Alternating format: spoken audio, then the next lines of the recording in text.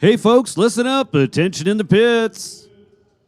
Street Machine Charlie, bring him on down. Street Machine Charlie will take you in the staging lanes. Street Machine Charlie, come on down.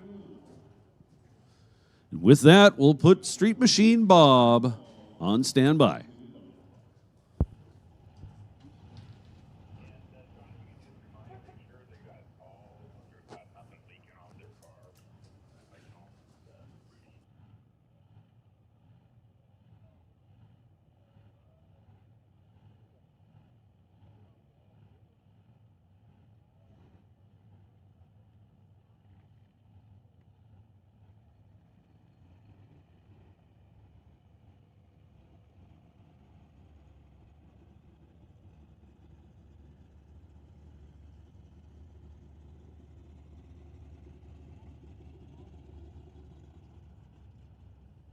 So we have made the call for Street Machine C. Street Machine C, come on up to the staging lanes. Street Machine B, Street Machine A, Street Classic. You guys are all on standby.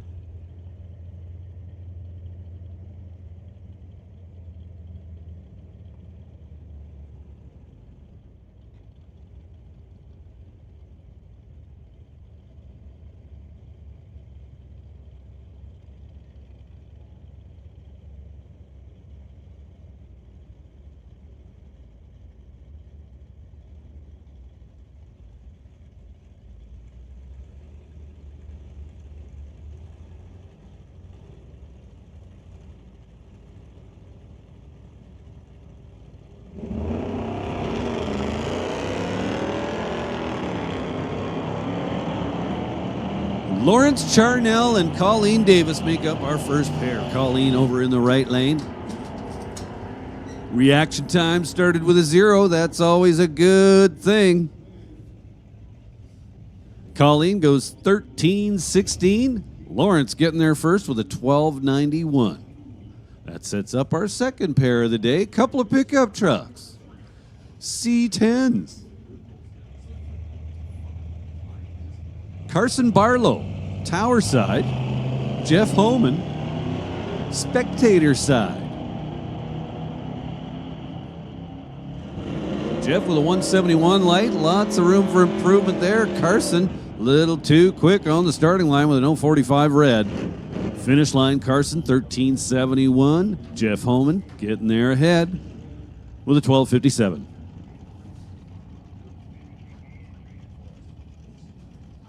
Attention in the pits, attention in the pits. Street Machine B. Street Machine B, we will take you now in lanes 3 and 4. Street Machine Bob, this is your call to the staging lanes. Street Machine Bob to lanes 3 and 4. Jack Hodgson in the bright green 1970 Torino turns it red by just 16 thou, then goes 12.78. Eric Hansen was tower side. Goes 12.46 in the little dart.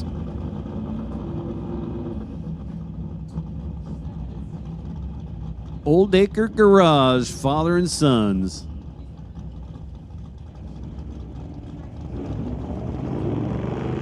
Very cool 65 panel at the tower side. Harry Oldacre. Sam Burton in the right lane. Burton behind the wheel of his 66 Falcon. So just 2,000 separated them by reaction time, which is kind of amazing considering that they were 3:14 and 3:16. That's a shot in the dark. Harry there first with a 13.29. Now Phil Marvetts, 1971 Plymouth Duster. Marvetts with a nice wheels up launch. Behind the wheel of the Mopar, Mitchell McCartney. Goes 14.35. Marvetts there first with a 12.20. Marvetts, a former regular racer here at Mission, multi-time sportsman champion.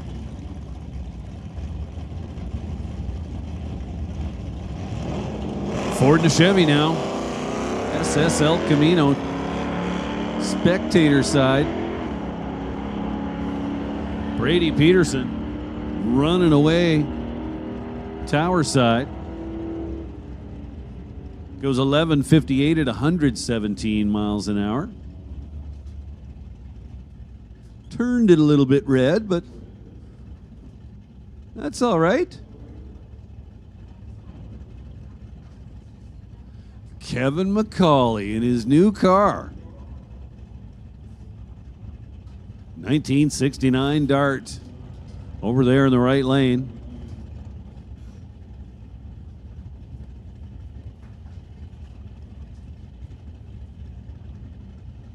And the Chevelle tower side.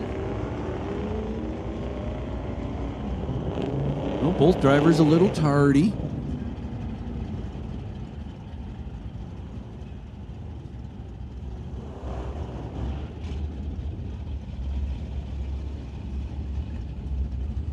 Oh boy. Kevin McCauley off the gas, coasts through at just 64 miles an hour. That'll bring up Mark Pasteur and Glenn DeYoung. DeYoung in the right lane. Had the better reaction time behind the wheel of the Nova. Goes 12.87, 108 miles per hour.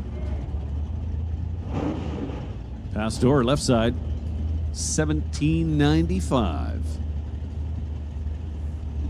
Now a couple of Chevys. 67 Nova. Nice looking car.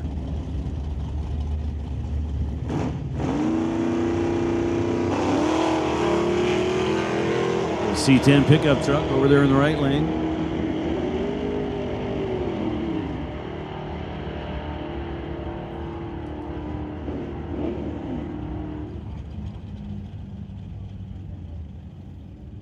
So pickup truck gets there first, 1192. Dave with a 1337.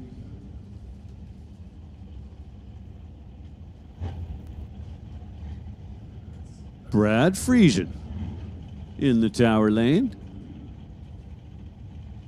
And the Tippy family wagon over there in the right lane. I'm thinking it's Daryl behind the wheel.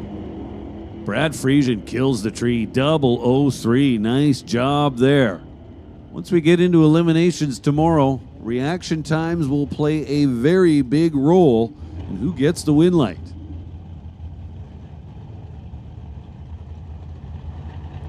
Goal number 1, first digit behind the decimal point, should be a 0. If it's not a 0, you could be in big trouble. Goal number 2, and much harder to achieve, to have the second number behind the decimal point also be a 0. 00. And if you get the third 0, well, then you're just having fun with it at that point. Pretty much. So Rick Tissan and John Sayer will make up our next pair. Tissan in the Cougar. Regular racer at the old time drags, but rarely out here other than the old time drags. John Sayer, also a regular at the old time drags, but does a little more bracket racing outside of that as well.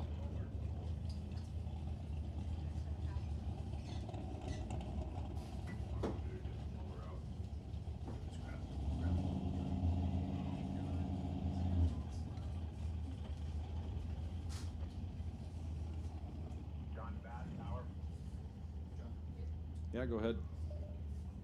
Yeah, can you yell these guys?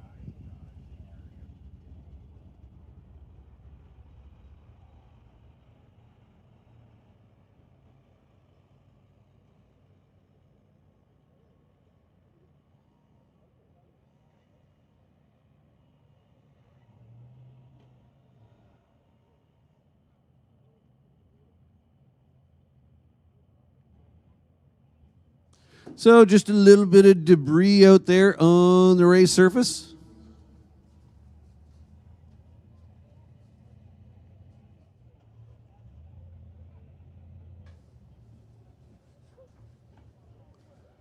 And we'll let this stand as a little reminder to everybody again. If you can take a couple of minutes, any amount of effort would be very much appreciated. Take a couple of minutes, have a look at your car. Make sure stuff's tight. All those little pockets that might be holding gravel or some other type of debris, if you could get that debris removed beforehand so it doesn't end up on the racing surface, all that kind of stuff is very, very much appreciated.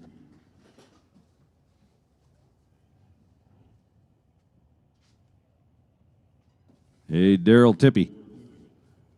Was that Cassie driving? Was Cassie behind the wheel? All right. I took a shot. I was wrong.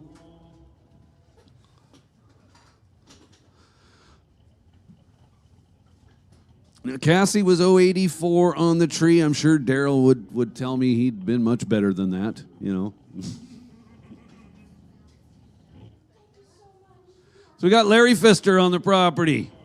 How cool is that? 2 weeks in a row. Wow. We must be doing something right.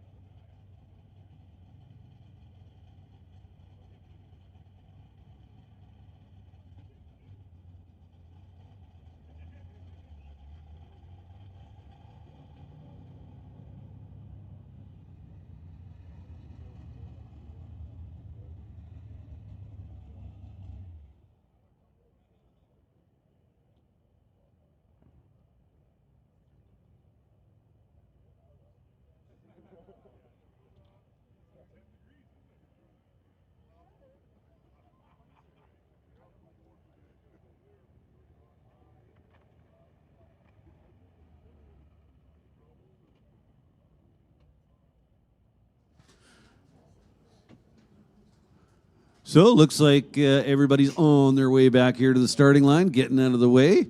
Would assume that means we're going to resume the action. So just a little reminder, Half Track Snack Shack is open. They've got breakfast on for you.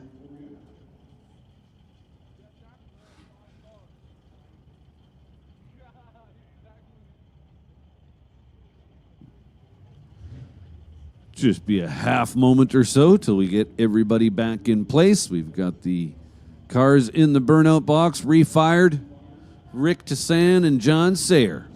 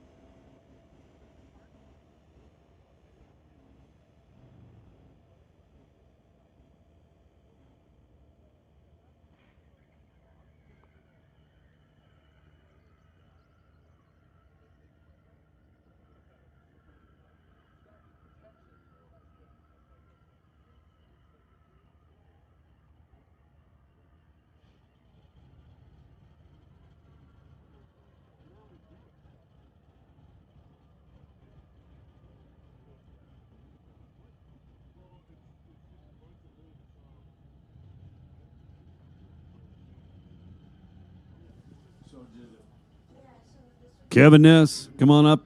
Second floor of the tower, please.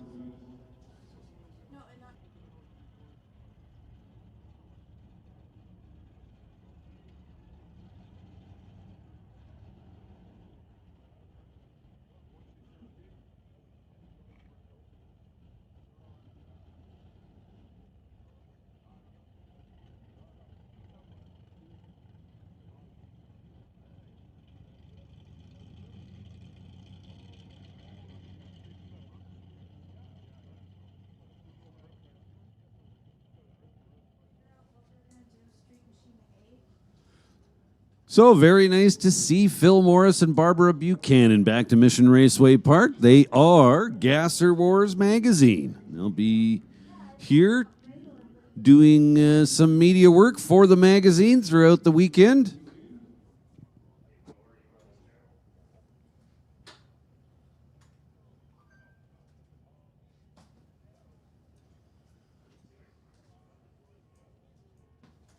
Oh, he's in the washer.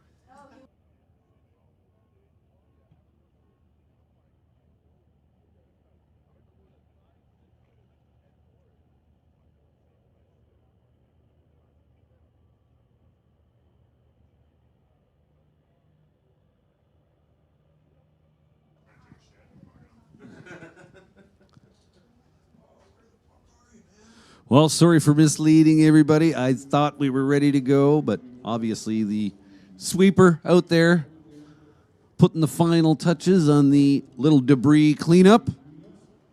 Then we'll get back to the action.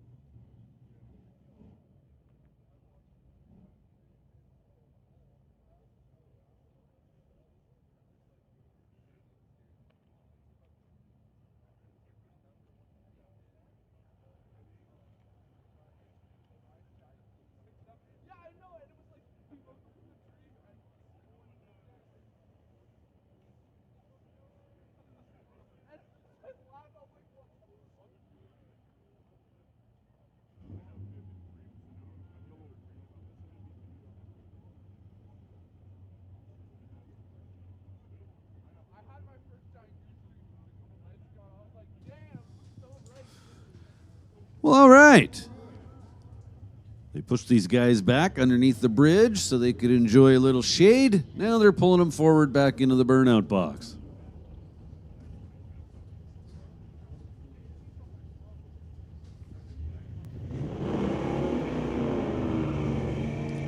Making our way through the first round of time trials. Of course, the first class up today was Street Machine C,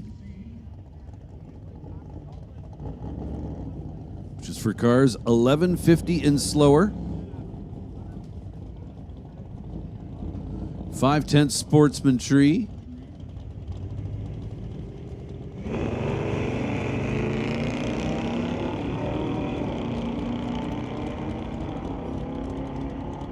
So John Sayer leads the way. Goes 1188, 112 miles an hour. Descend in the Cougar with a 1306 at 102 miles per hour. And now we got another pair.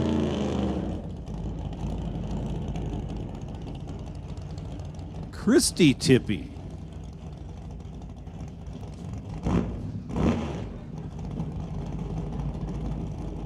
So Daryl, is that one of your cars too? Well, what do you know?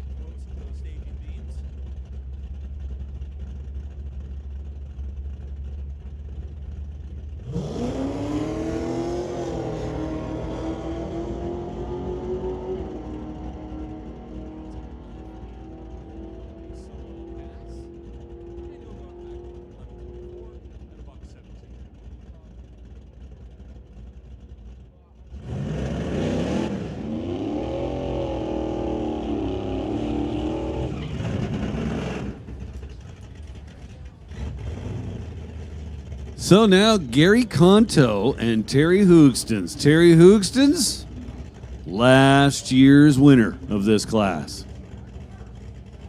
Although he didn't do it in this car, this is a new car for Terry. Terry has finally seen the light. After years and years of punishing himself with Volkswagen stuff, Terry went out and bought himself a Chevy. So Gary Conto having some trouble on the starting line. Did have the car staged, then rolled through.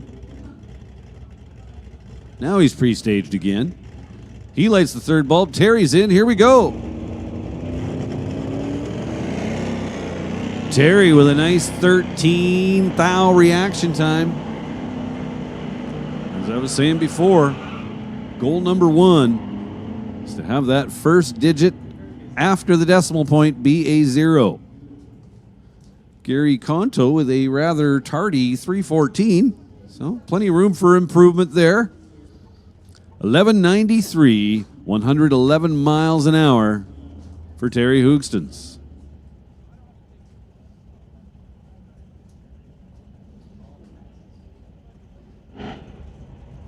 Now Terry's wife Sylvia on the starting line, lined up with Ron Clark.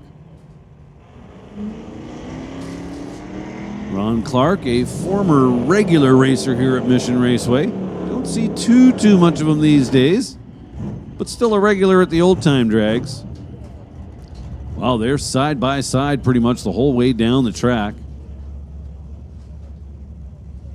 Ron Clark goes 12:61, Sylvia 12:83. Of course, their respective reaction times made it a lot closer than those numbers would suggest. Just 33 thousandths of a second separated them at the finish line. So now we got Ryan Ledrette taking on the yellow Chevy pickup. Ledrette turns it red by 40. Gets there first with an 11:56. The little pick-me-up truck goes 12:23. Now 1968 Dart. White in color.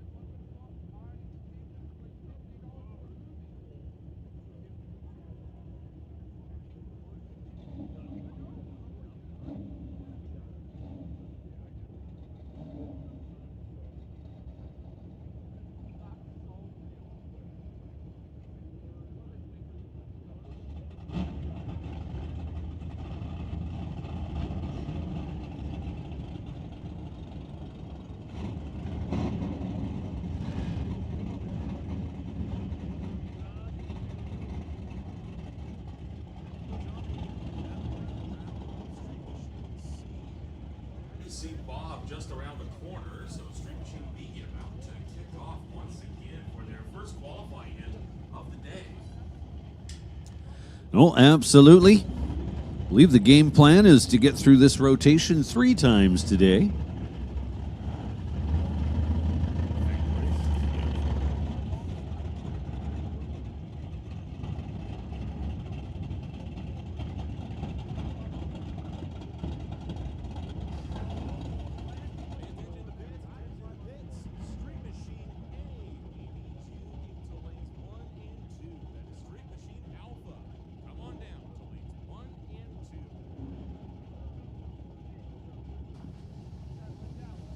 So I guess I didn't turn the sheet over.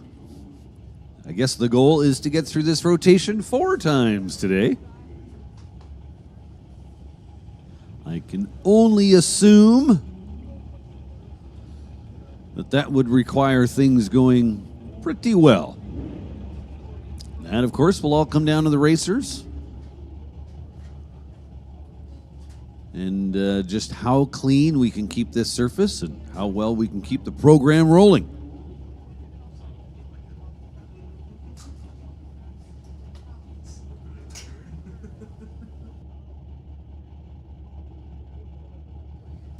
So we'll make another call for Street Machine Alpha. Street Machine A, this is your call to staging lanes 1 and 2. Street Machine A to lanes 1 and 2, please. So we're just about set to go ahead with Street Machine Bob. Well, look at Phil Marvette sporting a new pit bike. It's even got a basket. Pretty cool. Cup holder, headlight. That thing's decked out.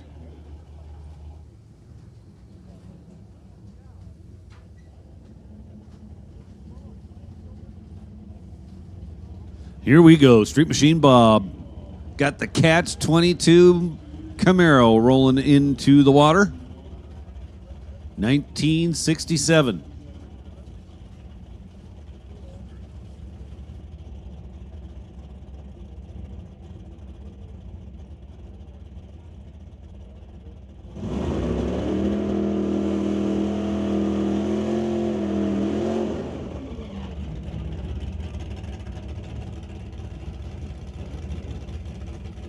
So the Catch 22 1967 Camaro, Tower Side. Forget the driver's name. It is written on the window. Way too small for my old eyeballs to read from here. Susan Fougier. Brendan Roos, or Rouse, in the Camaro. Leaves a little early, 078 red. Susan to the finish line in the Firebird in 9.98 seconds, 134 miles an hour. Cars having run between 11:49 and 9 seconds on the dot. Go faster, there's Street Machine A. Go slower, there's Street Machine C. Well, there we go. A couple of Mopars now. John. It is AAR CUDA. This is the real deal. Jim Benke. Behind the wheel was 1968 CUDA. Benke was a player last weekend in the Street Outlaws No Prep Kings versus Canada weekend that we had here at Mission Raceway.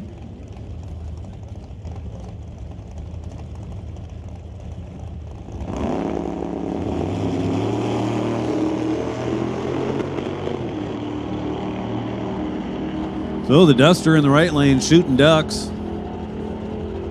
Well, looks like he's kind of back under power now. So a little bit of a tune-up issue to take care of. Brian McLennan goes 969. Tower side.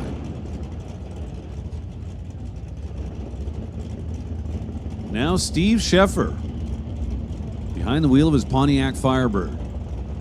TCS side of the racetrack.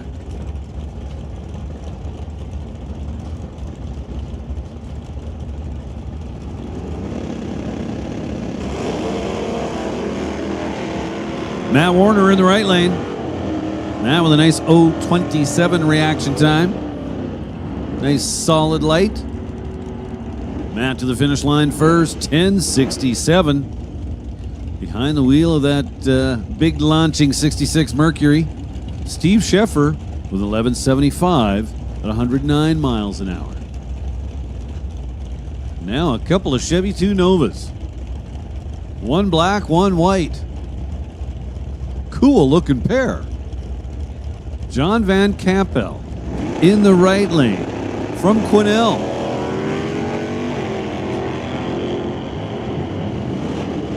Couple of evenly matched cars, black and white Chevy 2 Novas going down the track. John getting there first, 984. Tower side falling behind a little bit with a 1025. And that brings up Ryan Isherwood from Cobble Hill and Al Handley. Handley driving the Vega.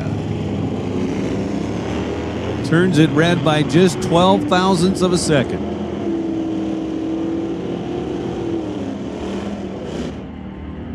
Ryan with an 0.62 reaction time. Little Vega there first with a 10.70. Ryan follows with an 11.37.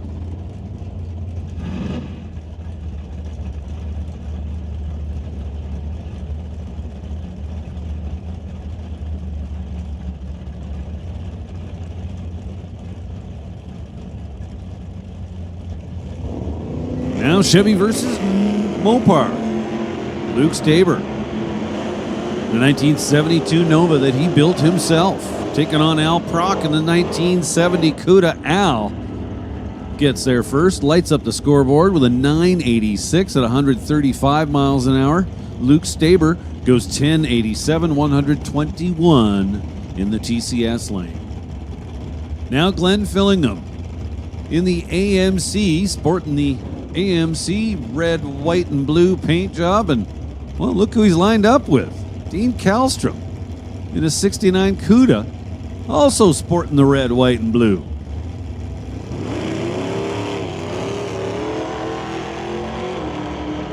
So Fillingham leaves. Kind of late. Well, an 8:53 reaction time. Dean Kallstrom goes nowhere. He was fighting some bugs in that car throughout the Friday testing session. Ended up leaking a bit on the starting line as well. So it looks like those issues may have returned for Kallstrom. He might look to back him up, or they'll see if he can get it fired, and maybe he'll be able to make that run down the track.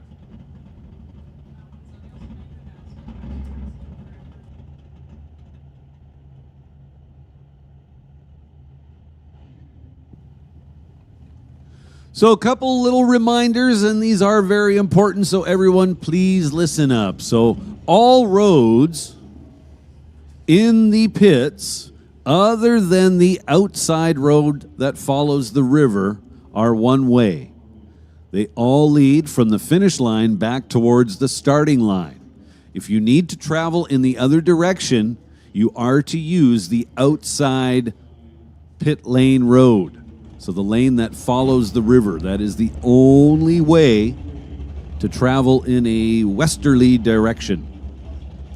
Also, a little reminder to anybody on the starting line or anywhere near the starting line, you need to be wearing closed-toed shoes. So flip-flops, no. Sandals, no. Got to be actual shoes. We do not want to see toes. That's the rule.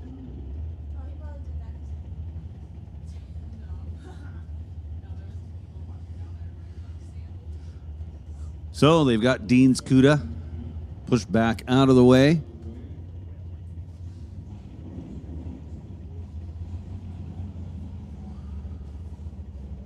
Now we're going to resume with a couple of orange cars.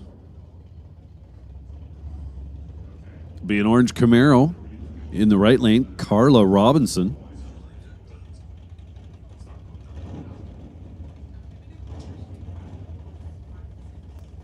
We'll make a call now for Street Classic. Street Classic, this is your call to the staging lanes. Street Classic to lanes 5 and 6. Once again, Street Classic, this is your call to lanes 5 and 6. Street Classic, bring them down to lanes 5 and 6. So as I was saying, Roy Roman, the 1966 Rambler, the trick-or-treat car.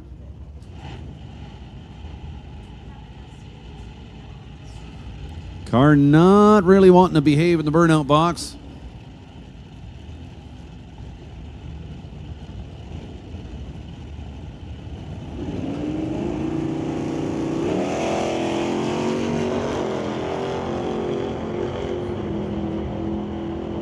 Seems to be going down the track okay. That's good. Carla leads the way. 1065, 121 miles an hour in the Camaro.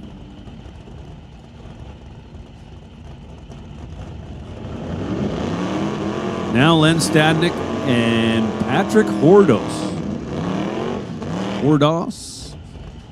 Hordos. Patrick. Out of Salmon Arm, BC. My screen tells me it's Salmon Park, but I've never heard of Salmon Park. So Len Stadnick. The red Chevelle, Tower Side. Nice 033 light for Len.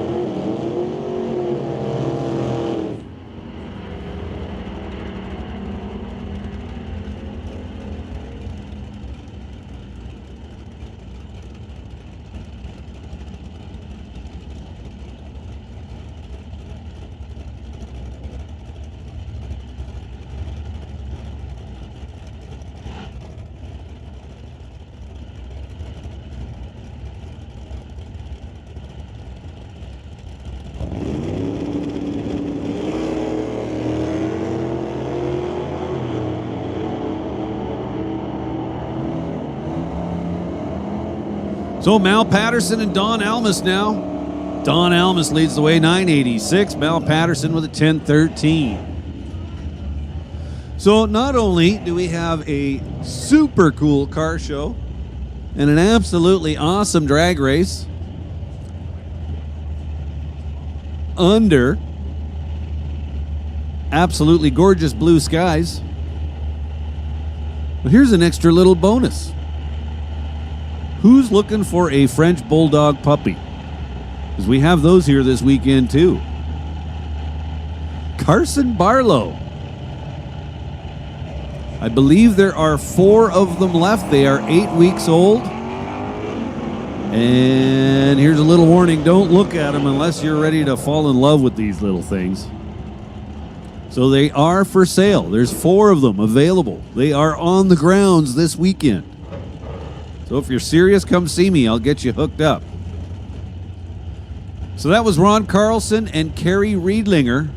Riedlinger got there first with a 10:29. Carlson goes 11 seconds exactly. And that'll bring up Rob Hodgson and John McLean. Rob Hodgson, Tower Lane. Very cool 67 Belvedere X Superstock car. Formerly campaigned by Rob's dad. Hodgson leads the way, 10:71 to an 11:16.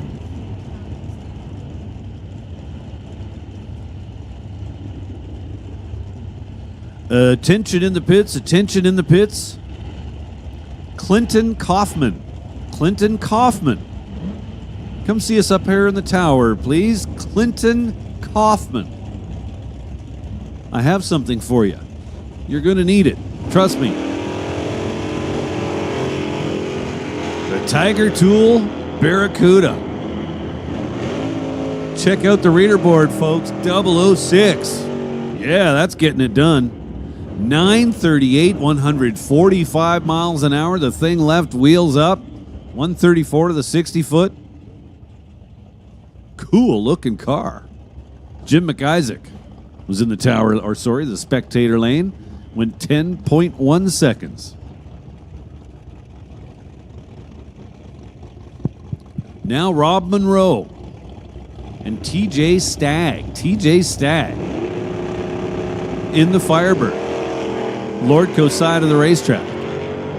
Monroe gets the advantage on the starting line, as you can see on the reader boards, 036 to 175. That had him ahead for a little while, but TJ Stagg ultimately able to run him down, get there first, goes 10:23 to Rob Monroe's 10:52.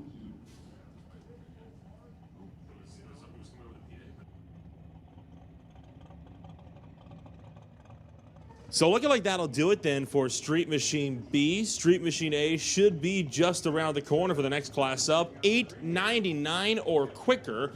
Any body style up to 1972. B and C are restricted to 65 to 72. So could see a bit of a broader variety in body styles for Street Machine A coming on up.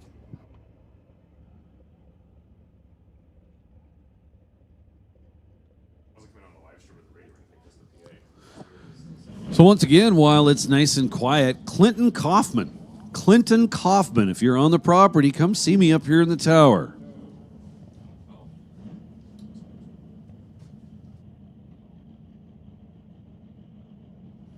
So as Nolan just mentioned,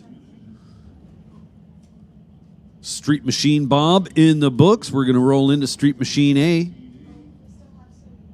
Street Classic. Believe we have called you guys to lanes 5 and 6.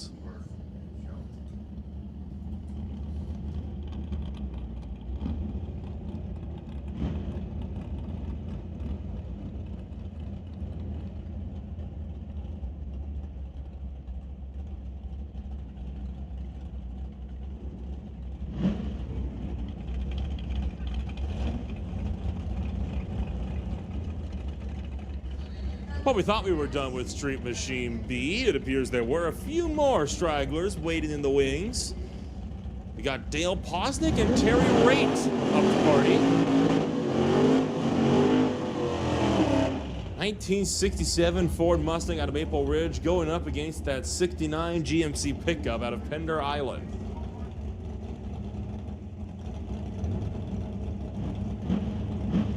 Dale Posnick, a frequent runner in McLeod BC Super Shifters.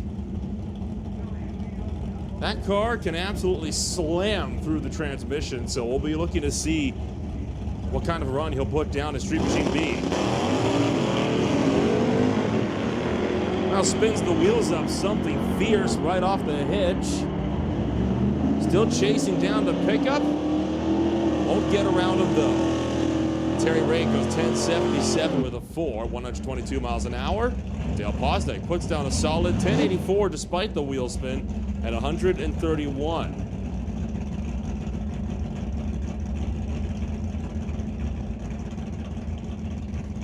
Next pairing up, it'll be Russell Jeffrey with that 66 Nova, facing off against the JBS Equipment ET Series regular, John Vandeman with the Murphy's Law Firebird.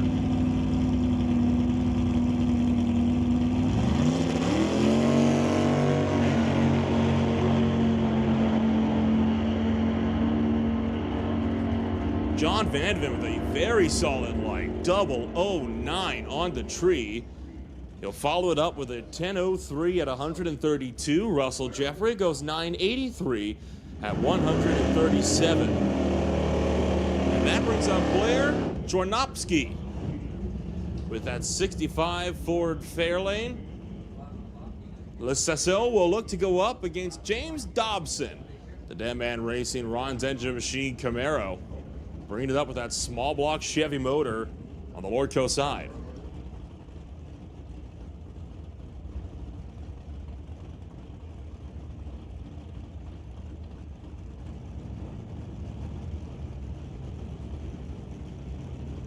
Little Mo, the first one to pre-stage the Nova, the Ford Fairlane, excuse me.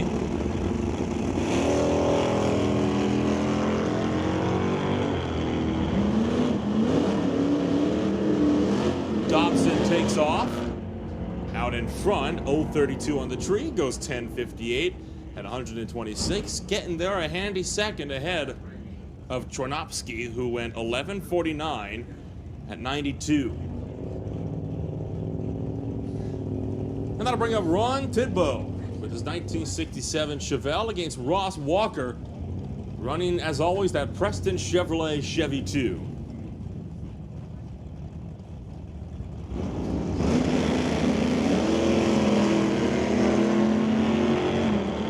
So just 1 thou difference in the reaction time department. Ross Walker leads the way, 10-12. 131 miles an hour. Ron Thiebold goes 11:30, 113 miles an hour.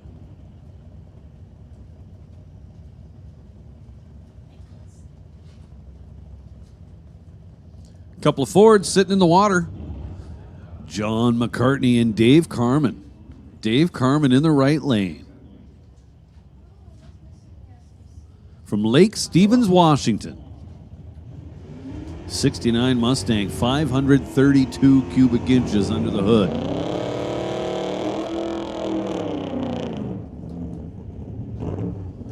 So John McCarty in the 67 Falcon, Tower Lane, 391 cubic inches. It says 391 Aussie. So I'm thinking an Australian-based power plant. Ford, of course, I'm sure. Oh, blowing the rust out of the exhaust. How about a 002 light for Dave Carman?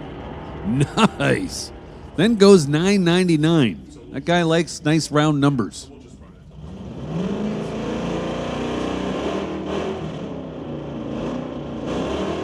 Attention in the pits, attention in the pits. Street rod. Street rod. We need street rod to the lanes. Street rod to lanes 1 and 2. Once again, street rod, this is your call to staging lanes 1 and 2. Street rod to lanes 1 and 2. So, Dean Kallströms apparently has got the CUDA sorted out. He's going to try it again. Troy Scartvet, another Washingtonian. In the right lane, 69 Camaro. Well, there they go.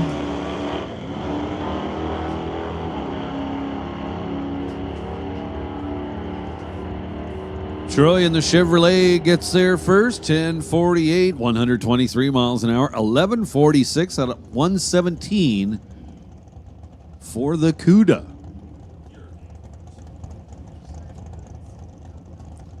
And I do believe that will do it for Street Machine B.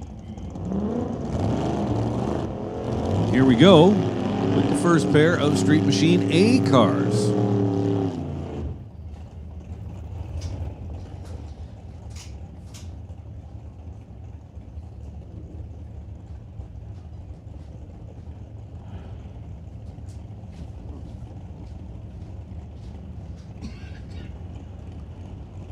So, Street Machine A contested on a 5/10 Pro tree.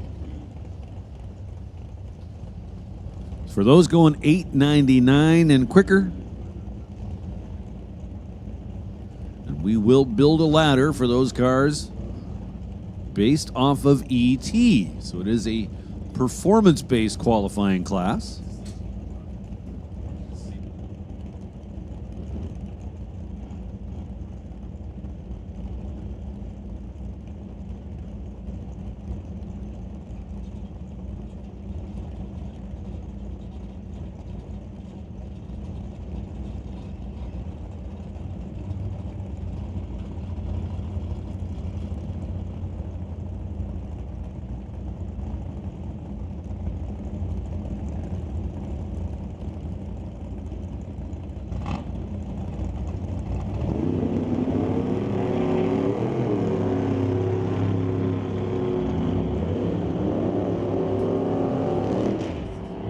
So Wes Hendricks and Jerry Epp. So yeah, I'm a little confused here at this point.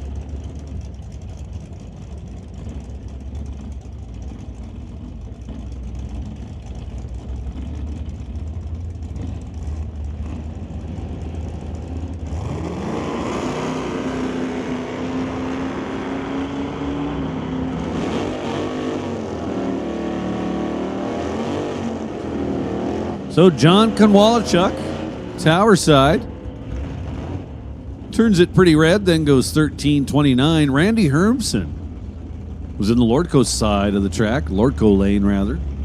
Behind the wheel of his big Oldsmobile, went 13.92 at exactly 100 miles an hour. So we are in Street Classic. Now, I was a little confused, but that's nothing new. Andy Fisher and Matt B.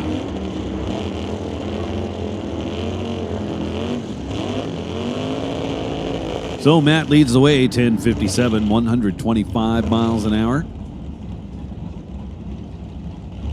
That'll bring up the Friesian brothers, Wolf and Sonny. Sonny in the right lane. 1964 fair lane. Wolf over here, tower side in the TCS lane, behind the wheel of his 57 T-Bird. These Friesian brothers are Ford guys through and through.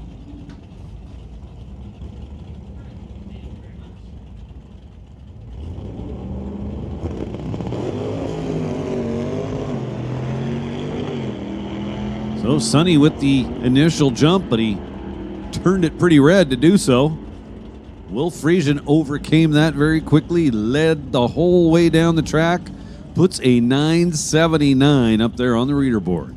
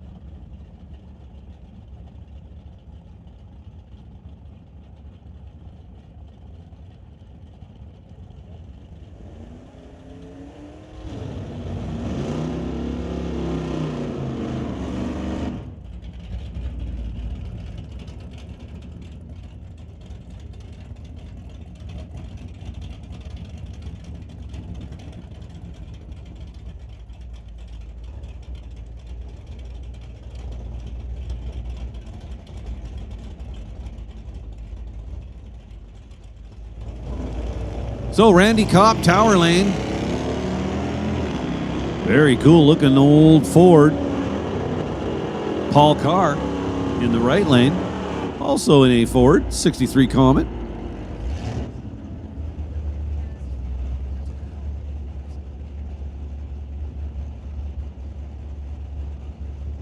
So we'll make another call for Street Rod to lanes 1 and 2. Street Rod, you guys should be in lanes 1 and 2.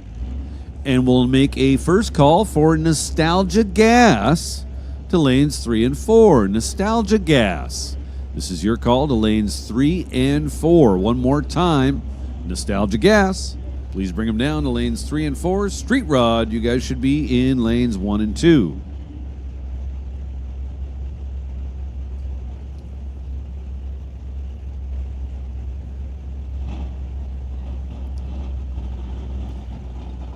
So this pair looks like Jerry Brabander and Tim Cordner. Tim Cordner in the Freak Child. That's what he calls his 1955 Studebaker pickup truck. Chevrolet big block powered, 468 cubic inches. Brabander wins the war on the starting line, 025 to 247. Then 1061, 123 miles an hour. Tony Piccirillo, the 55 Chevrolet over there in the right lane. I like his car number, 007. Colin Moore, Tower Side, turns it red by just 14 thousandths of a second in the 63 fair lane.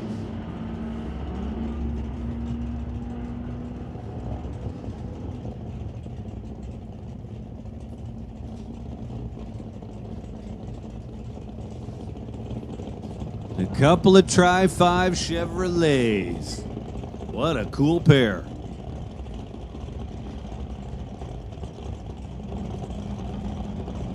Don't have a name for you in the Tower lane, TCS lane.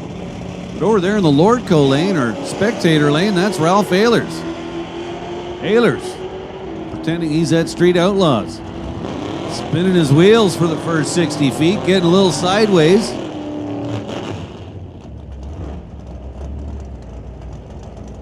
Ralph Ehlers with a 1561 at 92 miles per hour.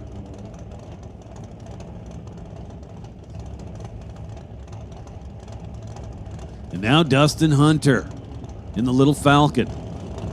557 cubic inch big block Ford under the hood. Taking on Terry Charles. Love the red windows on the 55 Chevrolet. That's not a 55. 57. Sorry. Hunter there first, 906. 148 miles an hour. Just doing what that little Falcon does.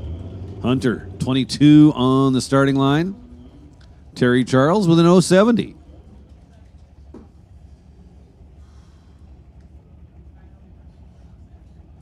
Now Daryl Tippy Wayne Woodbeck from Merville, BC. Over there in the right lane. Well, Daryl did in fact get a better light than his daughter. He was 0-11. Nice job, Daryl. At the finish line, the little Chevy 2 puts a 1060 on the reader board. Woodbeck with the better ET, but he sat on the starting line for a little while before leaving, so he did not get to the finish line first.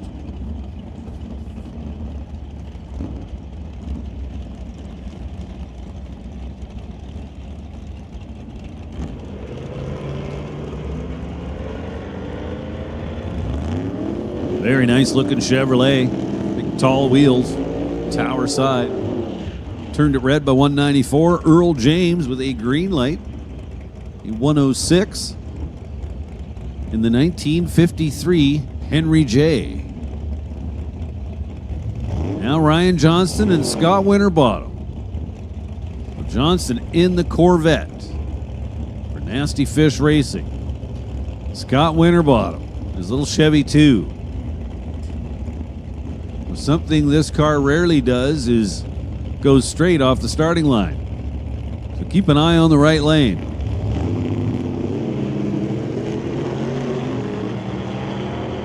So Scott wrangles it back towards the center of the lane after the car wants to move towards the wall on the wheels up launch. At the finish line, Ryan with an 857, 161 in the Corvette. Scott Winterbottom goes 944 at 139. Now Ray Bollinger.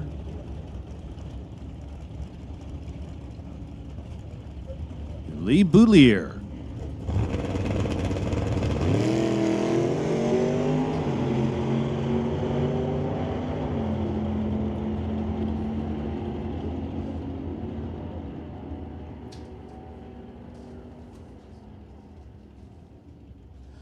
So Bollinger goes 1064. Lee in the right lane with a 1382.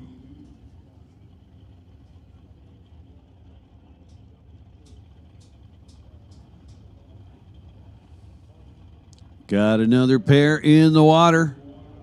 Just waiting for the go-ahead. Big Mopar here, tower side in the TCS lane. Jamie Roth, Lordco side, in the spectator lane. Another stick car. A regular with the McLeod clutches, BC Super Shifters.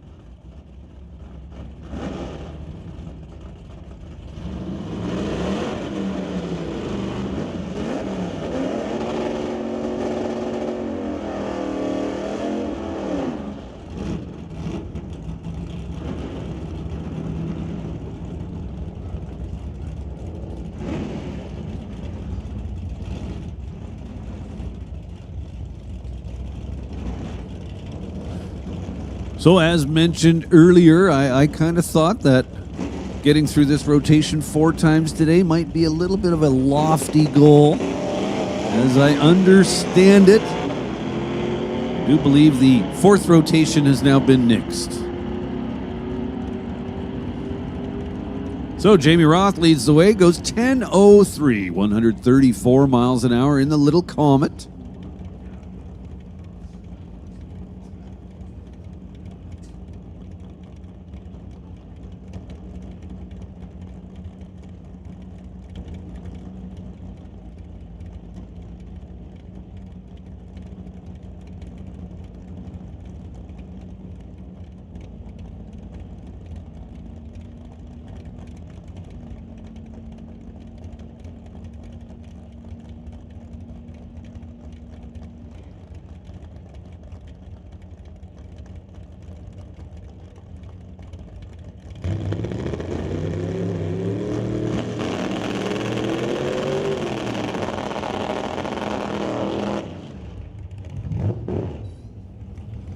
So absolutely gorgeous day here at the Titanium Strip at Mission Raceway Park. And speaking of Titanium Auto Group, well, they're here with us. Great bunch of people over there. Not too hard to find. They'll be running with the door slammers. I'm sure they've got a couple of entries in some other class, as is usually the case. They've also got some swag for sale. So check that out. Some merch available over at the Titanium Pits. Doug Marshall and Will Zorich going down the track now.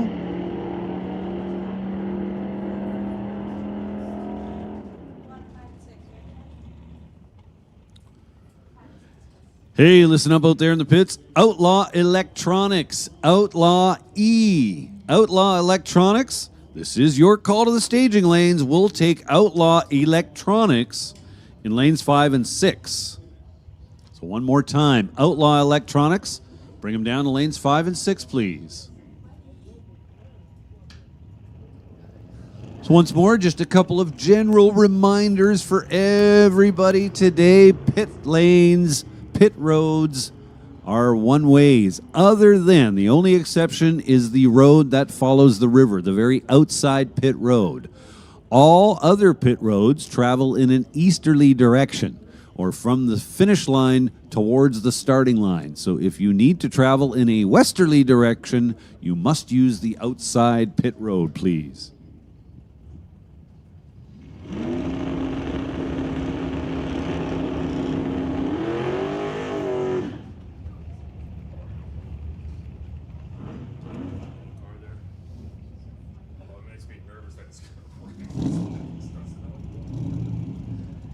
And now we go back in time a little bit. Lee Grant on the starting line. A little flathead powered 1929 Ford. Very cool little car. Was the fastest flathead at last year's event. It goes 16:57 at 78 miles an hour to start his weekend off.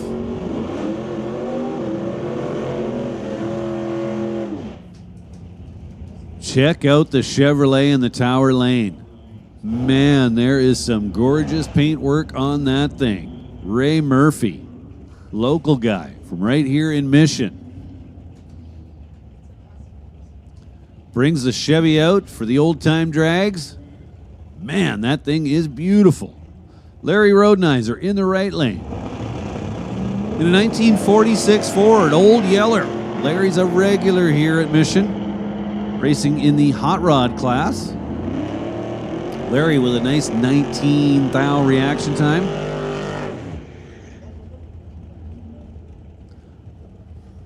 So I always find it very interesting. Through time trials and qualifying, it's usually pretty easy to spot the regular racers. Their lights are drastically, and I mean drastically better on average than the non-regular racers. So one might surmise that, well, they're pretty much a shoe-in to win everything on Sunday. However, more often than not, it does not work out that way. Just kind of an interesting observation. Ryland Cook and Jerry Barrett. Jerry Barrett in the right lane. He's following. Had the better reaction time with an 038 light. Nice job there. Ryland Cook with the better ET. 1236, 108 miles an hour. That'll bring up Pete Conrad and Robin Redding. Robin Redding in a 1927 Ford Model T, the Junkyard Dog. Appears to be Chevrolet powered. Couple of 4 barrels with velocity stacks. That's the old school look.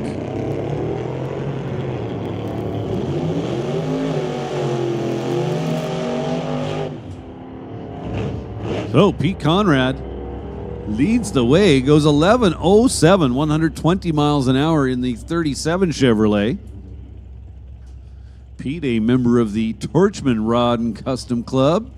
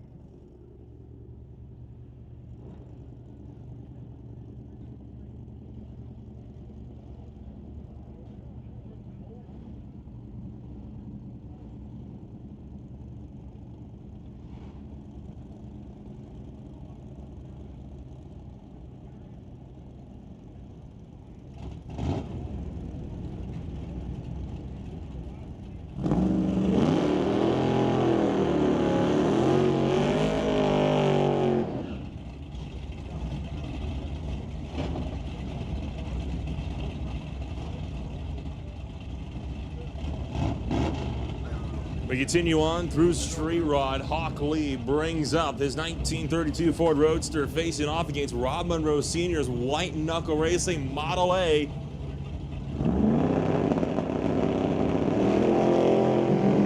Both racers launch.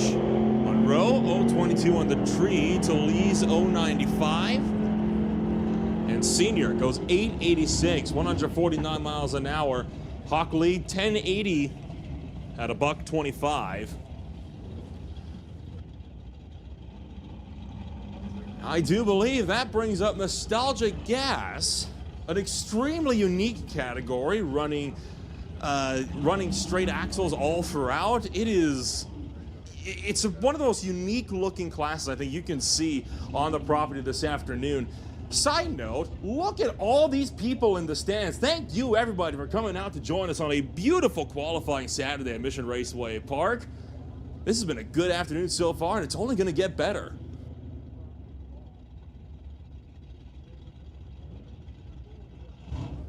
Attention in the pits, attention in the pits. Canada West Door Slammers, this is your 10-minute standby call. Winter Harbor Marina and RV Canada West Door Slammers, this is your 10-minute standby call.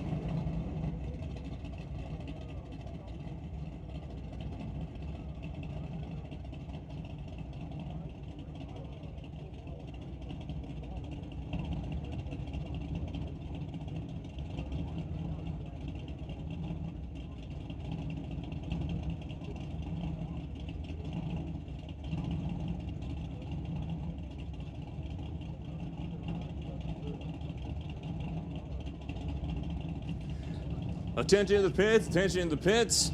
Outlaw non-electronics, we need you to lanes 1 and 2. Outlaw N, bring it on up, lanes 1 and 2.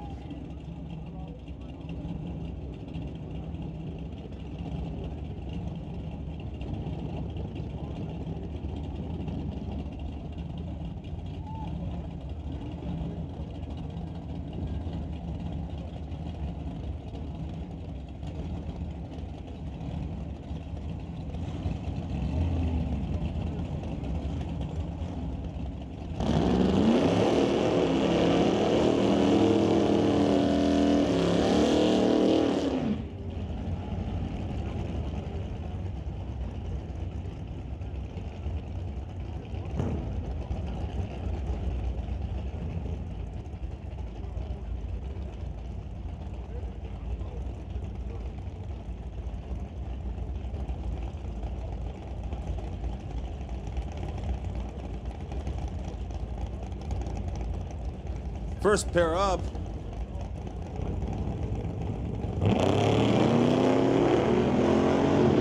Randy Kurek brings up his Chevrolet to face against Terry Denome. And Kurek gets to the top end first. 1069, 124 miles an hour. Denome goes 1085 at 123. We'll bring up Frederick Rice, the Compulsion Prefect, facing off against Harry. For Oldeker Garage, father and son, is 1951 Plymouth getting set to face off against the Prefect. All cars must be running either a straight axle, though there are exceptions made for period correct A arms.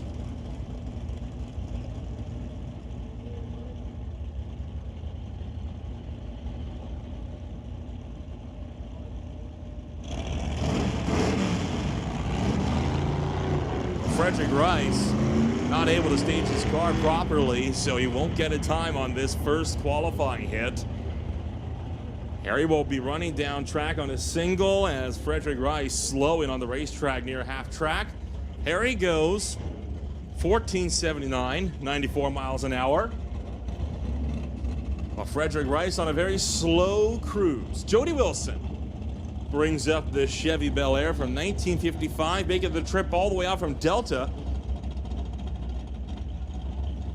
While Michael Mahoney coming up from south of the border in his Dewey Cheatham and Howe 1938 Plymouth out of Oak Harbor, Washington.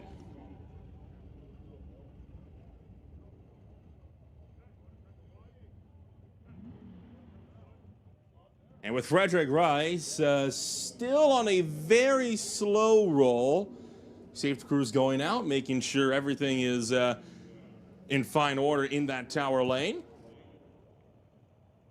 Rice finally clears the quarter-mile mark.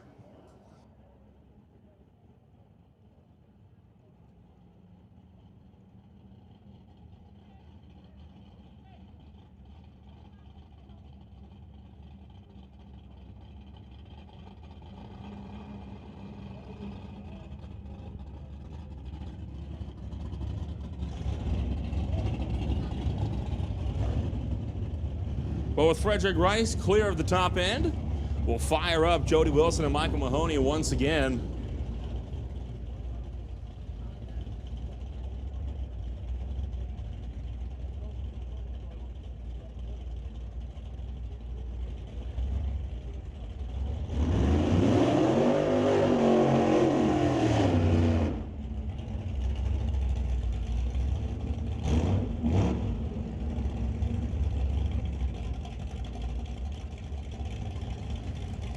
Wilson staging the Bel Air. Mahoney staging the Plymouth.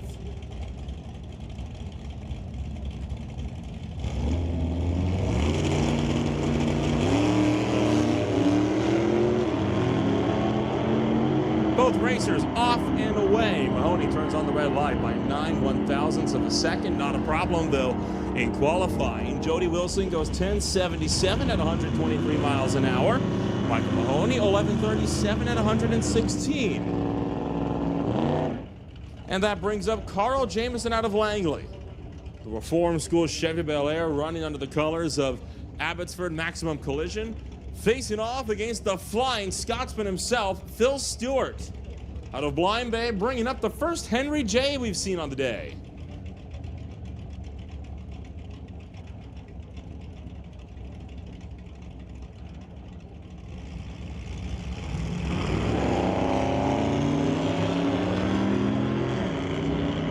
So Phil Stewart off and away on a very green light. Jamieson turned on the red light by 6 thou.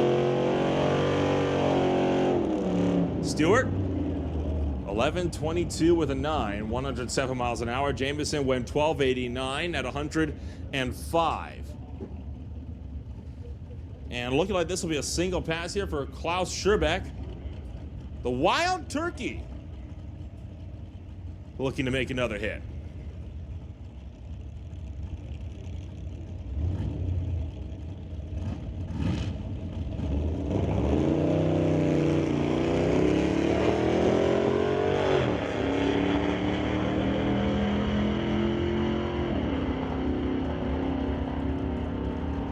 Scherbeck running down track will put down a 12.46 at 105 miles an hour.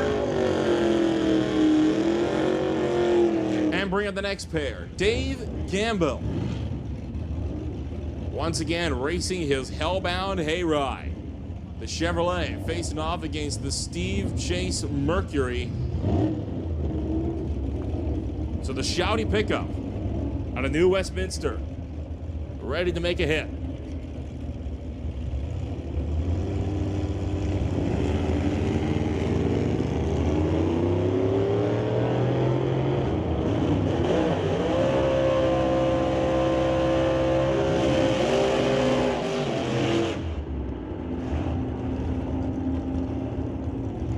Dave Gamble goes 13.73, while Steve Chase went 13.62, 95 miles an hour on both ends of the racetrack. Bring up Andrew Weeb, his 1947 Austin, facing off against Mark Beland. Now Weeb came out at Smokefire Thunder last year, had a huge wheels up launch that broke the front axle on that machine. No wheels up launch this time around. He'll run it down track alongside Mark Beland. And Beland will go 10.52, 127 miles an hour. Lead 11.31 at 86. Clara Pat completed his burnout for El Chupacabra. Car lost its fire for a moment, but got that car back to life, and he'll look to make another pass. Was out at the Friday Test-a-Tune sessions, had a pretty successful day.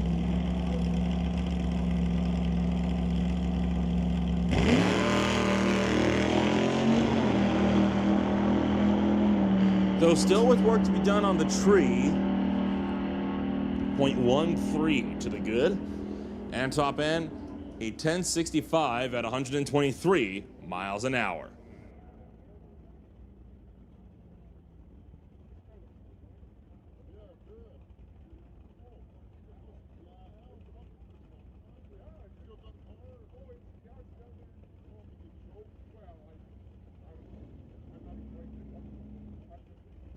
So two more waiting in the wings.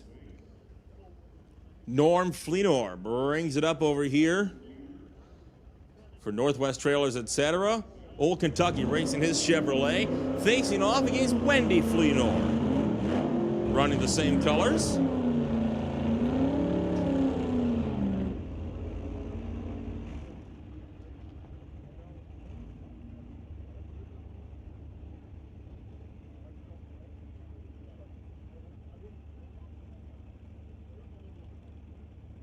These two were racing against each other all day throughout Friday.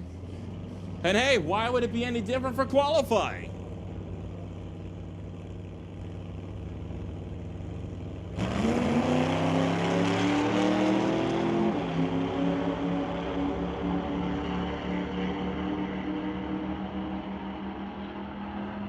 Both racers off. Norm goes 12:05, 110 miles an hour, while Wendy goes 12:43 at 102.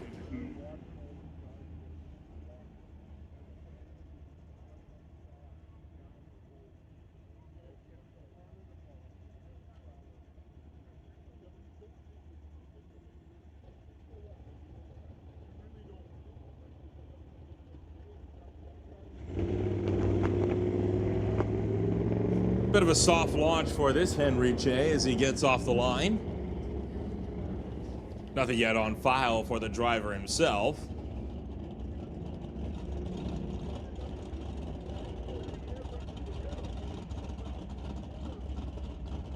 (15:37), 83 miles an hour. That rolls us to Outlaw End.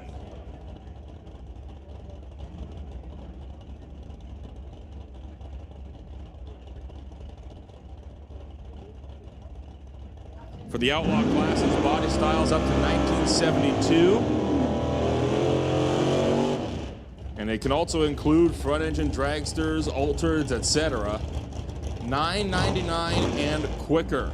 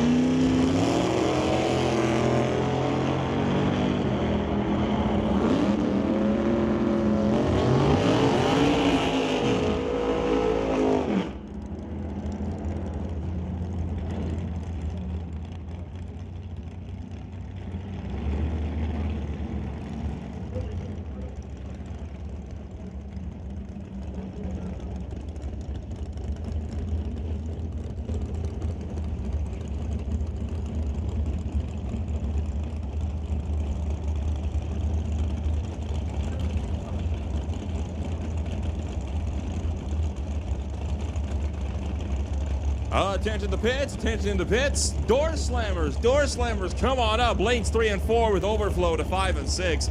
Door slammers, come on up to lanes 3 and 4, overflow into 5 and 6.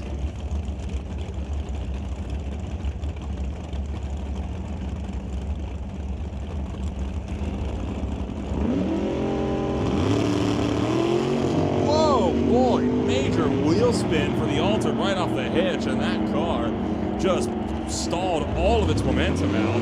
Andy Hampton in the Grinch ran down track with 844, 156 miles an hour. The Alter goes 947 at 161. That brings up Ted Buss. The Shawnigan Trucking Ford Roadster going up against Kevin Garlock and his Camaro. Both of these racers, very regular runners in Rad Torque Systems Super Pro for JBS Equipment ET Series weekends.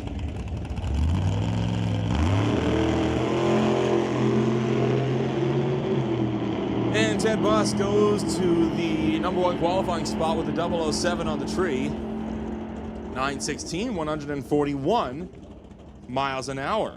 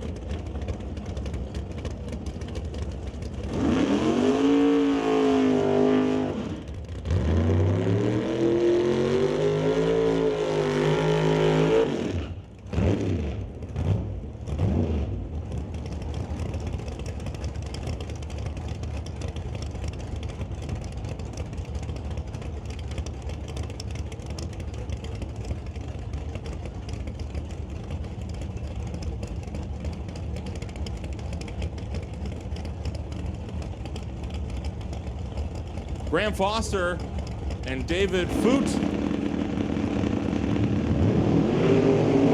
Foster's off and away. Over a 10th red on the tree, but not a problem in qualifying. Goes 7:28, 188 miles an hour. That's your new quick time of the afternoon so far. And that should shoot him straight to the number 1 qualifying spot, an outlaw as well. Foot went 8:90 with a 7 at 148 miles an hour. And that brings up Garnett Rose, the 1962 Acadian.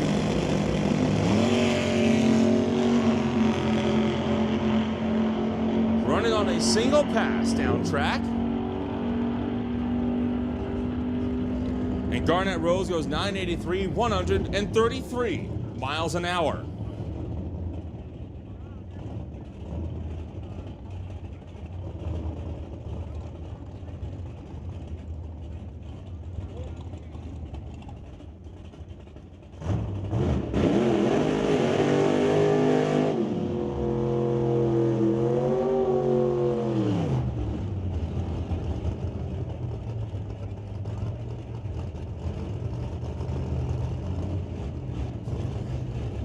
Bring up Keith Winterbottom, TCSI, going up against Rob Love, the Lorca Auto Parts and BDL Auto, the 1967 Nova. Back to bear once more, facing off against the Chevrolet over here at TCSI.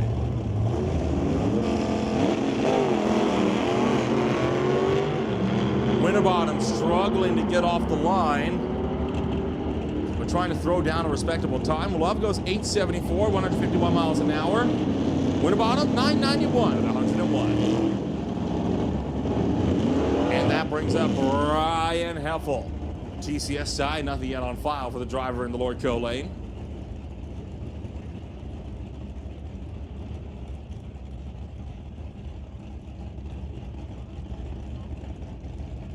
Barry Patterson brings it up in that far lane.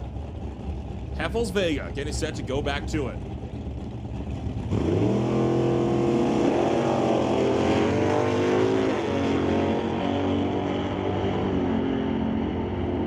Dead even as they run down track. Heffel, 939, 142 miles an hour. Patterson went 982 at 137. And here's Rob Monroe Sr., double classing in a couple classes this afternoon. The White Knuckle Racing Model A, ready to go back to it with that 414 cubic inch small block Chevy motor.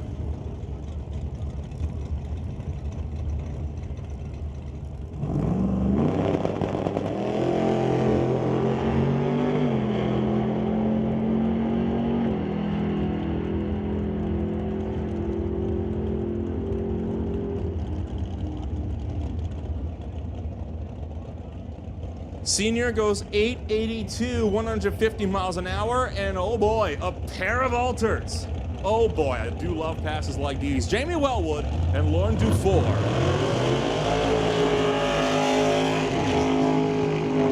Both cars, long, smoky burnouts over the line. Jamie Wellwood running the TNT Auto Parts Bantam.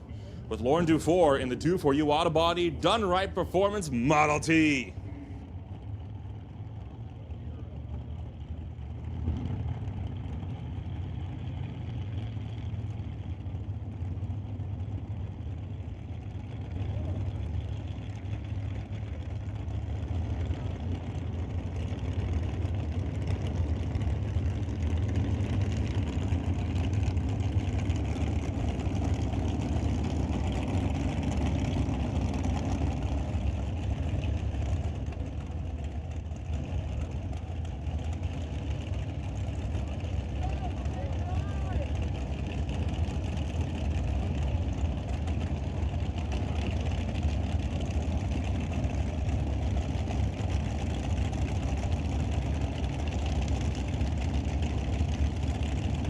Dufour and Wellwood both staged up.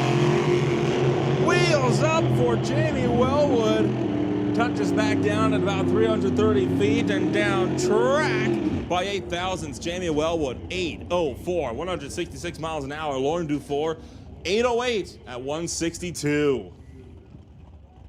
And that brings up Blair Criddle in his Ford Roadster.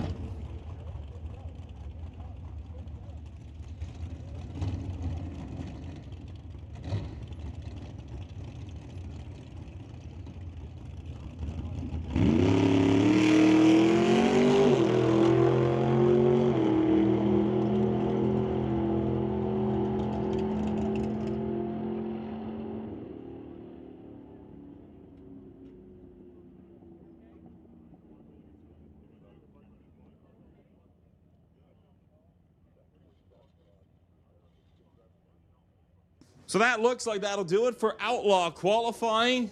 Canada West Door Slammers waiting around the corner.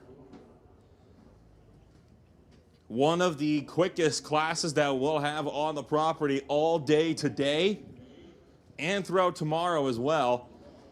You have to go 8:79 or quicker to make the show. Very frequently upwards of 28 cars. It's been upwards of 40 throughout the course of this season. Last season setting records with a 45 car field at Smoke, Fire, and Thunder.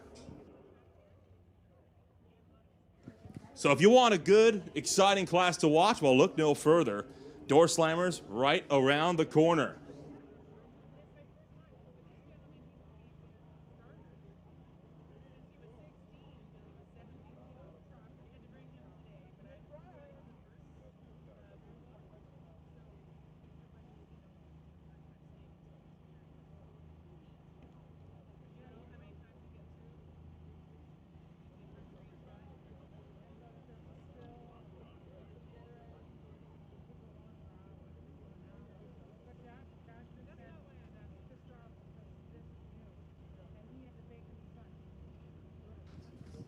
Winter Harbor Marina and RV, of course, the title sponsor for the 2024 season of the Canada West Door Slammers Association.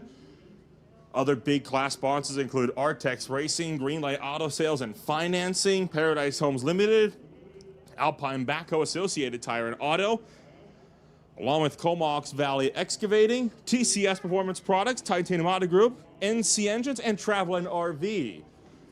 So be sure to thank all of those companies for their continued support of the Door Slammers Association, helping to put on a thrilling show week in, week out.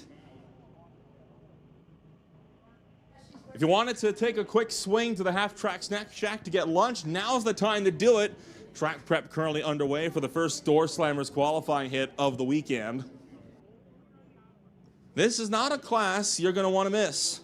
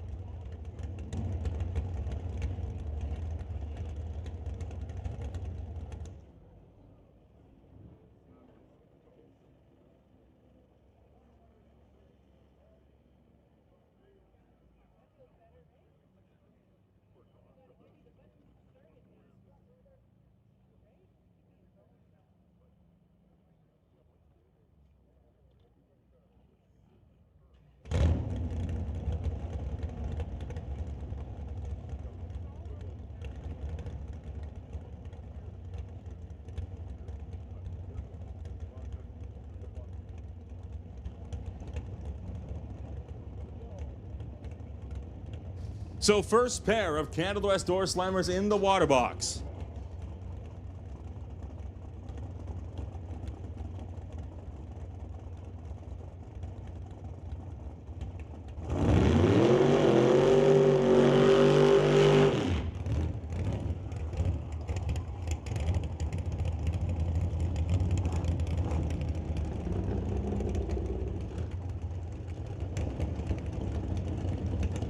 Jordan Albois racing his 1968 Barracuda, facing off against Jay Siverston of the JS Power Sports Canso.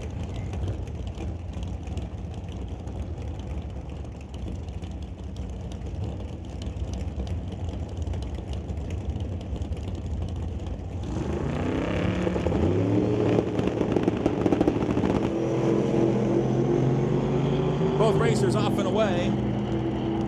Silverstone flying down track. 734, 188 miles an hour. Jordan Almas, 877 with a 5 at $1.54.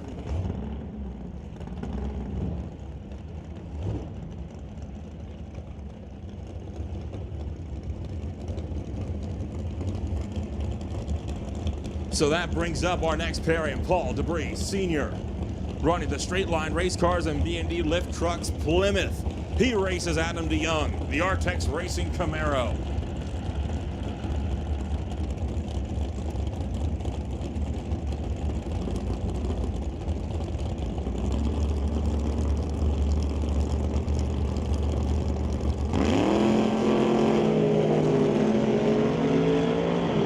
Both drivers off, qualifying off VT. Musco 879 or quicker. Debris 854, 155 miles an hour. Adam DeYoung 835 at 163.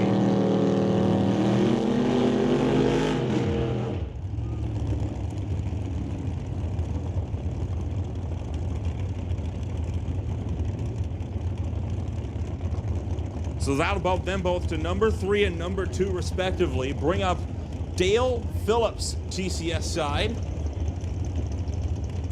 and Brody Shirk running this titanium monogroup and Napa Auto Parts Chevy Nova.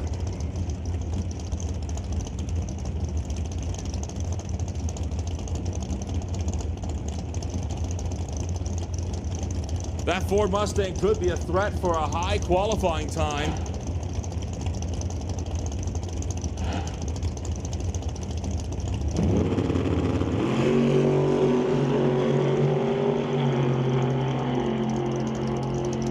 Dale Phillips down track, 787, 170 miles an hour. That puts him to the number 2 qualifying spot. Brody Shirk, 848 at 150 miles an hour. Attention the pits, attention in the pits.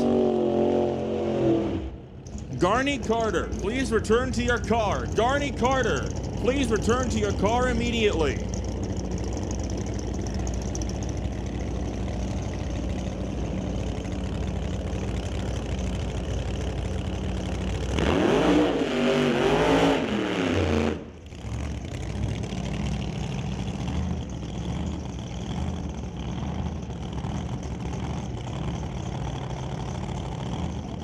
Otto Schulte ready to rumble.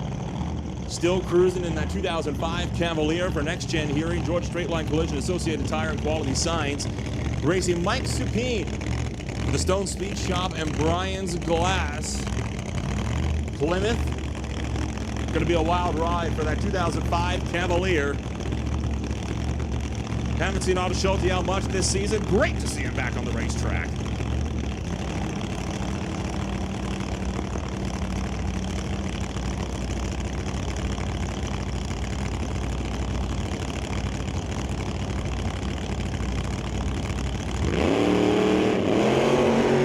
Supine didn't stage the car, launched right through Otto Schulte.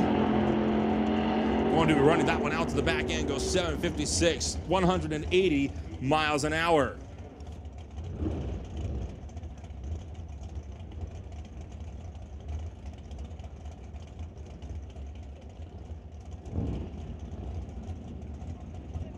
So Schulte to the number 2 qualifying spot, 0.2 of a second off of Jay Silverstone.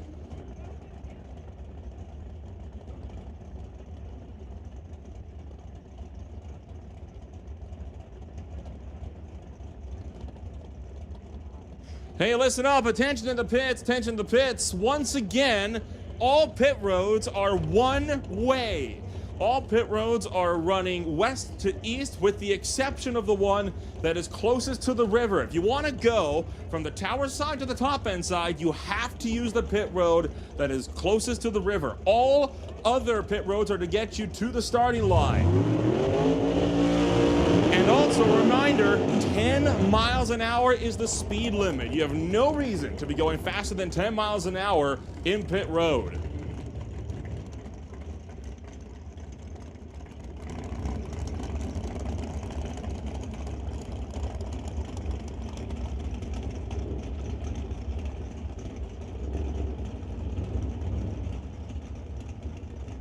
So Mike Kenworthy brings up the Speed Mart Illusion Motorsports machine with his 1992 Firebird racing Henry Zacharias in the Zacharias Inventory Limited Corvette.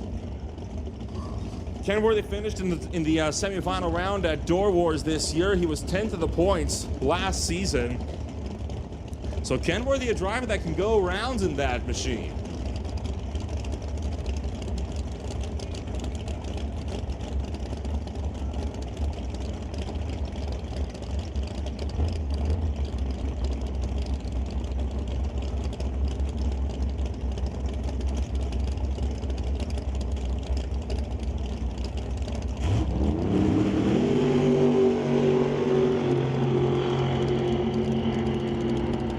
Both racers off.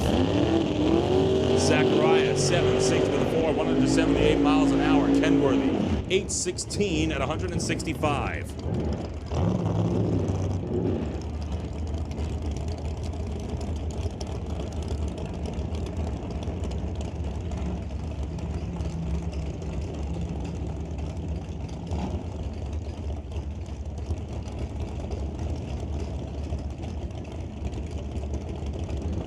So with that run, Zacharias goes number 3 on the qualifying sheets.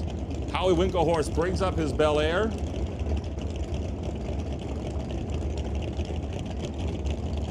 Johnny West brings up his own Chevrolet in the Lordco lane.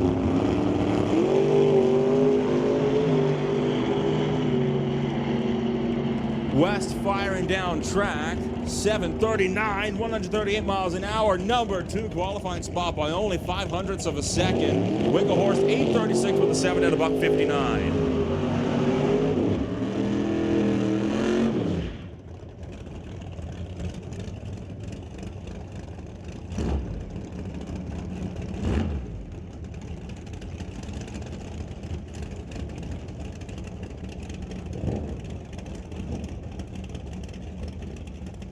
Bring up Andy Antle in the Antle Towing Pontiac, racing Ray Rusiani. The Dexy Paws Online Dog Stuff Chevy 2, ready to go to war once again. In his 1966 Chevy 2 out of Kelowna.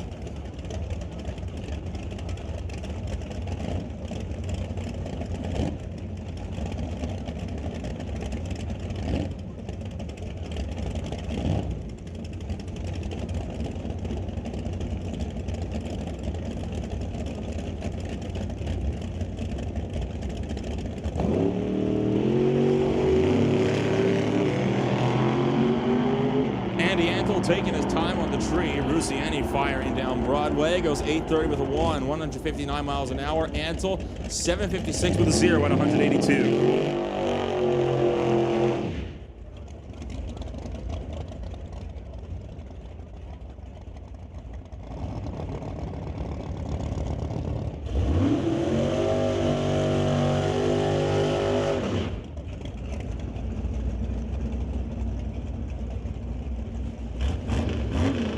So with Andy Antle going to the number 2 spot by 7 thou, we'll bring up Peter LeCan as the Transporters Logistics Corvette racing Jason Field. The Ritchie Race Engines and Greenlight Auto Sales Chevelle back to do battle. LeCan is running out of Coquitlam.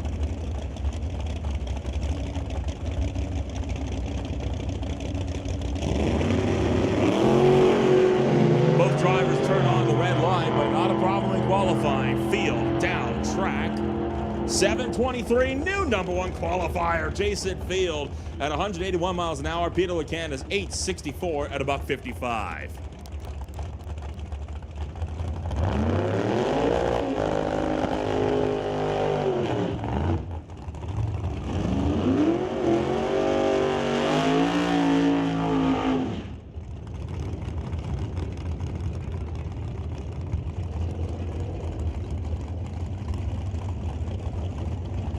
We continue to roll through door slammer qualifying. Chad Edwin bringing up one of the few pickups in the class. Running a Boulder Excavating S10, facing off against Paul Soares.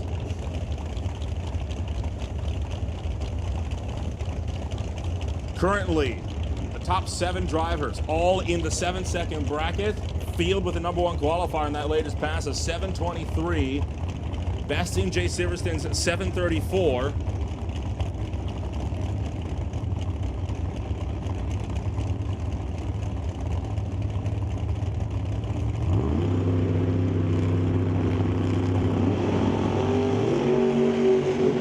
Soft launch off the tree for Edwin as he spun the wheels. Paul Soares out in front. He'll stay there. 819, 116 miles an hour. Edwin goes 845 at 160.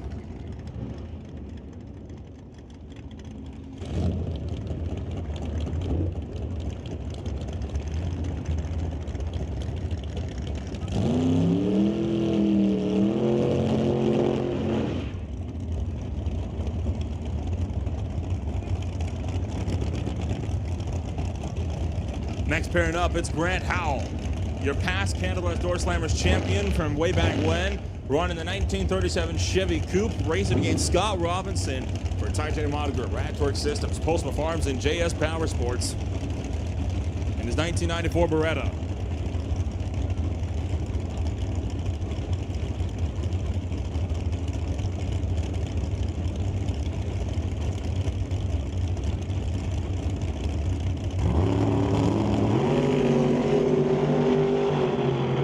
Once again, two red lines, 006 to a 002.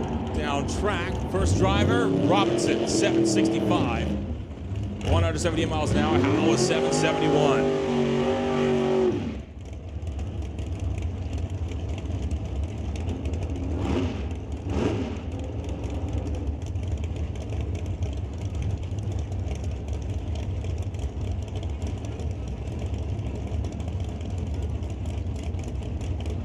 Next pair, Derek Shirk bringing the Titanium Auto Group 2008 Dodge Dakota up, racing Darren Buick in the Evans Excavating Innova.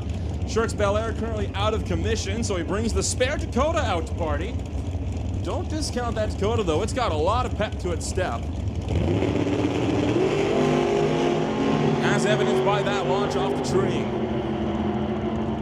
032 running down track, 762, 176 miles an hour. Buick, 862 at about 55.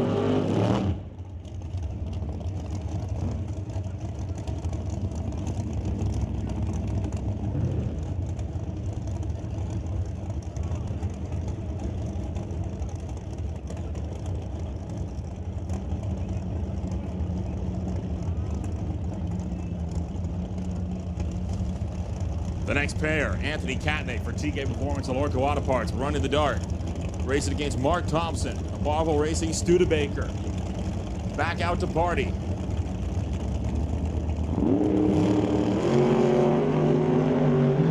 Catney lacking a little on the line.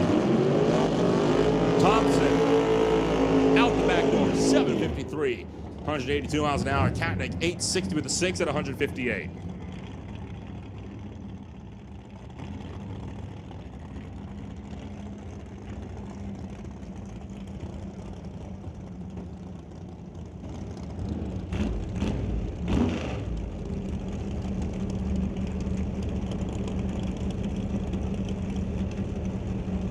Attention to the pits, attention to the pits. We need Street Machine C to lanes 1 and 2. Street Machine C, we need you in lanes 1 and 2. Bring up Andy Hatton for Titanium Auto Group and Bubba Speed Shop in the Camaro. Racing Brian Ritchie for the Ritchie Racing Engines and Greenlight Auto Sales, Chevelle.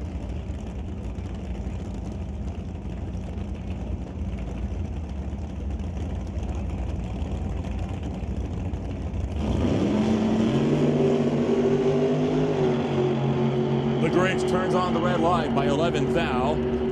Down track, Ritchie will get there first, 790 with a 2, 171 miles an hour. Hatton, 835 at 157. That brings up Dave Warren and Blue Max. Racing Andy Patton, Team Performance of Lorco Auto Parts and the Fox Body.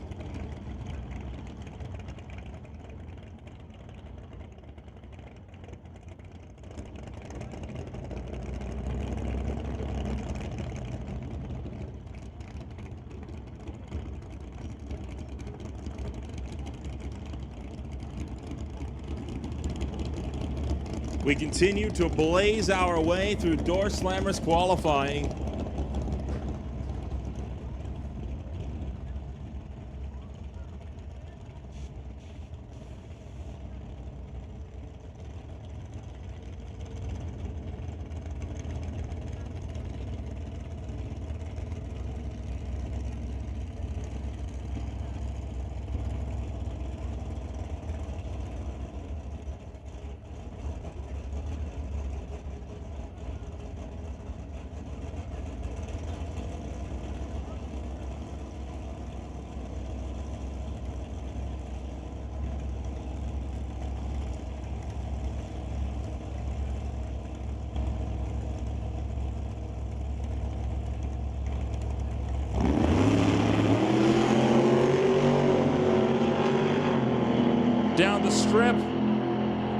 Dave Warren out in front. 796, 172 miles an hour. Aiden Caddick, 863 at 160.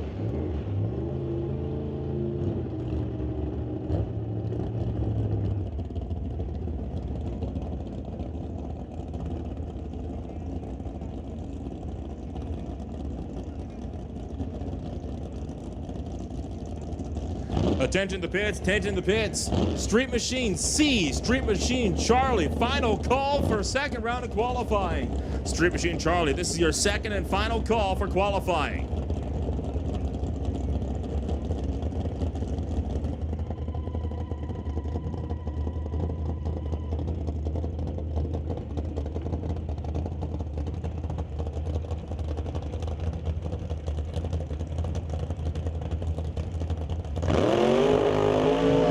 Zach Joyce and Brad Powell, the next two to bear. Willie's going up. He's that machine over there, Lordco's side.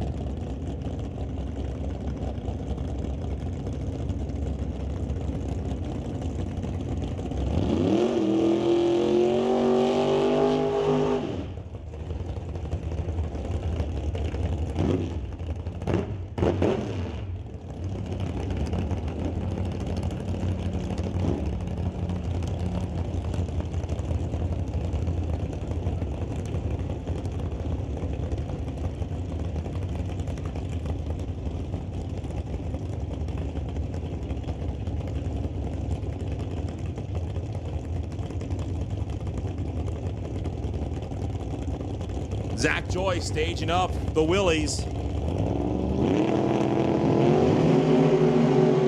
Both racers taking off.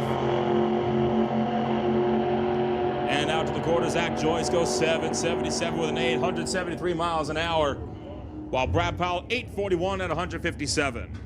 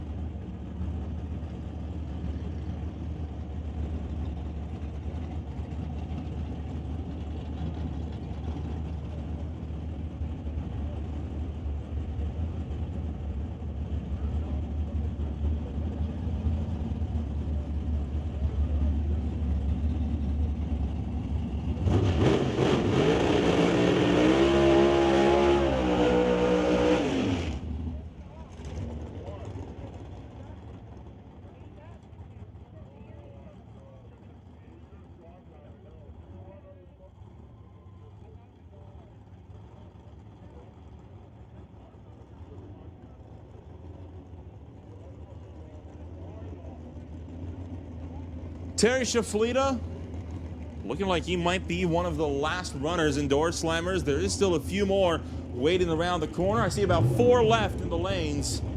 Shaflita running that 97 Firebird out of Langford.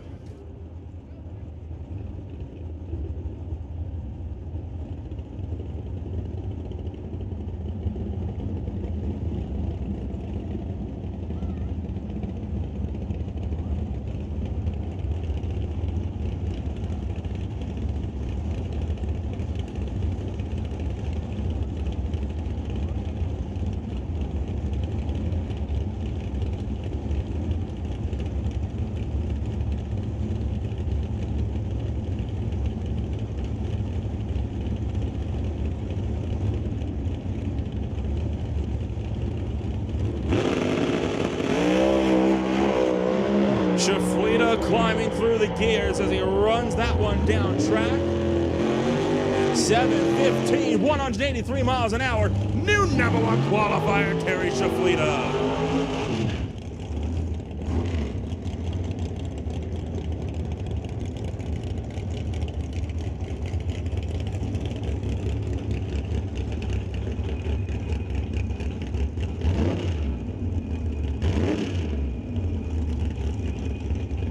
Paul Stretch and Ken Critch are the next two up. The Old Car Center and Tyboro Construction Chevy pickup going up against the Mid-Island Engines Cavalier.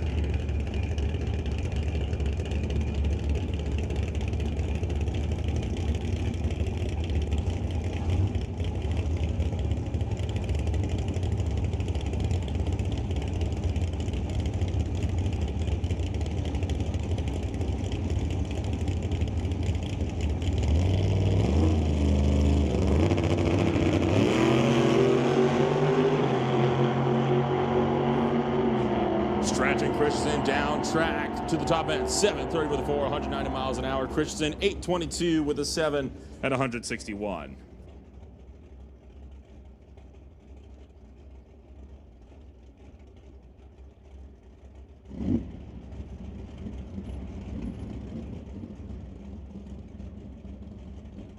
And that will leave Tom Katnick and Steve Lowe, the last two indoor slammers. As I've just been told to eat my words, as there's two more waiting in the wings. TK Performance, the Lordco Auto Parts in the Camaro, and the Firebird running in the Lordco lane.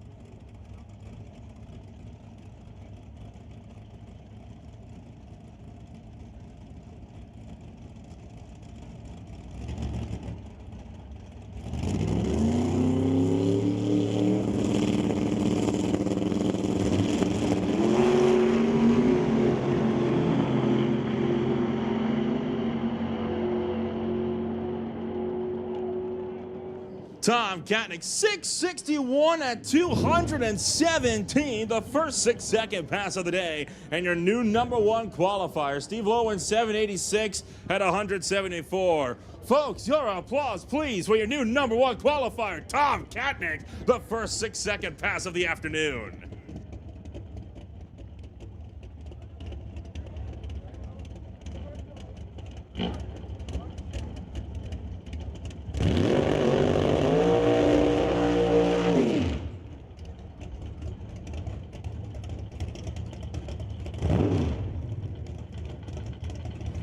And that brings up Frank Marcevis with the Woody Nelson Racing in memory of John Marcus in the 1970 Plymouth.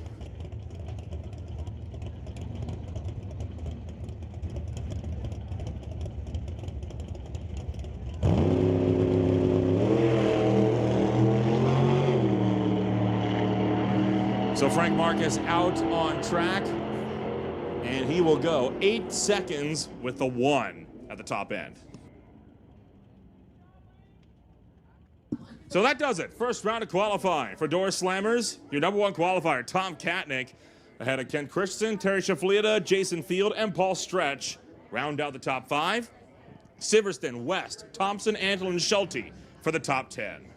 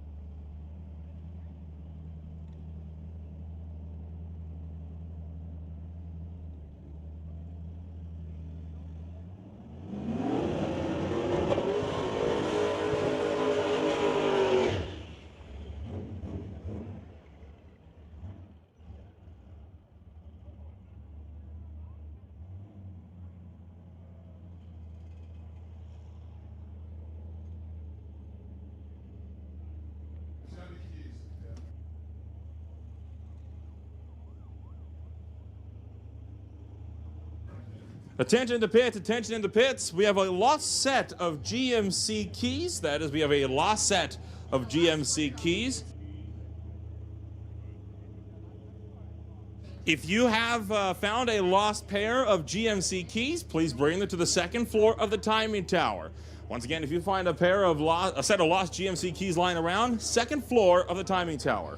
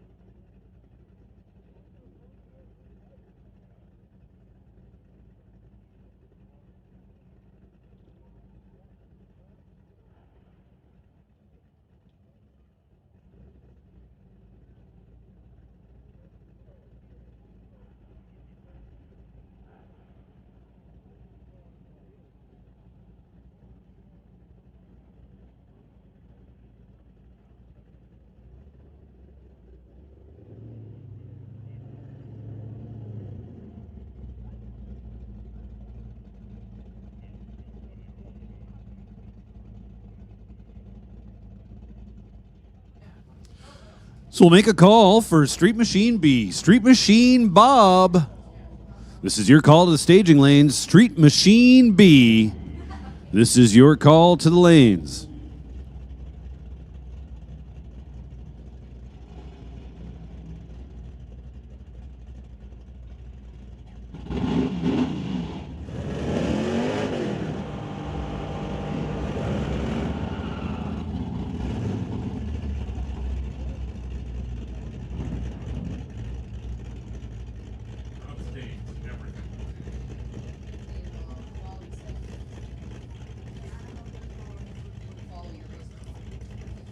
So here we are, continuing right along in Street Machine C.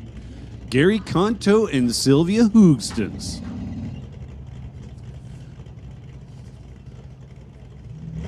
So my screen's telling me that Conto's Camaro is a 1966. I'm doubting that a little bit. Sylvia's Mustang is definitely a 66. Sylvia there first, 1268. Conto in the 67 Camaro gets there second.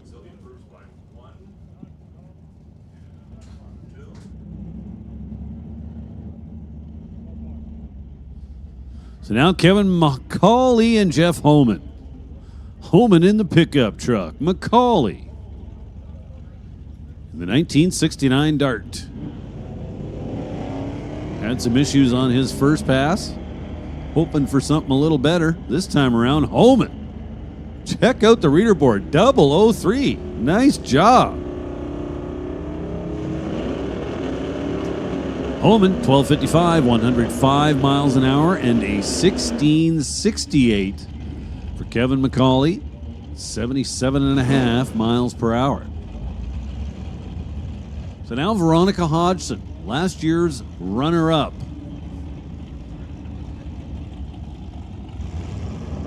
Keith Peterson. Couple of darts, 69 tower side, 68 spectator side. So Veronica leaves first, but turns it red by 28 thou. And at the finish line, it's Keith Peterson, 11:51, 115 miles per hour. Veronica, 11:99, 108. So remember a little earlier, I was talking about the French Bulldog puppies for sale? Well, check out the pickup truck in the right-hand lane, Carson Barlow. He'd be your puppy dealer.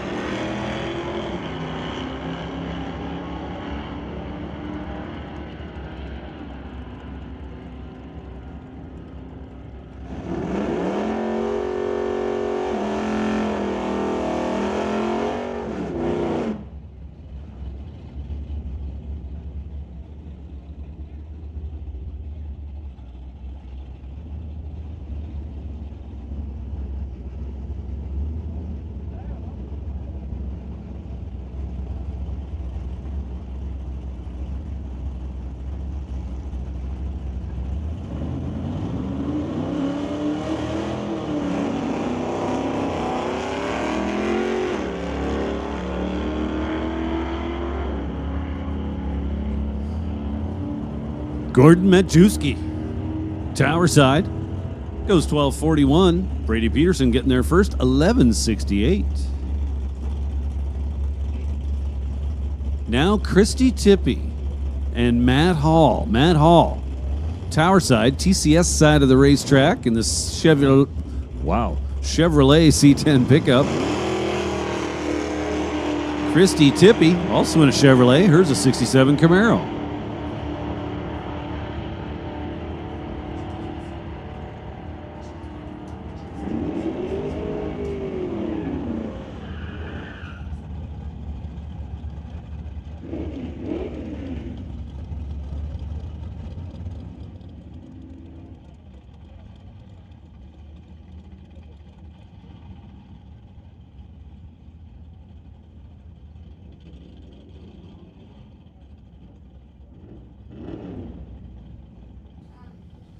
So Christy Tippy with a 15-12 at 90 miles an hour. Now Cassie Tippy.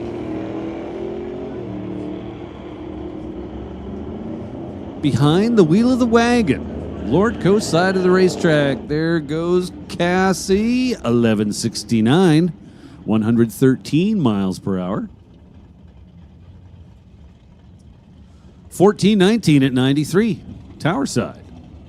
Now Harry Oldacker and Colleen Davis. Oldacker in the Chevy panel. Colleen Davis in the 65 Chevy 2 she likes to call Mischief. So thanks Skeleton Racing along with Lordco. 13:15 for the Chevy 2 and a 13:27 for Harry.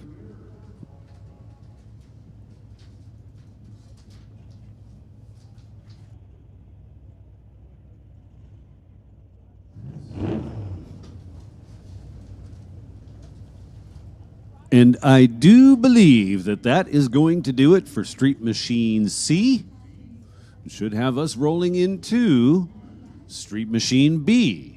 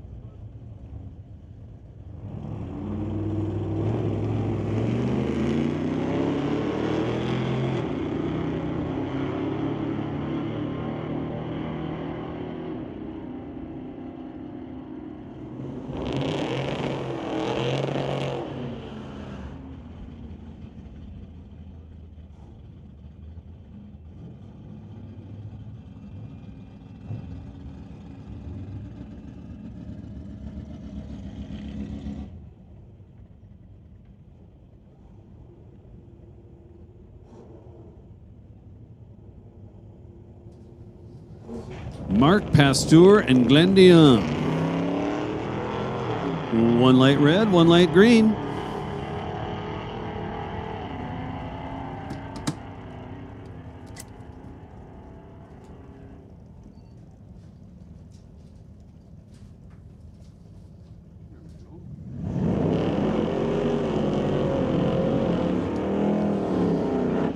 $12.90 for Glenn DeYoung. Getting there ahead of Mark Pasteur with a $14.84. That'll set up Emma Sidden and Ryan Ledrette. Emma, tower side of the racetrack from Lake Country, BC. Uh-oh. Ryan not able to hold it in the beams. He's foot braking, and when he got on the throttle, car rolled forward. Still getting numbers, though. For all they're worth. So Emma Sidden moves up the qualifying ladder a little bit. To the number 5 spot, I believe. Now John Sayer and Steve Moore.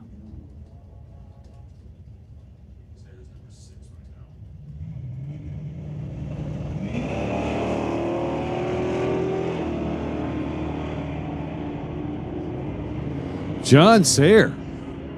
Well, he had his Wheaties this morning.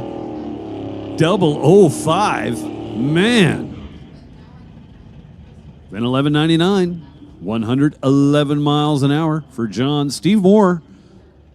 11:34 at just 99 miles an hour.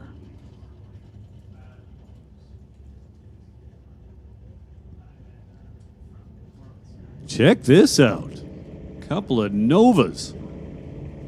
66 in the right lane, 67 in the tower lane.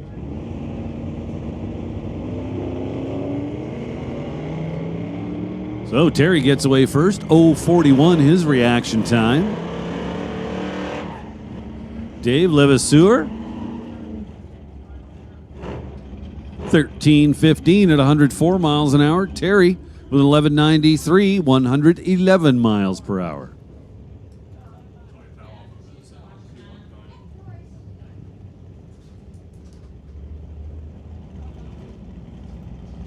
Now Lawrence Charnell will take on Ron Clark. Couple of Chevelles. 68 versus 69. Ron in the black 69. Right lane. Had the better reaction time. 0:35 to 0:87. Ron with a 12:53, 105 mile an hour pass in the Lord Co lane. Lawrence Charnell. 13:06, 103 miles an hour.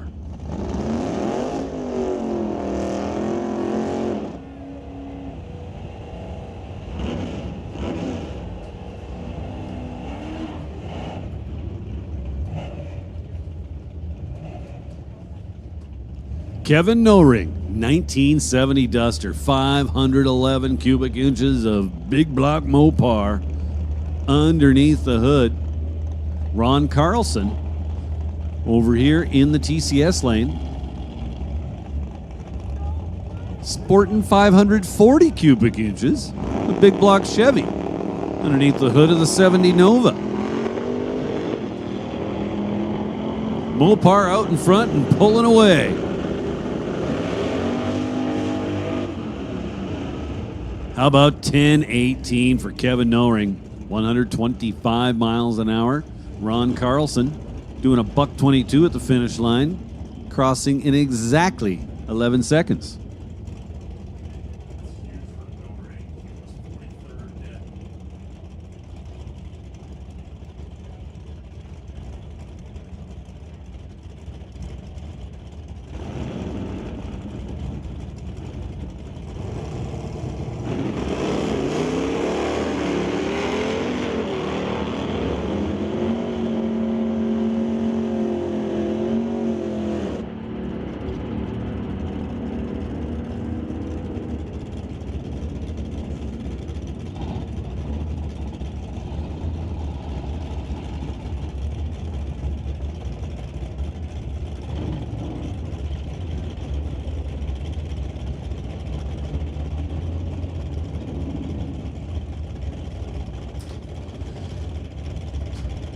Couple of Chevys, 67 Camaro and a 69 Acadian.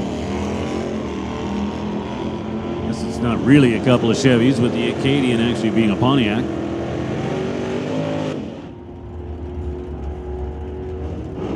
So Brendan Rouse in the Catch 22 Camaro goes 10:37. Rob Monroe follows him with a 10:53. Monroe with the better reaction time, an 0:27 light.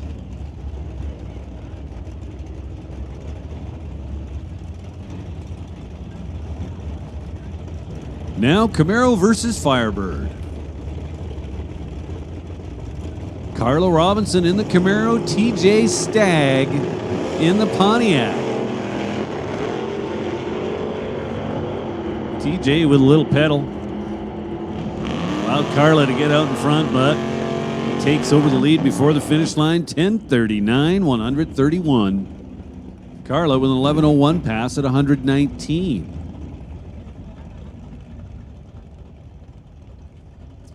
Now Ron Thibault and Len Stadnick. Len in the right lane, the Lordco side of the racetrack, in that very red 69 Chevelle.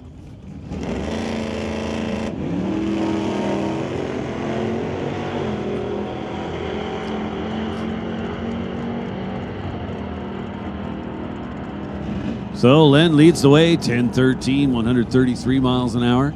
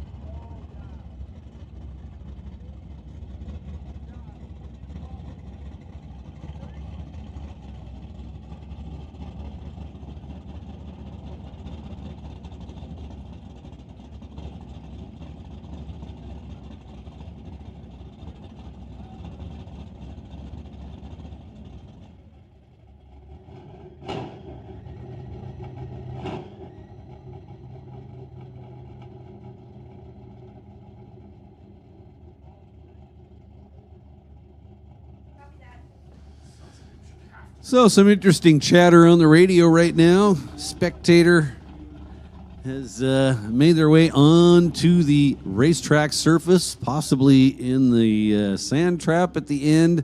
Just want to make this very clear to everybody on the property. The racing surface is a restricted area, as would be the sand trap at the very end of the race surface.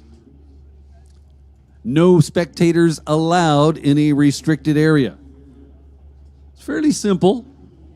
You'd think it would go without saying, but here we are saying it.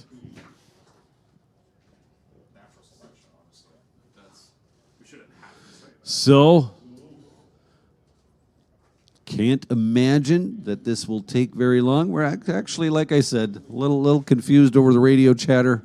Not sure if we have a person in the sand trap or a car in the sand trap, but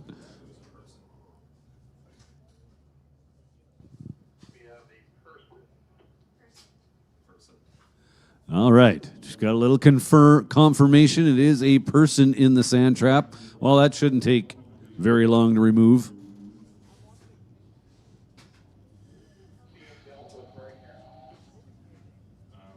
Right now.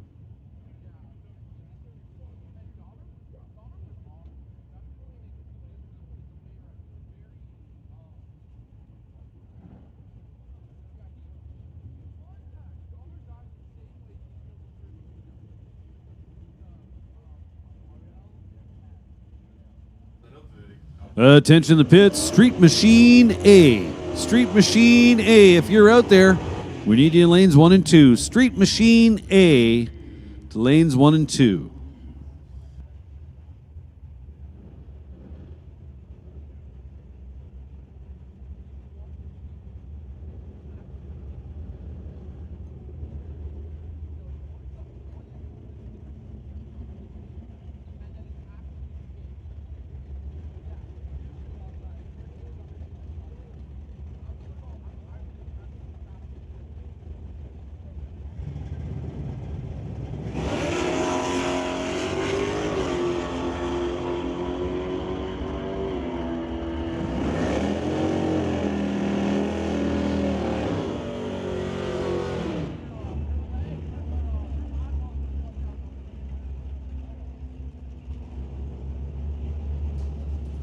So that was Dave Carman and Susan Fougere.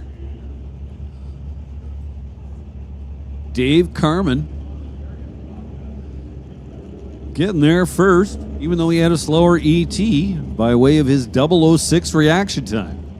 Remember I was talking about how reaction times would play a very significant part in the program once we get into eliminations? Well, that's exactly what I'm talking about right there. Troy Scartvid, James Dobson.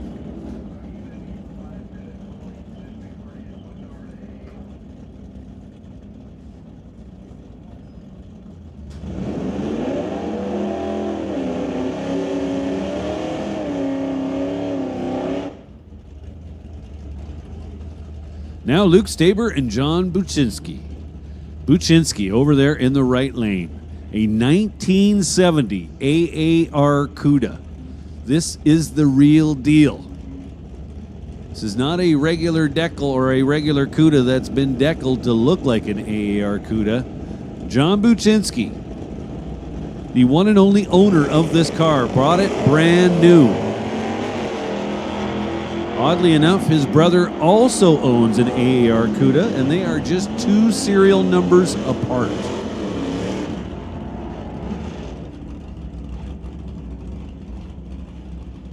So Buczynski, 11:05 at 117 miles an hour. Luke Staber in his Nova, 110.87, 121. That'll bring up a couple of mission regulars. Jim Benke and Ross Walker. Benke in the CUDA, right lane. Walker in the Chevy 2, left lane. Both drivers turn it red. Ross Walker by just 2 thousandths of a second. Jimmy goes red by 18 thou. So if you followed along at all with last weekend's event here, there were pictures that made the internet of Jim Benke's Barracuda on 3 wheels down there at about the 1,000-foot mark. Not in the lane that he started off in.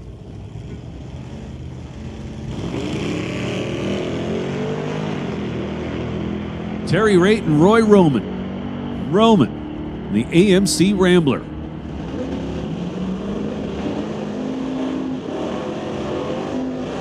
Goes 11:24, 118 miles an hour. Terry Raitt with a 1082 at 120.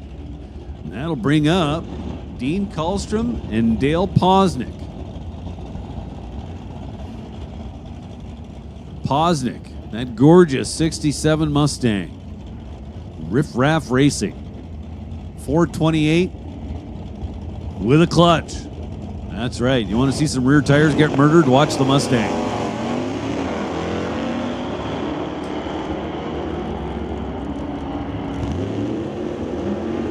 Posnick leads the way. 10:16, 132 miles an hour. Kallstrom in the CUDA goes 11:55, 91 miles an hour.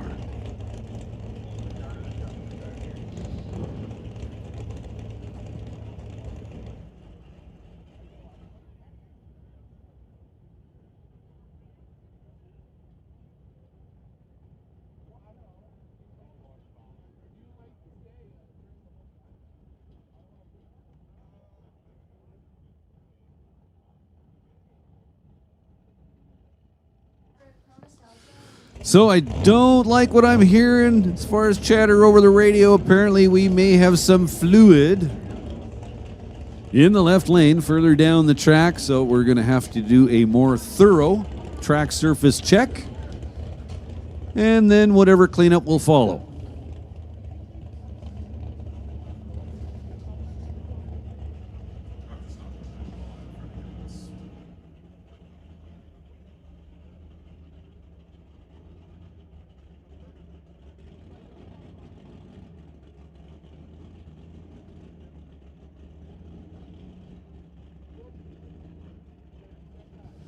Well, ladies and gentlemen, I was telling you I did not like the sound of the chatter I was hearing over the radio, and, well, it just got worse.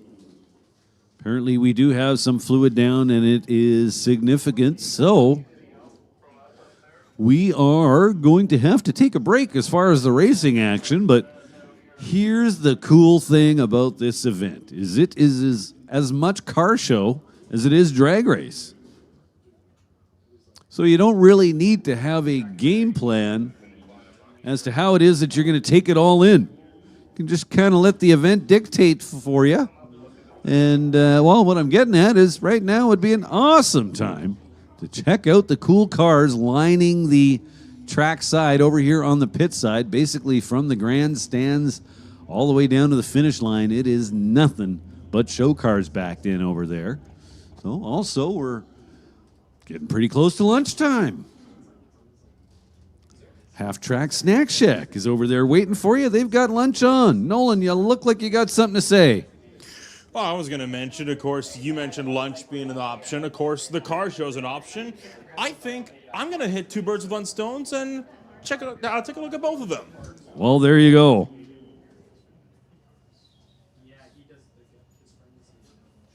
I will be back.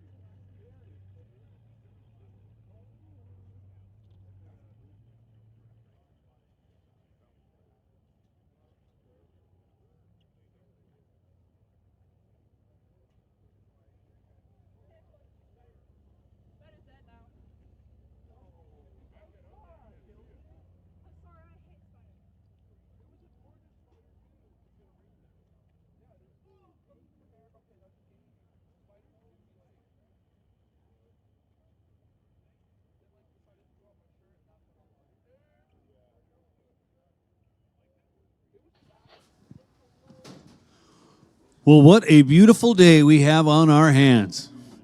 Really does not get any better than this. So this past week, was I the only one that noticed a rather high level of humidity? Certainly feels much nicer out there this morning.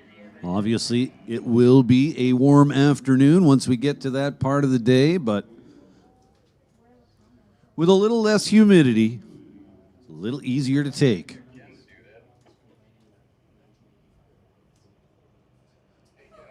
So I want to thank everybody for coming out to Mission Raceway Park today, the titanium strip at Mission Raceway Park. We certainly appreciate having you. And for you folks over on the parking lot side of the facility, just want to make sure you're aware that you're more than welcome to come on over here to the pit side and check everything out. As mentioned, this event is as much a car show as it is a drag race, so there is no shortage of cool stuff to come check out on this side of the racetrack. Also, lots of merch available. Many of the race teams have merchandise for sale, so you can get yourself a souvenir from the weekend. I know I was walking by the Top Fuel Harley pits, and Big Kid Racing over there, they got t-shirts, hoodies, all kinds of stuff. You can check that out. Titanium Racing, also with merch for sale here this weekend. I'm sure there's a number of other teams. Langley Loafers, I'm pretty sure they do an event shirt. That's got to be number one on the list, I would think. Makes sense to me. Also the Pro Shop. All kinds of cool stuff available. Go check that out.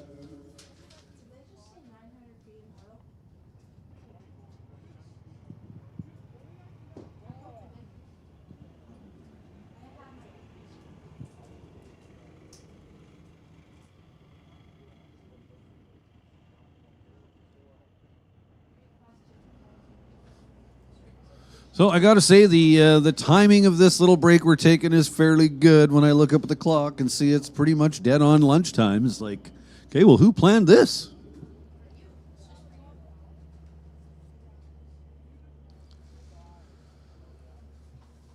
Sure, Barry and Shelley have got the little donut stand fired up by this point in the day. If you have not yet tried those little donuts, got to check them out.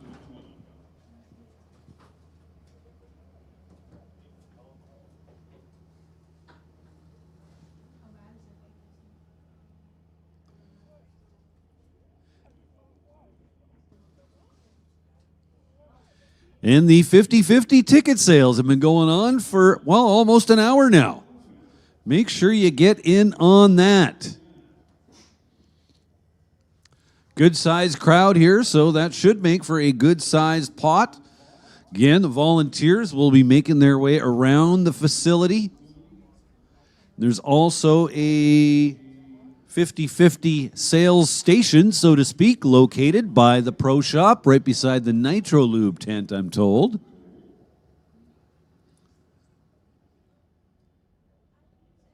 So 50% going to Team on a Mission. What that is a group of racers that will be heading to Pacific Raceways over the Labor Day long weekend to participate in the ET Finals. The ET Finals is a race where all member tracks in NHRA Division 6 get together for one big race and crown some champions for the division.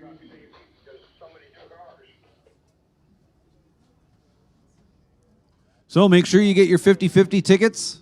Again, good crowd here today. Should make for a good pot. I'm going to suggest we're going to see something between, say 1,000 and 1,500 going to the winner. That's not bad.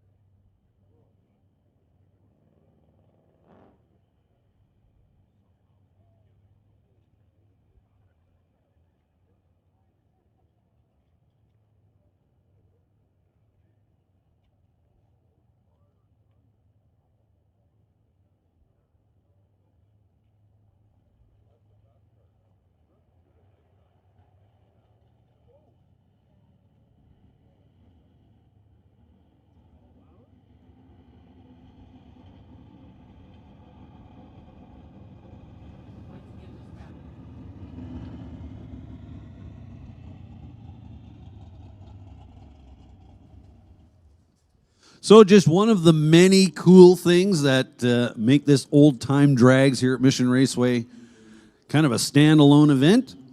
Well, they do lots of door prizes. So these are door prizes given out by the Langley Loafers Hot Rod Club. And first, I've got some racers that have been randomly drawn for a door prize. So please listen for your car number. We've got car number HR27T. Well, and I can read the name on this one, George Criddle. George Criddle, car number HR27T. Please make your way over to the Langley Loafers tent. They've got a door prize over there for you. Also looking for car number 669J. 669J, that would be John Van Campbell. Please head over to the Langley Loafers tent. Collect your door prize. Car number 193, Mitch Wolke. Car number 193. Car number 193. Got a door prize waiting for you over at the Langley Loafers tent. A662. A662, Colin Moore. Colin Moore, please make your way over to the Langley Loafers tent.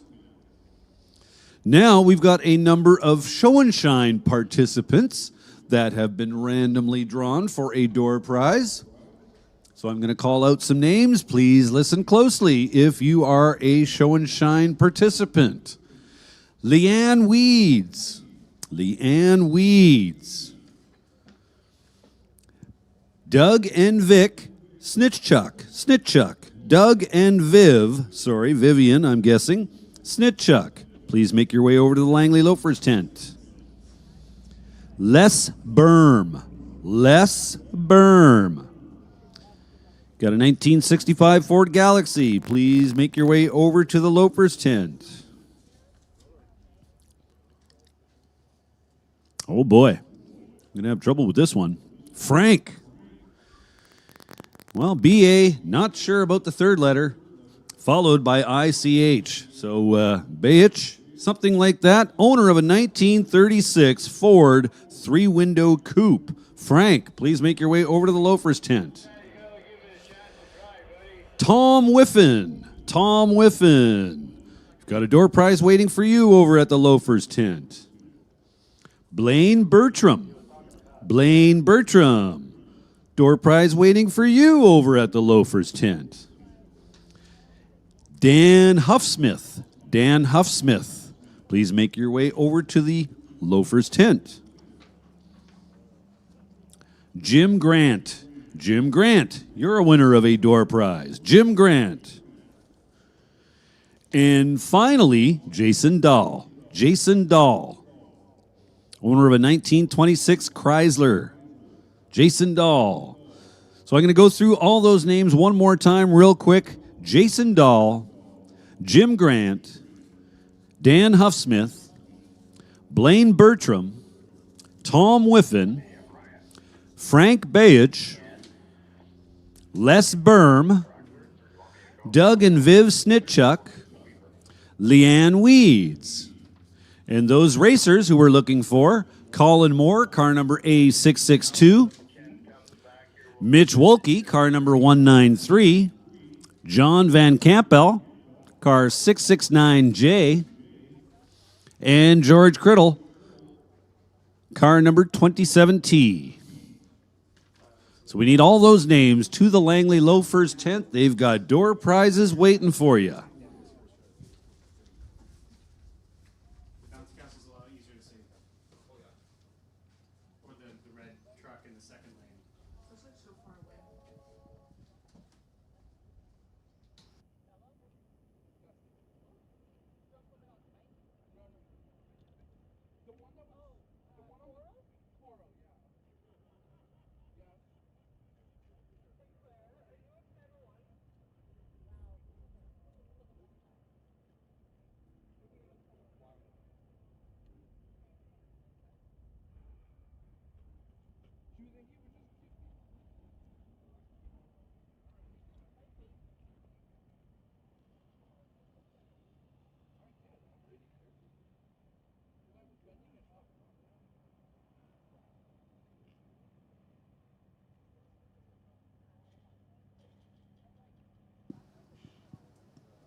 So we'll give a little shout out to our hard working crew here at Mission Raceway. They are hard at it up there at the top end of the racetrack, taking care of that mess. Yeah, go ahead. 5-5 back. Can you get Sheldon?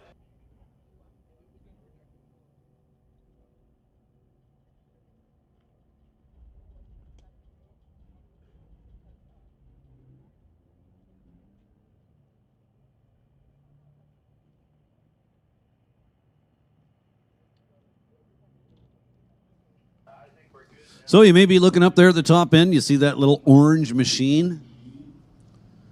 Well, that's kind of like a Zamboni for racetracks. It's like a one machine does it all kind of deal.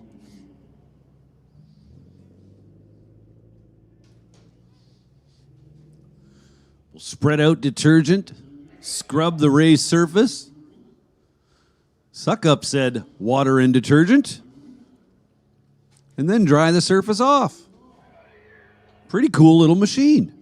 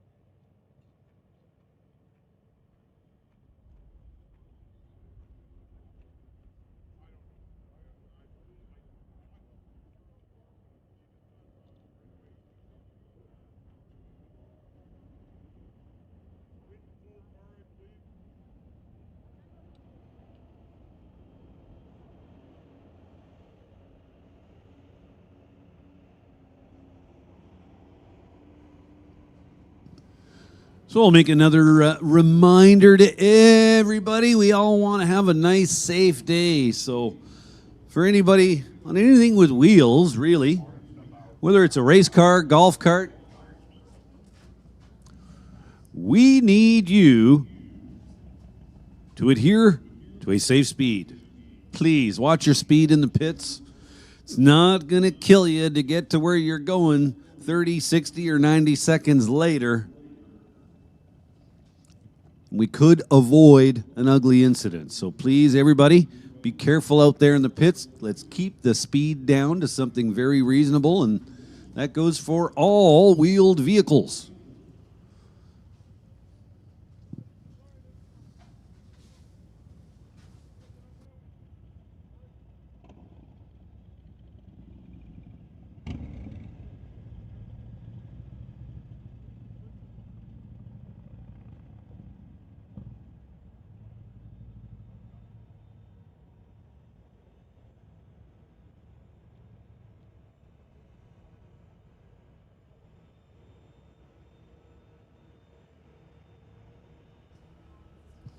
So anytime you see equipment making its way off the race surface, well, that's a good thing.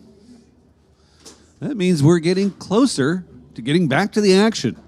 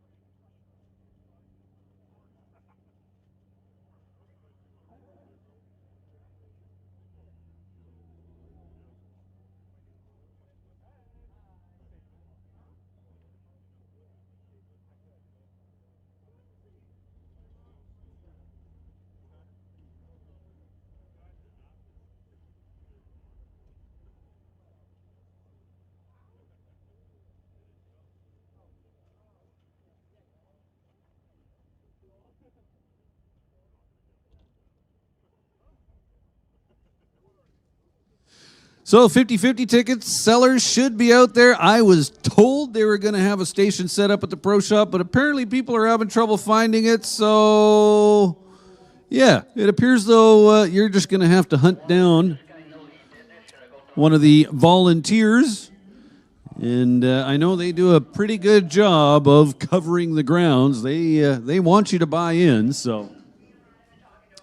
And if we can get some confirmation on that, whether or not they are selling tickets anywhere near the Pro Shop at all, we'll confirm shortly.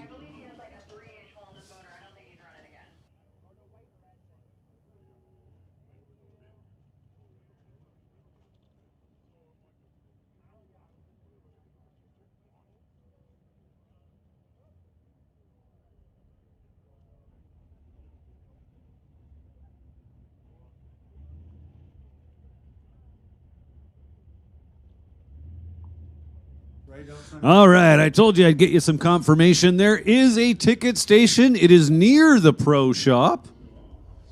But head if you're at the track, or sorry, if you're at the Pro Shop, head towards the track, turn left. You'll see a blue Plymouth Scamp right there, and that's where they are located, I believe. Is the Nitro Loop tent not out there as well?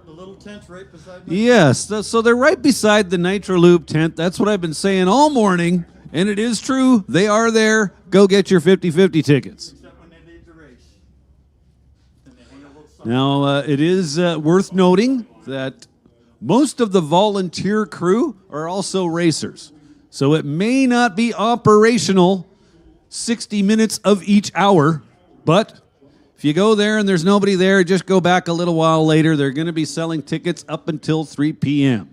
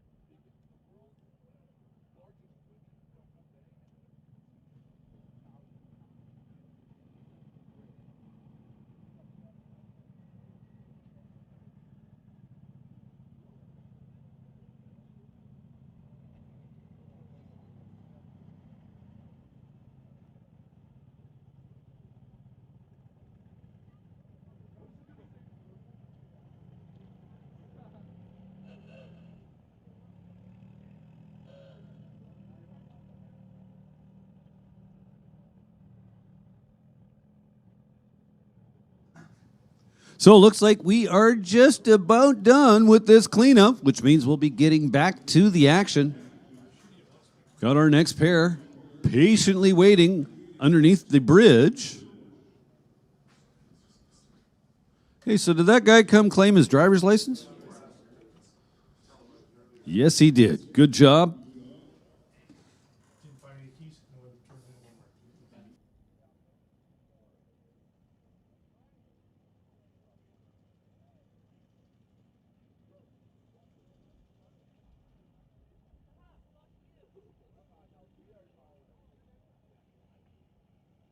Special thing on the key ring or anything? Hey, so we got somebody up here who has lost his keys. Now, if you've ever been there, and I'm sure most of us have, you know what an empty feeling that is. So everybody keep an eye out. Let's see if we can help this guy out and find his keys for him. If you do find some keys, just take them, bring them up here to the timing tower, and we will reconnect them with their owner.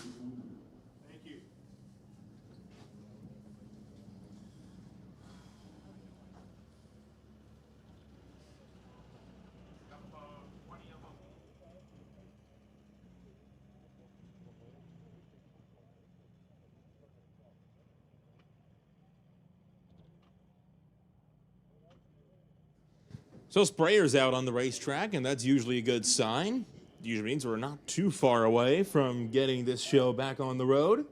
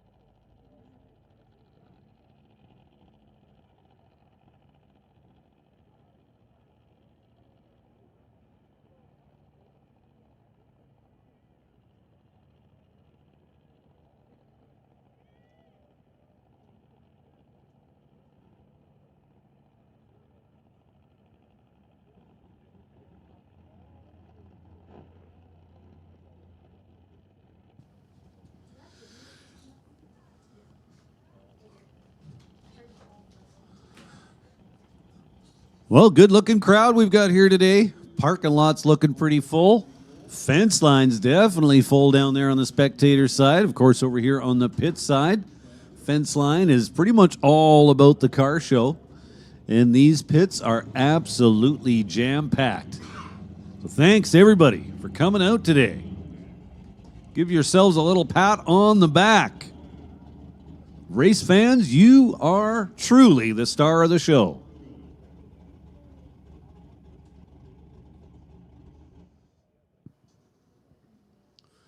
So the Langley Loafers, old-time drags, without a doubt one of the coolest events on the schedule any given year.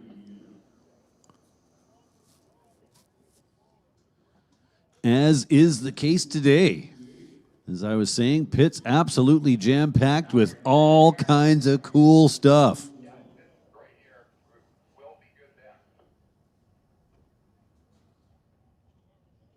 In fact, I'm looking out the tower window here. There's a early 70s Toyota Corolla. Man, does that thing bring back some memories.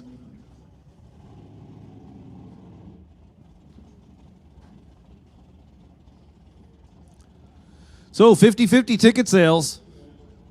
Have we talked enough about that already? I don't think so. So the volunteers making their way around the grounds. They shouldn't be too hard to spot. And I think I just heard a request from Ken Lowe that he wants to buy some 50-50 tickets, so I'm sure somebody will make it over the staging lanes eventually.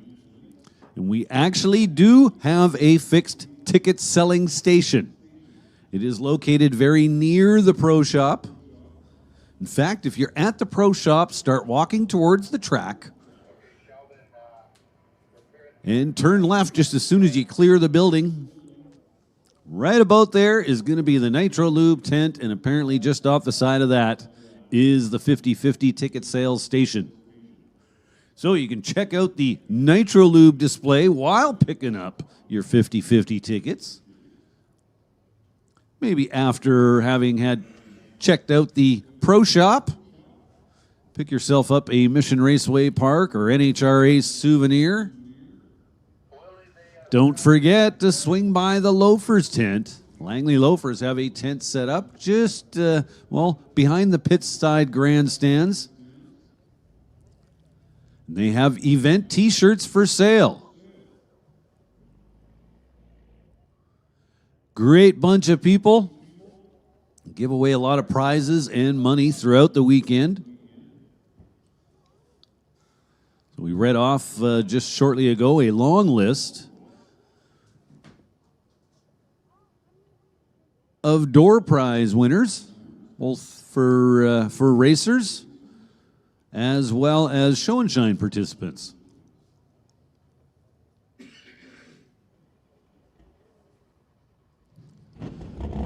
All right, that's what we want to hear. Race cars.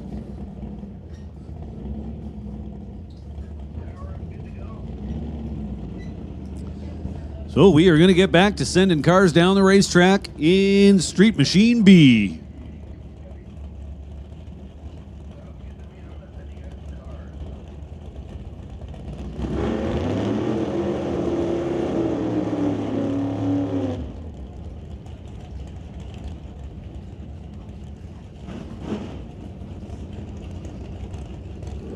So this pair is going to be Al Prock and Rob Hodgson. Rob Hodgson in the Lordco lane, spectator side of the racetrack, a 1967 Belvedere X Superstock Hemi-powered car that was campaigned by Jim Isherwood for years. Rather famous car throughout Division 6. Al Prock in his 1970 Cuda. Prock leaves too early, will not receive data for the run. Hodgson, 082 on the starting line.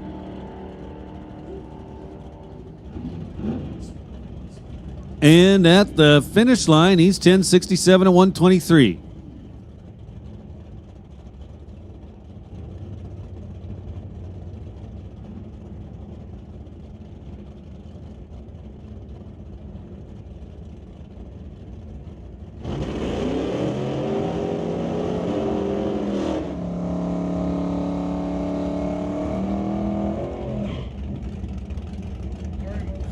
Hey, listen up out there in the pits. Pro Nostalgia. Pro Nostalgia, this is your call to the staging lanes. We'll take Pro Nostalgia to lanes 5 and 6. That's right, folks. We're getting ready to roll into our first rotation of exhibition cars. Pro Nostalgia. Pro Nostalgia. Please bring them down to lanes 5 and 6. Pro Nostalgia.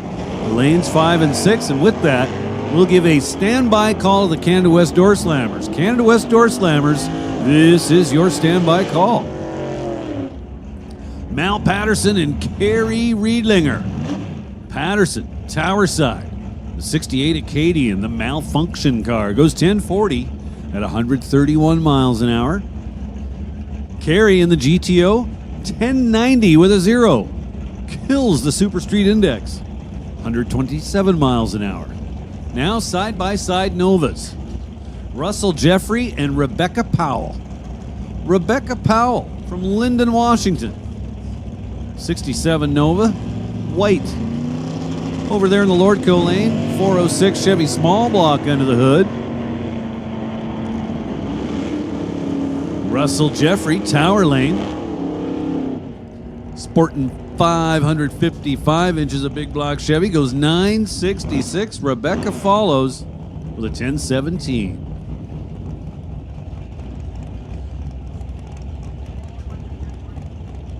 We'll make another standby call for door slammers. Door slammers, you guys are on standby. Please get ready. Pro Nostalgia.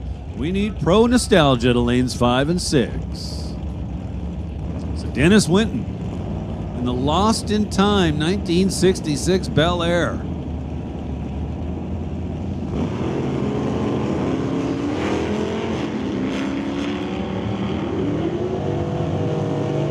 Ryan Isherwood in the right lane. Gold-colored satellite. How about 10:40 for Dennis Winton and 11:45 for Ryan Isherwood?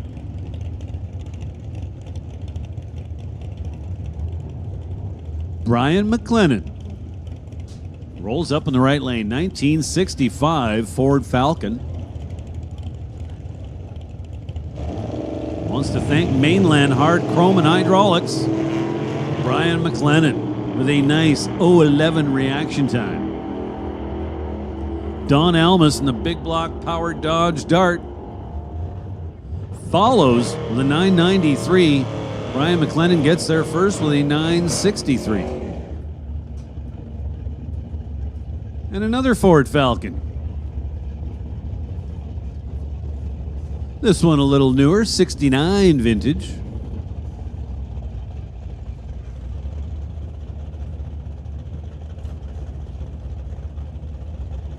Have to think that this would be a third generation Falcon. Now, Ford people, if I'm wrong about that, I'll apologize. John McLean, 69 Falcon Tower Side. Blair Chornopsky, 65 Ford Fairlane. Lordco side. He goes 1095 at 122. John McLean with 1114 at 119 miles an hour. Now a couple Chevrolets. John Van Cappel, the winner of a door prize earlier today. And Walter Johnson.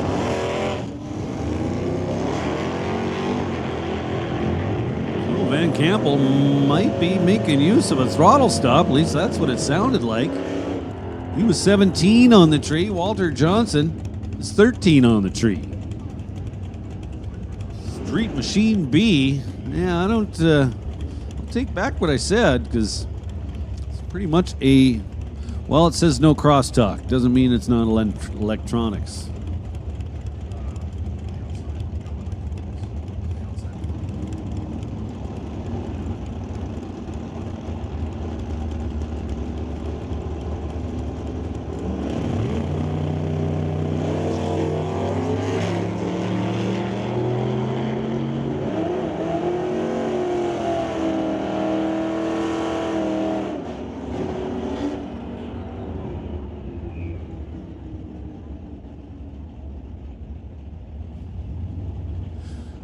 Well, that was Matt Warner and Al Handley.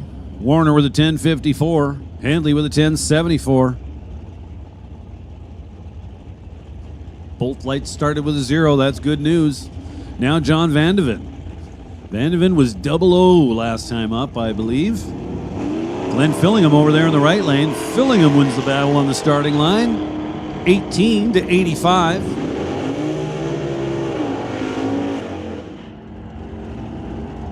Pretty much side by side the whole way down the track. Vandeven with the better number, 1008 to Fillingham's 1026. Now Steve Sheffer and Jim McIsaac. That's silver. 66 Plymouth Satellite for smooth finish concrete.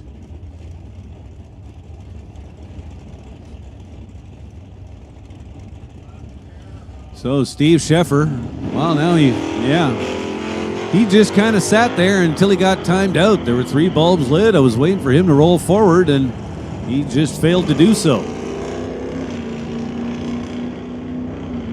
So he'll take a leisurely drive up the TCS side of the track. McIsaac with a nice looking run, 975, 136 miles an hour.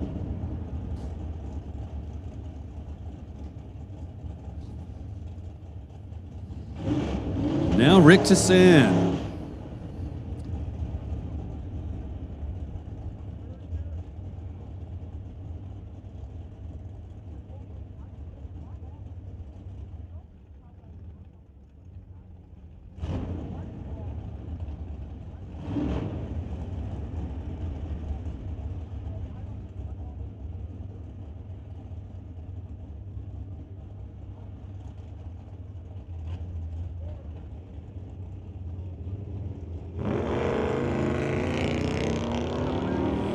So that quickly turned into a single for Rick Tassan.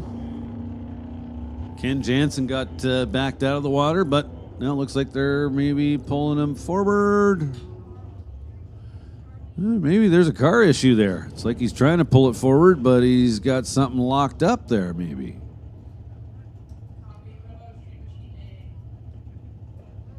I don't know. No, never mind. Maybe he was just testing out the line lock.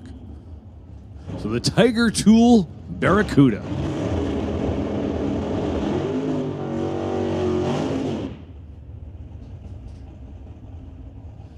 Got the burnout done, got the tires cleaned off.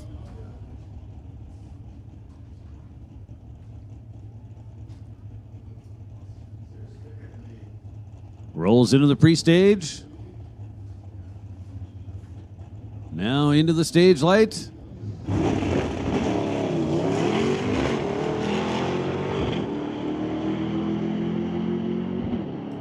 Four-speed car, cool. How about 931, 145 miles an hour?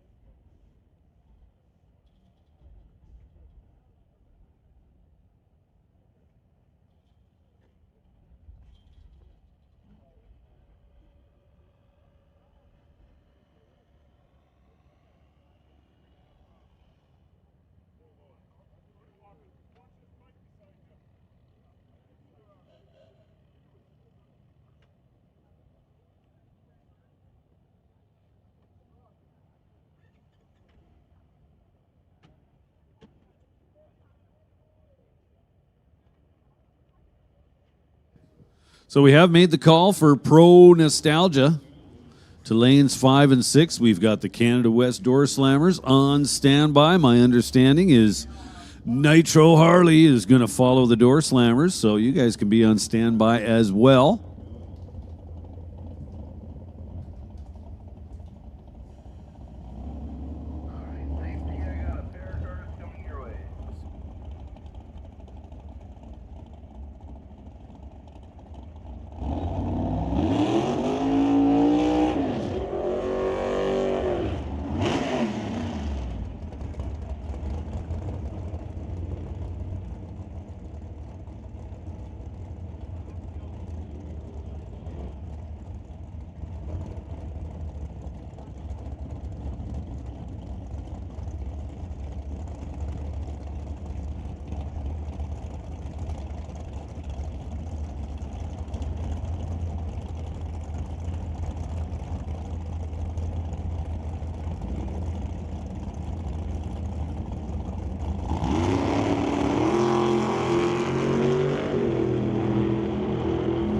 So Dan Parsons and Derek Rose running down track as we run it into Street Machine A. Derek Rose goes 8:19 with a 9, 159 miles an hour. Dan Parsons, 11 seconds with a 7 at 130.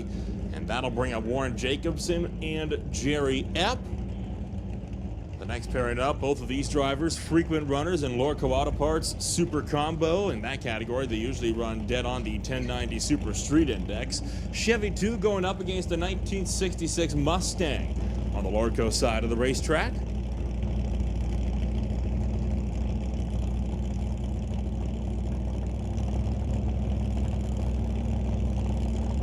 Jacobson bumping into the pre-stage bulbs first. Jerry Epp in just behind him.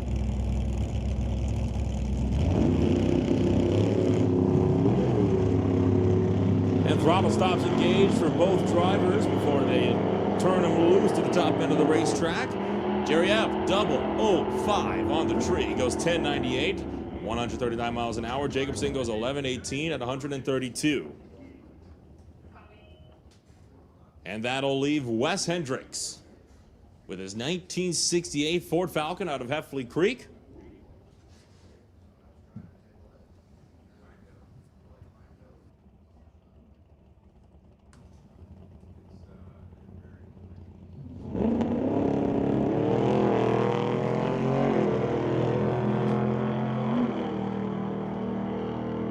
Hendricks climbing through the gears as he runs down track, and he's going to go 10:54, 127 miles an hour.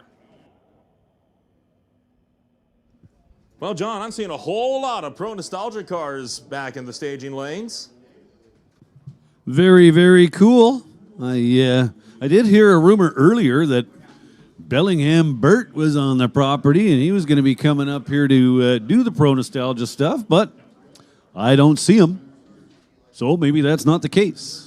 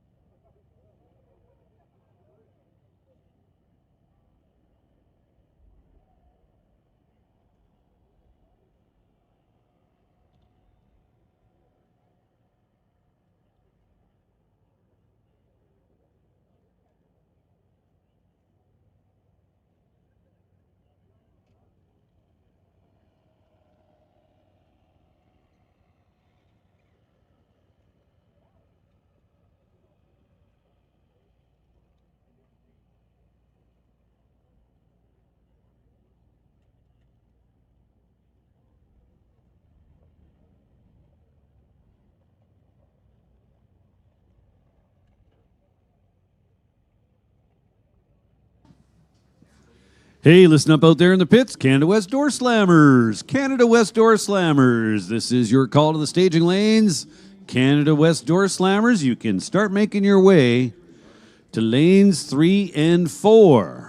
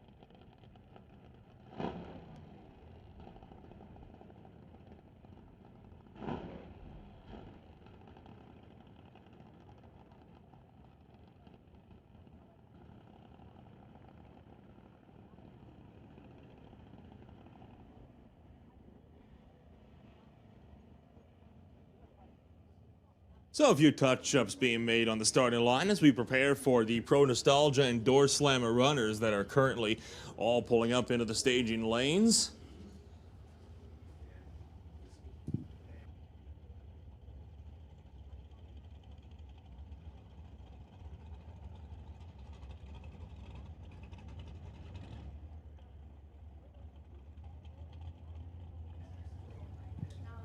This is about a good time as ever to get your seats to the seats. as two of the most anticipated classes of the weekend getting set to pull around the corner momentarily.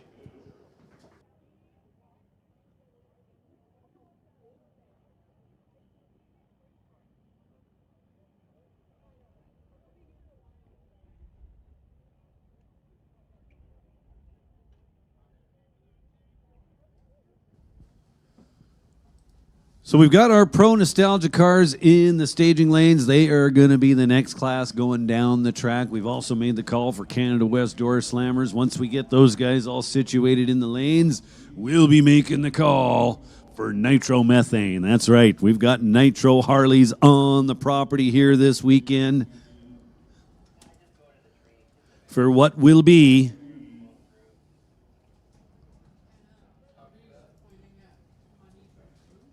a pretty awesome race. They've got 5 bikes on the property this weekend. So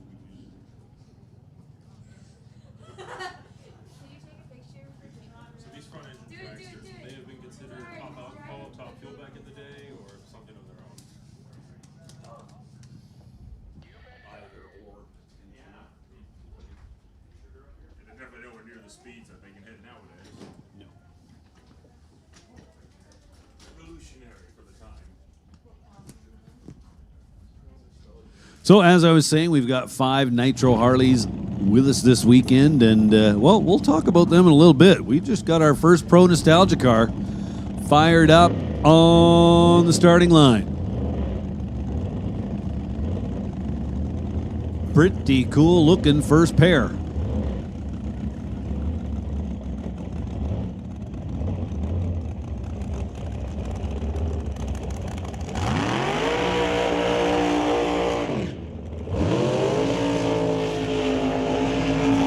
So Pete Farrell over here, Tower Lane. We've got an altered over there in the spectator lane.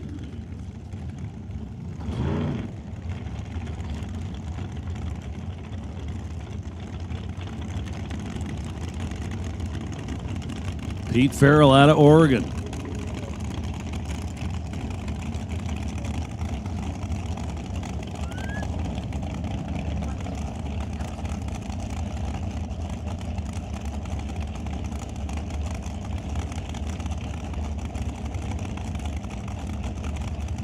Clint Reeves in the Lordco lane out of Springhold, Oregon in the altered.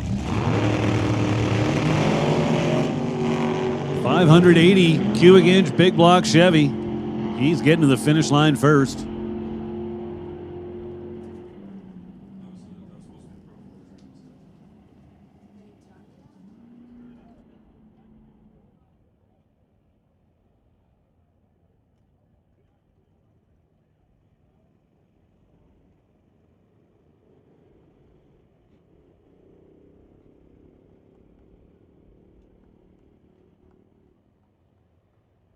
It's not even saving some of the names of the drivers.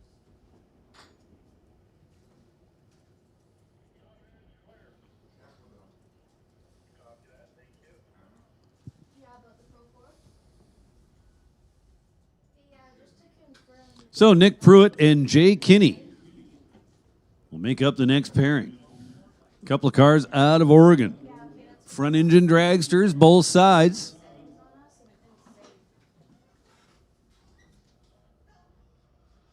Pro Nostalgia. How it used to be, so to speak.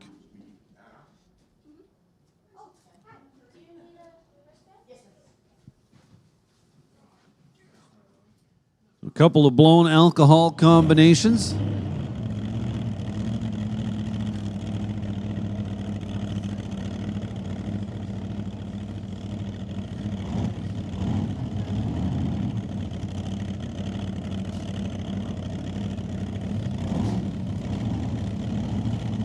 So for a lot of years, actually a lot of decades, this is how dragsters were built.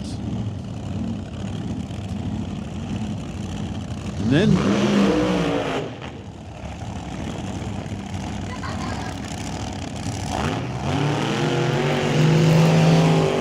then once somebody came up with the idea to put the driver in front of the engine, it was like somebody had flicked a light switch, and kind of from that point on, That's how it was done. But a lot of people like to go back in time, do it the way it used to be done.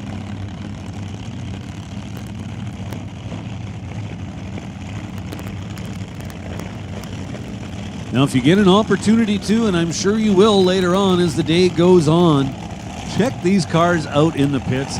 Get right up close. Have a look at the driver's compartment. This is not for the meek. Trust me.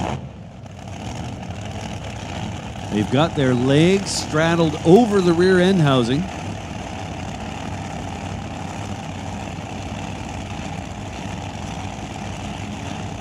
Just simply does not get any more real than this.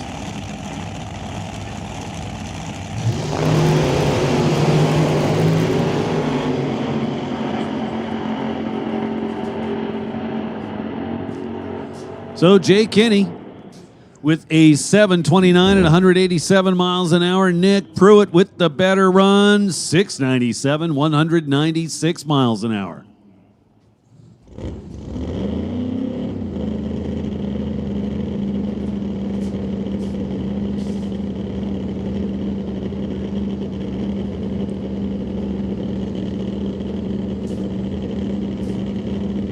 Mark Azust out of Vancouver, Washington, the 1932 Bantam. The Blind Squirrel is going to take on Luke Balo.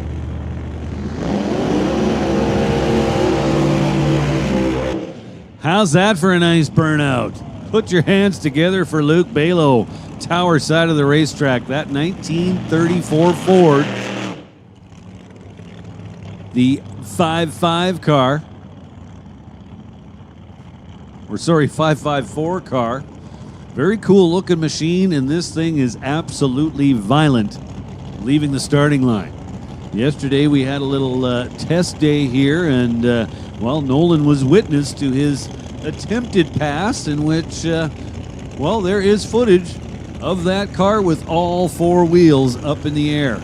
Well, there was still two wheels touch on the ground, those being the little wheels at the back of the wheelie bars, but we don't really count them. Ah, okay, I was just informed he didn't have those on, and when I'm thinking back to the picture, yeah, that's very true.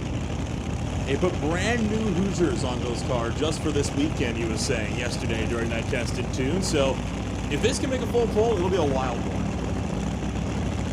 Well, hopefully they've got the starting line approach a little more refined. They can get it down the track. That is job one.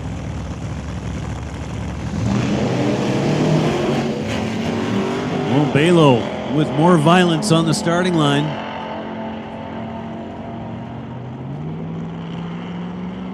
So a bit of a steering issue with that little Ford. If you were witness to yesterday's pass, it did the exact same thing. Sent the front wheels into kind of a stuttering motion. You can only imagine the steering wheel going back and forth. That would have been a lethal speed. Like, keep your hands away from that thing if you want to hang on to your fingers. So again, some issues yet to sort out, but certainly grabs your attention and puts on a good show.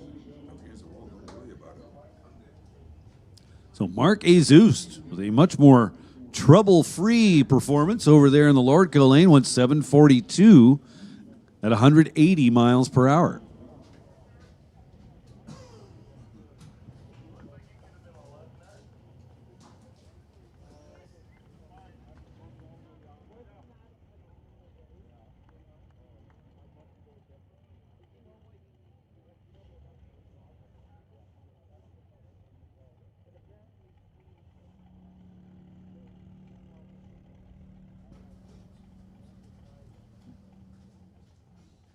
So safety out there, just having a quick peek at the surface. Want to make sure we are clean and dry before we fire the next pair. Speaking of the next pair, there they are underneath the bridge.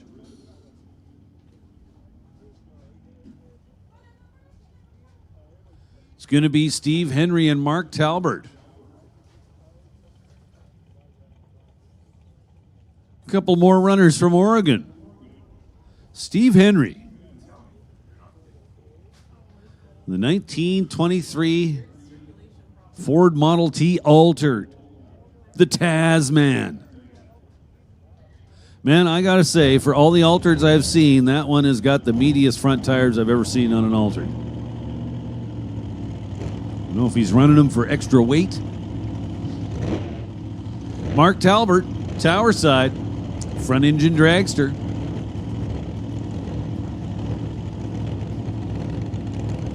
So big block Chevy, the power plant of choice, obviously. There were a lot less options back in the day.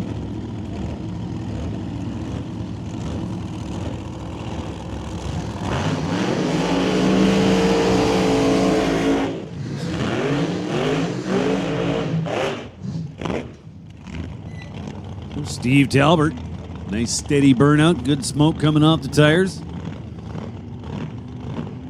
Getting the dragster backed up. Steve Henry, a little more subtle, a little shorter.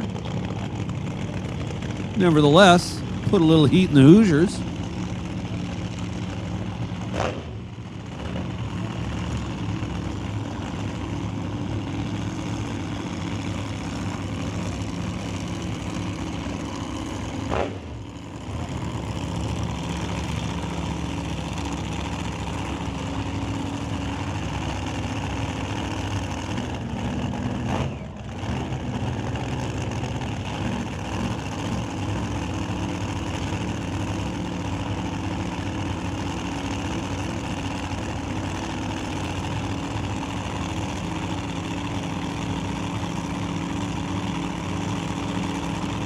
So, pre-stage bulbs lit.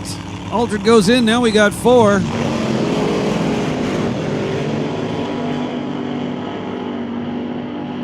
Well, there we go. Best looking pair we've seen so far. Talbert turns it red on the starting line by just 22 thou, but reaches the finish line first. 7:03, 188 miles an hour. Steve Henry in the Altered with a 7:43 at 169 miles an hour.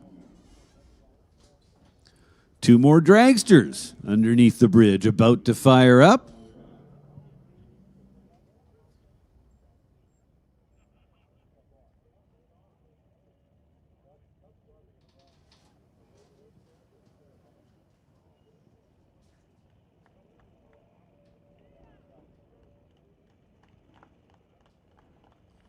So you see this black car, Tower Side. What's quite visible running down the, well, what we'll call the driver's side of the car, even though there really is no driver's side, as these are center steer cars. But you can see the long arm that is the steering linkage. That's right. The steering wheel is way at the back of the car, and the front steering wheels are way at the front of the car. Well, there's a lot of steering linkage involved in making that work.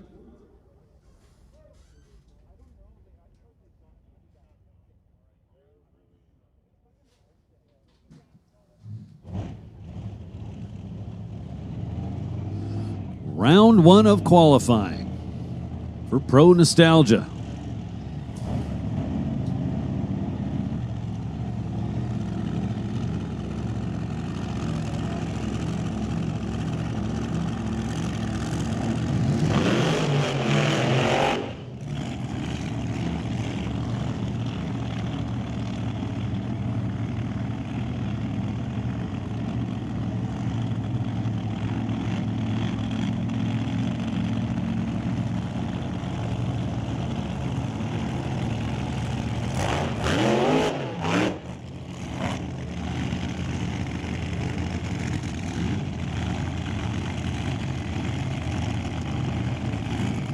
So Ray Hadford, Tower Lane out of Everett, Washington. Hadford, that's a name I'm quite familiar with. Been doing this for a long time.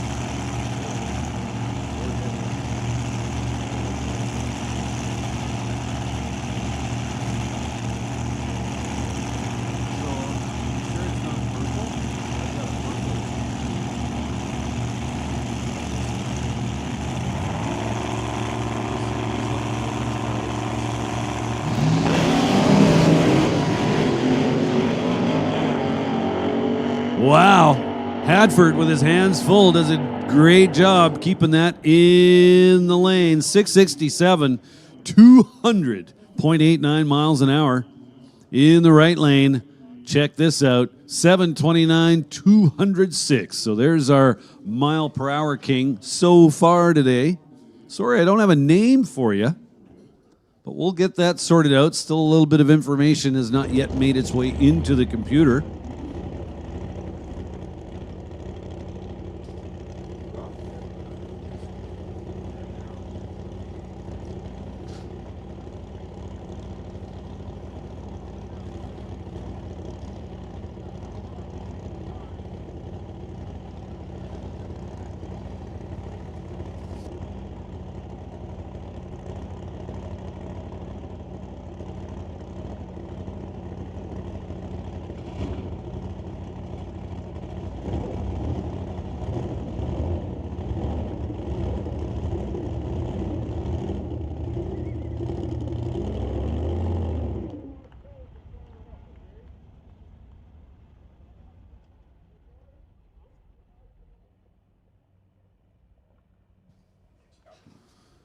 Well, we did have at least one of our next pair fired up and ready to go.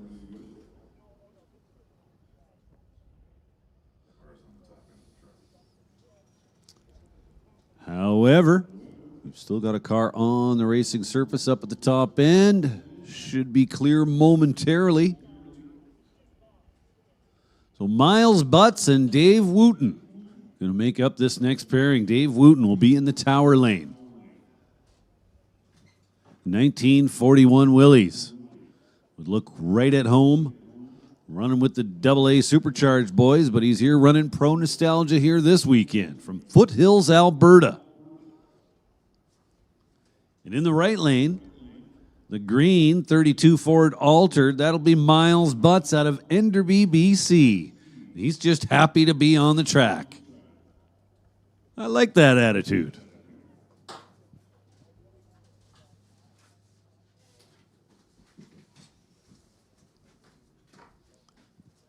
So, and I do believe this will be the final pair of this opening round of qualifying for the Pro Nostalgia cars. Following that, we're going to roll right into the Canada West Door Slammers. And following them should be round one of qualifying for the Nitro Harleys.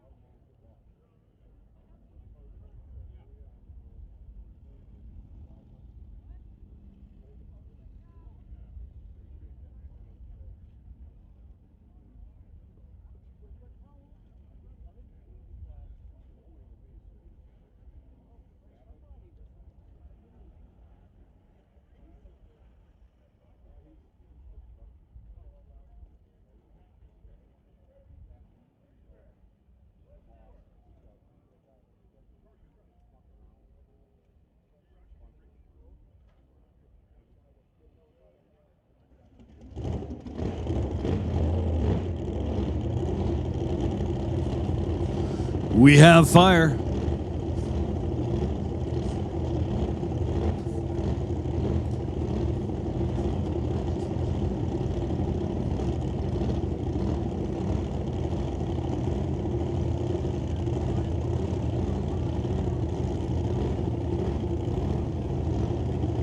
So final pair rolling into the water.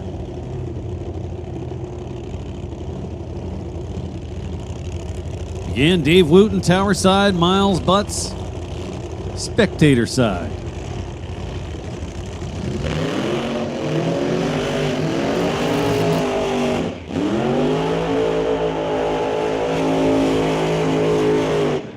Oh yeah, baby. Miles Butts making absolutely sure he's got some heat in those good years.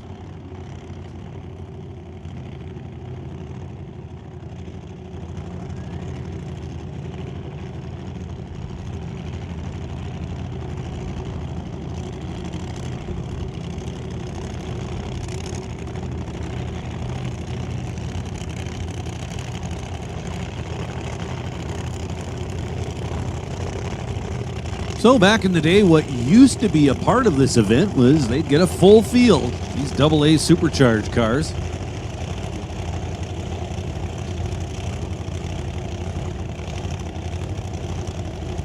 Again, Dave Wooten, Tower Side, from Foothills, Alberta. 41 Willies.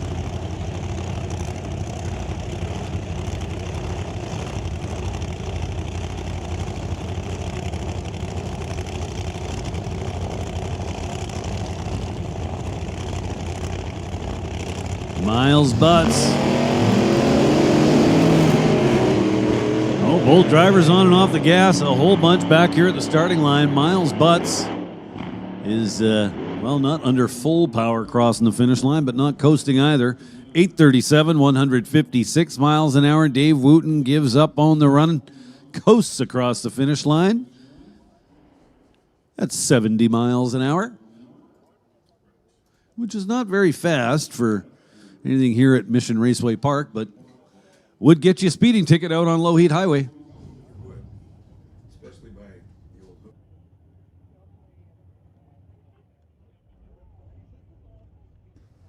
So Canada West Door Slammers getting set to roll around the water box. This weekend brought to you by NC Engines. NC Engines specializes in gen performance, hot rod, and custom machining to meet your needs. They started in 2023, but they come in with 40 years plus experience building engines. You can call Norm for detail at 604-795-9739. That is 604-795-9739. NC Engines sponsoring the Canada West Door Slammers this afternoon at the Langley Loafers Old Time Drags, alongside Winter Harbor Marina and RV, Artex Racing, Greenlight Auto Sales and Financing, Paradise Homes Limited, Alpine Backhoe, Associated Tire and Auto, Comox Valley Excavating, TCS Performance Products, Titanium Auto Group, and Traveland RV. So currently in your Door Slammers category, Tom Katnick's 6-second pass did not go on to the ladder. He was making a testing hit earlier today. So that puts Ken Christensen into the number 2 qualifying spot. Terry Shaflita, number 1, as it stands with a 7:15. For there, it is going to be, of course, Jason Field, Ken Christensen, Paul Stretch, Jay Siverston, Johnny West, Mark Thompson, Andy Anto, Otto Schulte, and Henry Zacharias close out the top 10. So far, 34 cars have attempted to put down times. All but 1 are in. Mike Supine, with problems getting off the line on his first attempt, did not set a time. But all other drivers making it in. Jordan Almas just squeaking in by about 15 thou.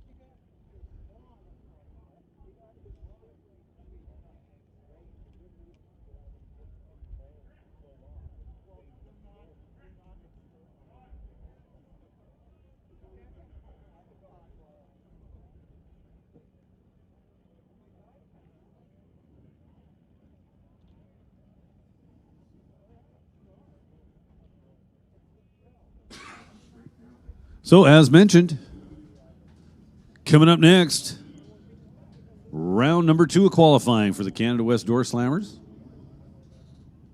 Canada West Door Slammers brought to us this weekend by NC Engines. NC Engines Specialties, formerly Fortin's Engines. Long-time guy leading the show there at Fortin's, Norm Wilson, decided to buy the operation when the previous owner said he wanted to retire, and he has renamed it NC Engines. So same location that they've always been at in Chilliwack. And glad to hear Norm's doing well. Norm's here this weekend and for a very special reason. Later on today, we are planning a little procession for somebody that's been lost in the last year and is missed greatly around this facility. So we'll get to that a little bit later on in the day.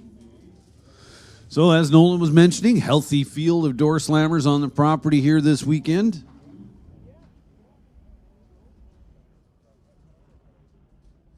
Round 2 of qualifying coming up.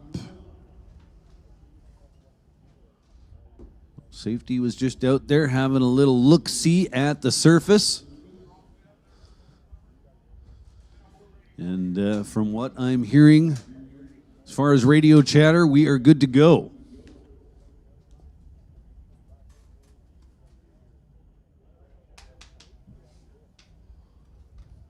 Should see the first pair pulling up momentarily. In fact, as I was saying that, I heard them fire up. So last time the door slammers were going down the track, this guy right here was the last man standing, Jay Severston. And that beautiful black Canzo parked that baby in the winner's circle when all was said and done. Now Jay Severston, historically, very much so, a heads-up guy. So it was kind of cool to see him in the winner's circle at a bracket race. So Ken Christensen at a Salmon Arm over there in the right lane for the Old Car Center and Tybro Construction. A former Pro Mod, that pickup truck. Back in the early formative days of Pro Mod, that was Joe Delahay's ride.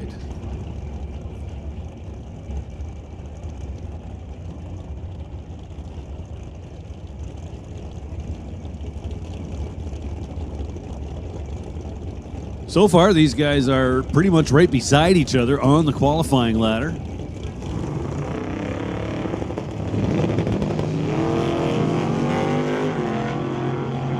Jay Severston, buddy, 003 on the tree? How about you give anybody else a chance here? Then 749, 185 miles an hour. Ken Christensen with an 830 at 161.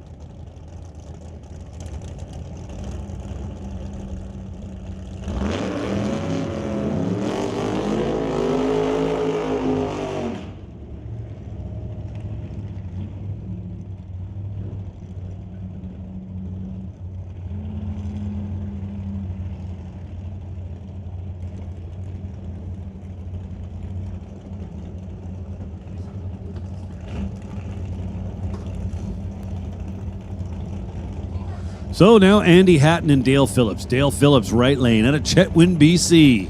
67 Mustang, 699 cubic inches under the hood. Andy Hatton for the Titanium Auto Group and Bubba's Speed Shop. Couple of nice lights, 007 versus an 010. Wow, these guys are mowing down the tree. Dale Phillips goes 786 at 171. Andy Hatton with an 846 at 154. That's going to bring up Paul Soares and Andy Antle. Paul Soares, tower side of the racetrack out of Terrence, BC. 1995 Pontiac. I'd have to say it's a Grand Am, but I'm not sure.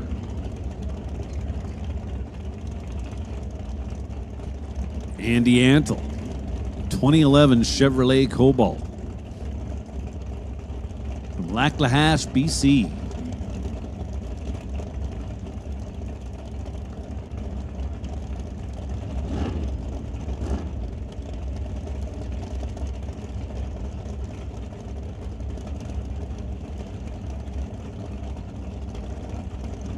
Well, both drivers carefully making their way up to the stage beams.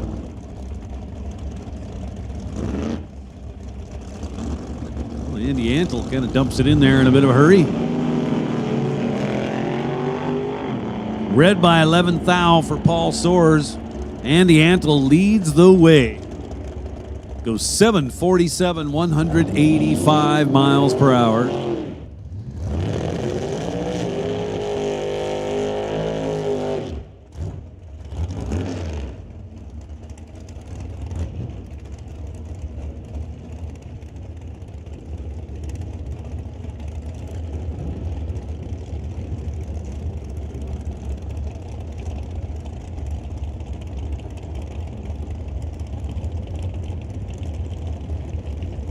So Antle moves up a spot with that run. Now our next pair, Adam DeYoung, Derek Shirk. Derek Shirk for the Titanium Auto Group. Adam DeYoung hits the tree, nice 008 light. Shirk to the top first, 766, 173 miles an hour. And an 838 at 161 for Adam DeYoung.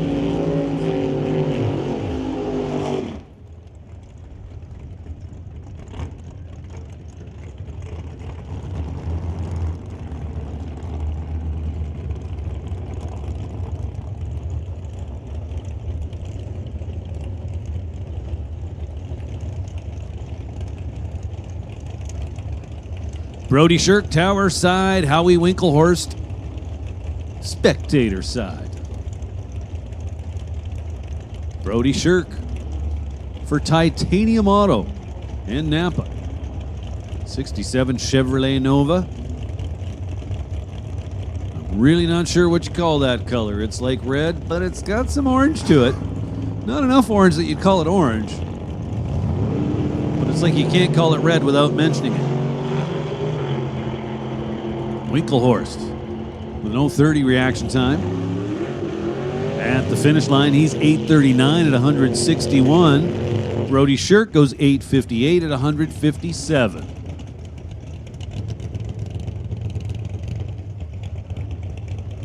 Now at the starting line, Mike Kenworthy and Scott Robinson. Mike Kenworthy out of Arlington, Washington.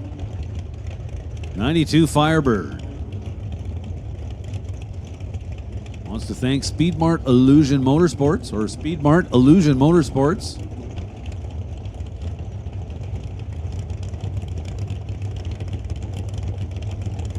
Scott Robinson wants to thank Titanium Auto Group, Rad Torque Systems, Postma Farms, JS Power Sports.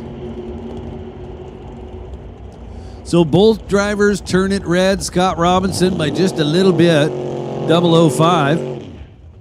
Mike Kenworthy by a ton, 304. Scott Robinson goes 769 at 177 miles an hour. 817, 165, the numbers for Mike.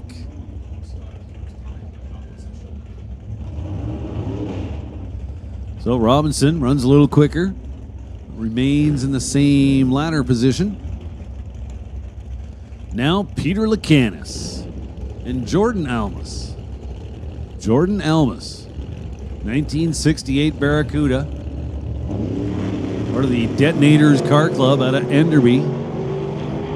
Very, very pretty car. Leads the way in this pair. 855, 157 miles an hour. That'll get him in the show. Peter Lacanis goes 863. So Canada West Door Slammers, very simple rule. Gotta run 870 or quicker.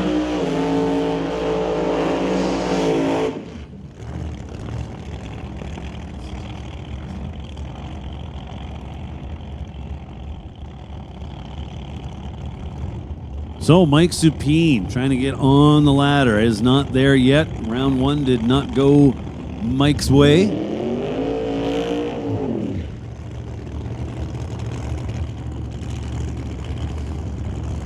Very, very cool. Blown black Pontiac GTO over there in the right lane.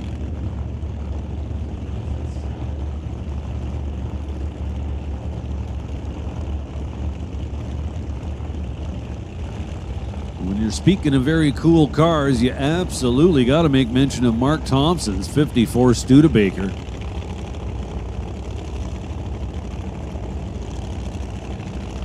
Thompson, Tower Side. Already in the show. Qualified number 7 so far.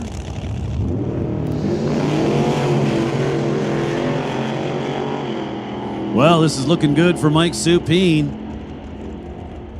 746, 185 miles an hour. That'll absolutely put him inside the show. Mark Thompson goes 758, 181 miles an hour. Just about as smooth as you can do it, A to B. So Mike Supine gets himself in the show. Currently qualified number 6. That'll set up Ray Rusiani along with Paul Debris Sr.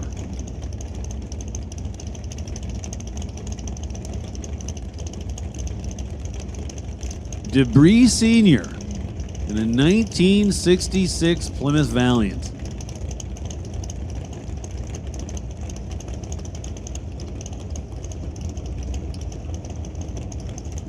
Rossini Tower Side.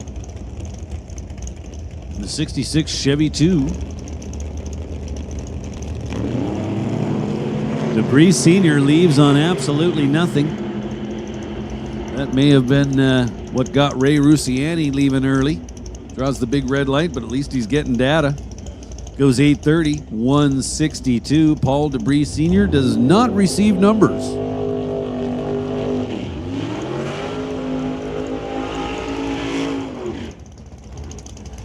Dave Warren in the Blue Max Bel Air.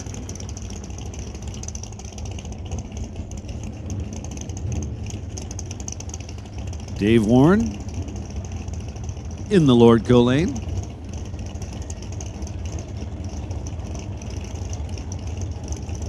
Who do we have here in the Tower lane? That would be Otto Schulte. Former champ. Driving a car that has done a lot of winning in its lifetime. Car originally owned by Stefan Condelay and family.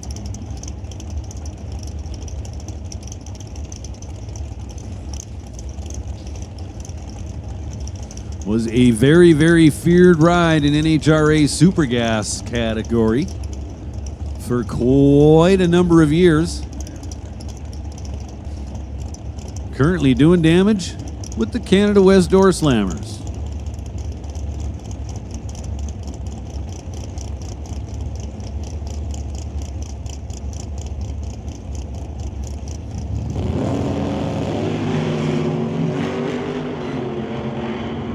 Schulte leaves on time with a double 06 reaction time. Warren with a strong 023 on the starting line. At the finish line, it's Schulte there first, 761, 179 miles an hour versus a 798 at a $174 for Dave Warren.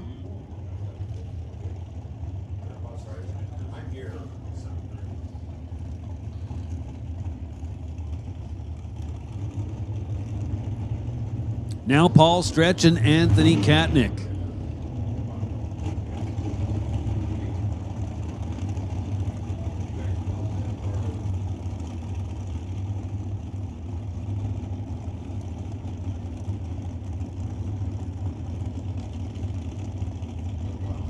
Hey, listen up in the pits. This is a good one. We need our Nitro Harleys to the lanes. Nitro Harleys, come on down.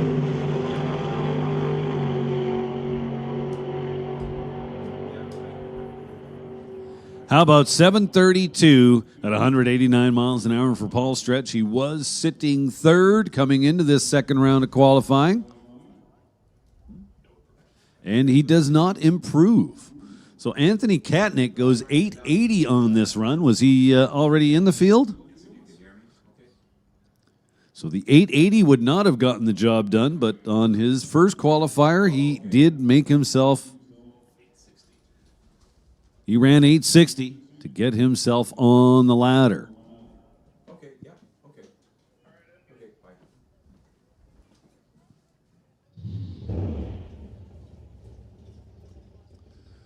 So slowly winding our way through this large field of Canada West Door Slammers competitors.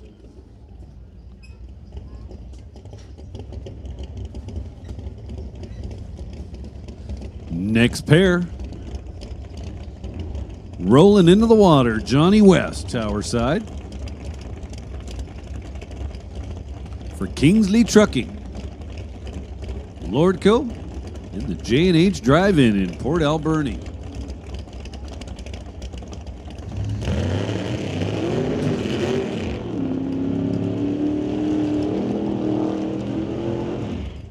Aiden Katnick in the right lane.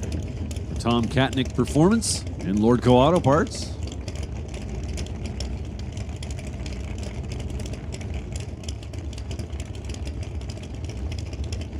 So Aiden in this little Mustang was competing last weekend here at Mission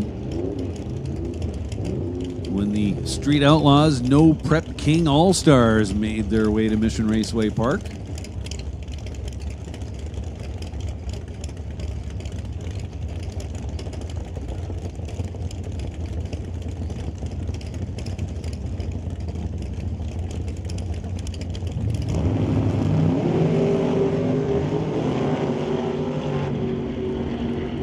So Aiden on and off the gas a couple of times. Obviously a less than trouble-free run. So Johnny West looked pretty trouble-free.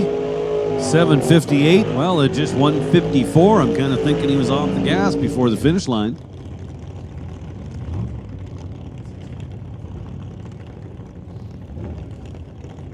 Well, fortunately for Aiden Katnick, he's already in the field.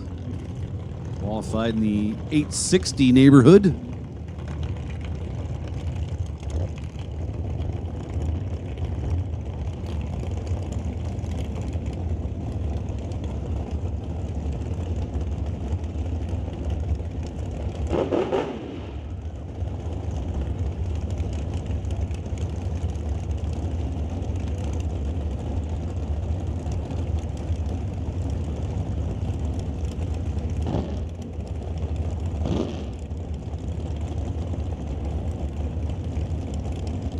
Now Brian Ritchie and Zach Joyce. Zach Joyce in the Lordco lane, spectator side of the racetrack. Both these cars already in the field, pretty much side by side as they go down the racetrack. Brian Ritchie a little bit ahead at the finish line, 794 to an 821. Ritchie also had the starting line advantage back here at the starting line.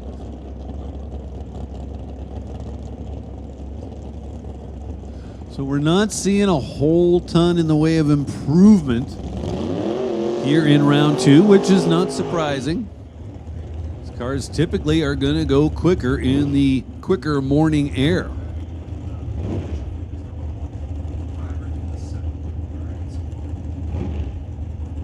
So our number one qualifier in the left lane right now, Terry Shaflita. 500 cubic inches, and trust me, folks, you want to listen to this thing because he revs it to the moon. It's a clutch car. You're going to hear him make 4 gear changes as he goes down the track.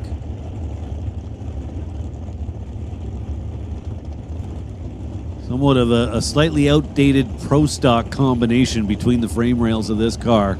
Have a listen, folks. Brad Powell in the right lane.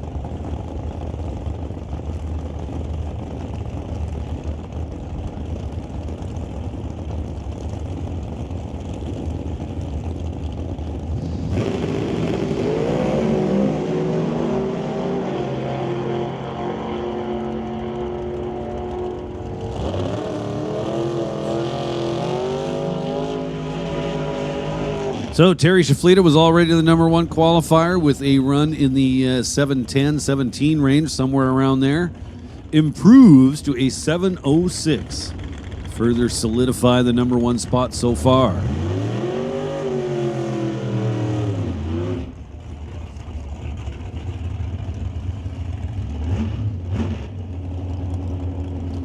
And an 8:42, 158 mile an hour pass for Brad Powell.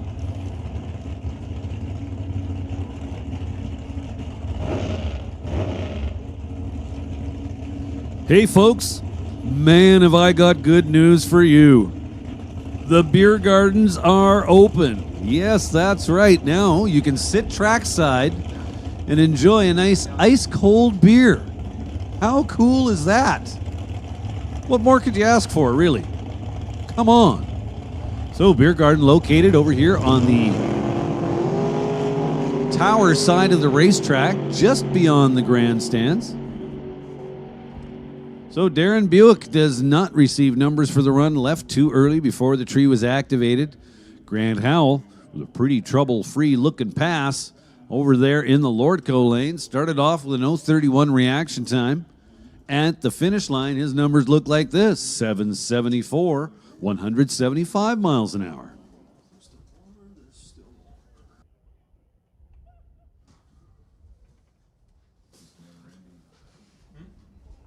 So, making our way through this rather large field of Canada West door slammers, we are somewhat nearing the end of it. Following that, will be round one of qualifying for Top Fuel Harley.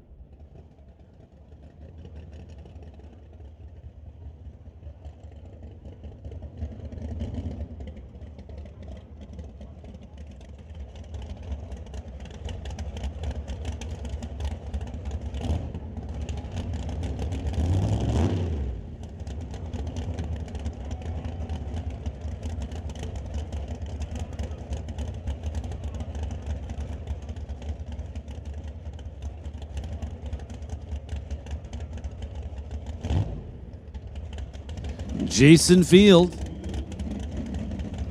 and Tom Katnick. Check out the Camaro in the right lane.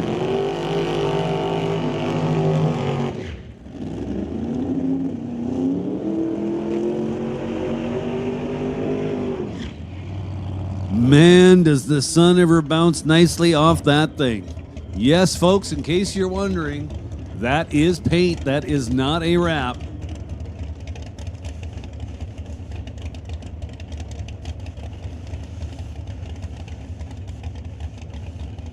Very, very impressive looking car. So Jason Field, tower side, 71 Chevelle. You see him purging the nitrous. Wants to thank Ritchie Racing Engines along with Greenlight Auto Sales. Jason Field kind of is Greenlight Auto Sales.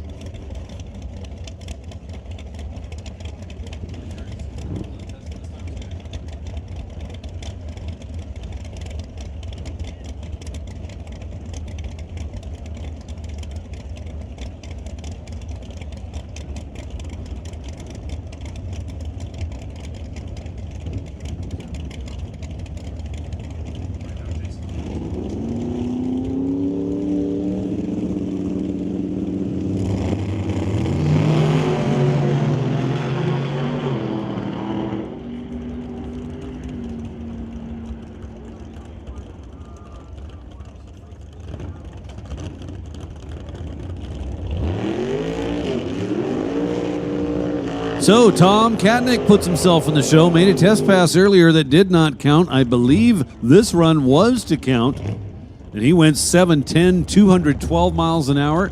I think that's going to put him in the number 2 spot.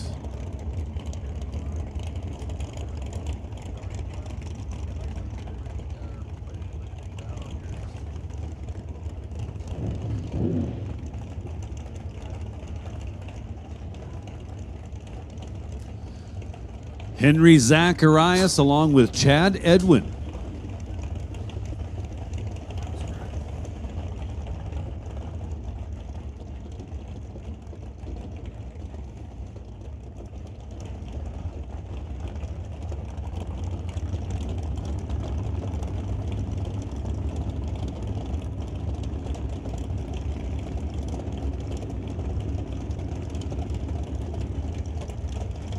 Attention in the pits, attention in the pits. Street Classic. Street Classic. This is your call to lanes 5 and 6. Street Classic, we need you now. Street Classic, come on down to lanes 5 and 6. Henry Zacharias for Titanium Auto Group. Tower Side, 1953 Corvette. Chad Edwin in the S10.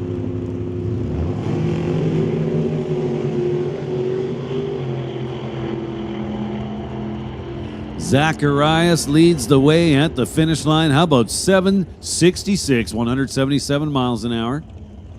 So Chad Edwin goes 892 at 154. Was Chad already in the field from a prior run? Yes, he was.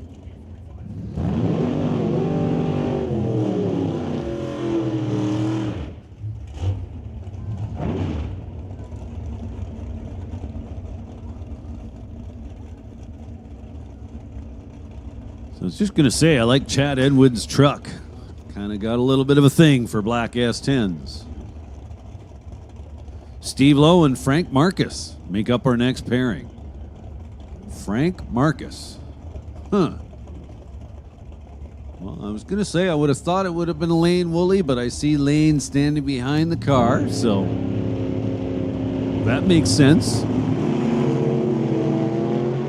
Steve Lowe and his new ride. 1992 Firebird. Steve Lowe, 798, 172 miles an hour. Not bad for a super street car.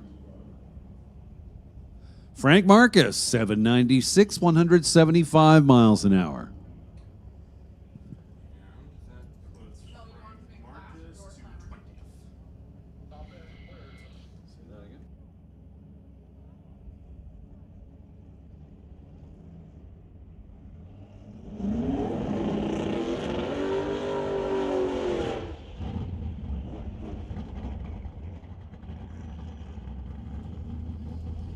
So as I understand it, this next pass, this little Chevy 2, don't have a name for you.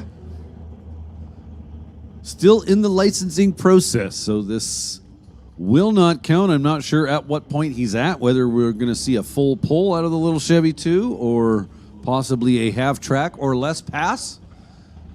But I can tell you this much, it will not count for Door Slammers qualifying.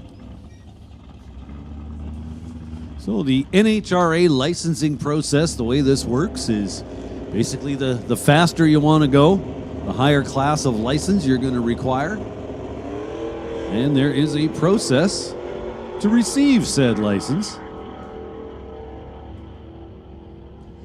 Typically speaking, it's progressively increasing how far you go down the track till you're at the point that you make full passes, and once you've done those and other licensed drivers are, after witnessing those runs, are willing to sign off for you, well, then there you go. Up until that point, though, all licensing runs will be run as singles. They actually won't line you up against another driver until you're licensed to go that quick.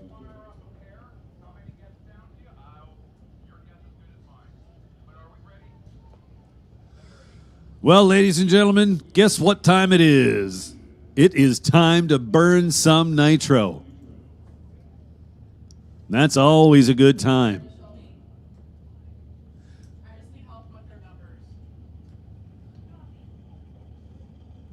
Nitromethane.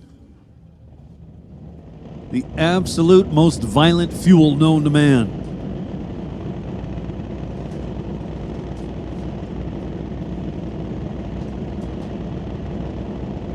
When an engine's running on nitromethane,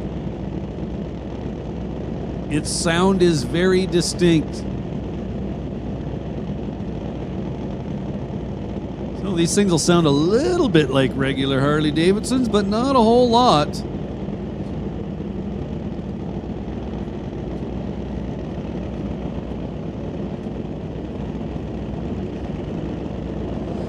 So we got 5 bikes on the property this weekend, all but one of them running a Ron Howney design V60.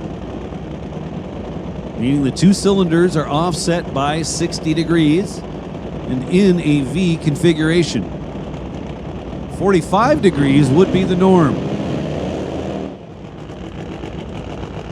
So we start off with Nate Gagnon and Austin Christopher. Austin Christopher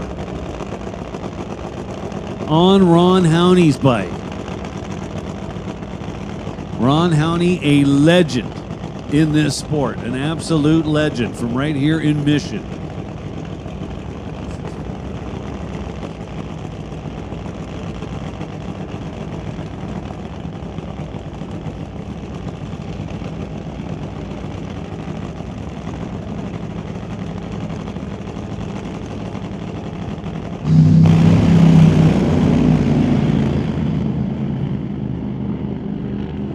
Check it out. Reader board says 6 seconds either side. Gagnon goes 6:52. Austin Christopher with a 6:69. Both bikes over 200 miles an hour, with Nate going 2:08 and Austin 2:15. Now, how's that for a nice opening pair? 2 bikes solidly in the field.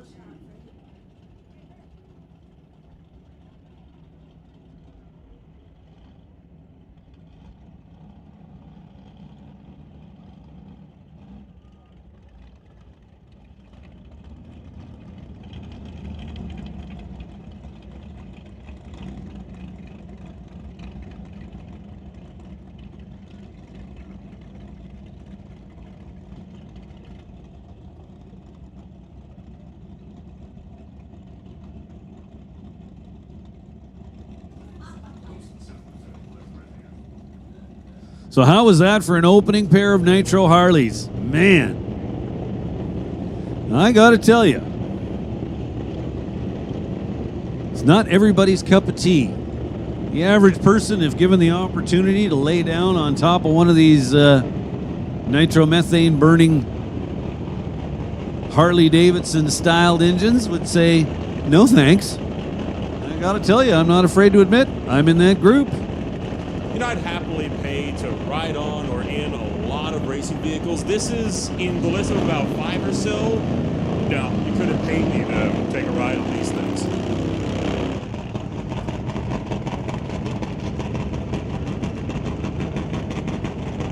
So this will be Jim Schellenberg along with Pete Waugh. Pete Waugh in the right lane for Big Kids Racing. Another one of these V60 Ron Howney built engines. And there's Jim Schellenberg, tower side, the only guy not running one of them V60 combinations. So Jim Schellenberg to the finish line first, 7:17, just clips the 200 mile an hour mark. And Pete Waugh struggling a little bit, goes 7:88, 166 miles an hour.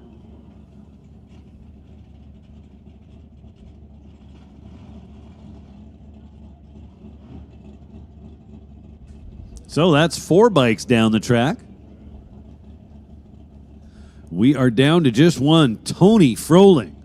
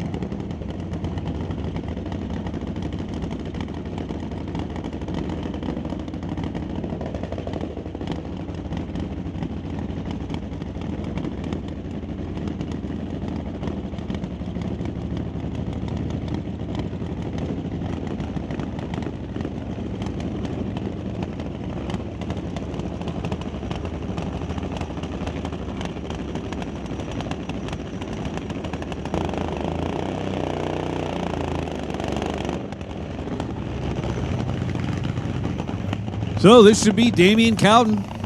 This will be a single. Uh-oh. We have silence. That's not good.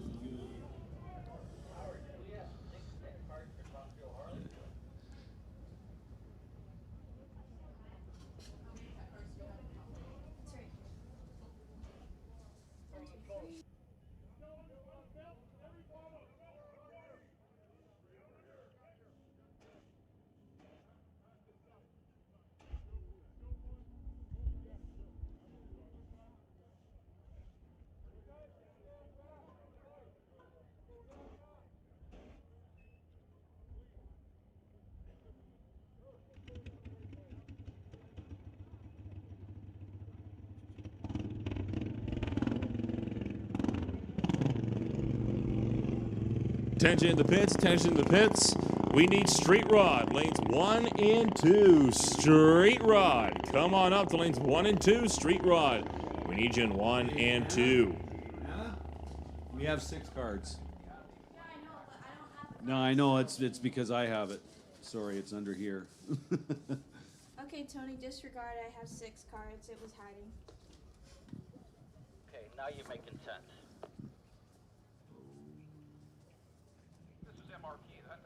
So looking like Damian Cowden might not be able to make that hit. They're going to back him up underneath the Lorco Auto Parts spectator bridge, and that'll bring up what should be the last of those nitro bikes that we've got so far for this qualifying session.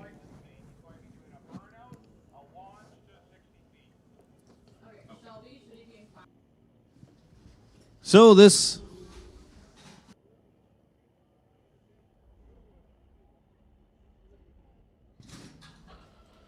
So our final bike.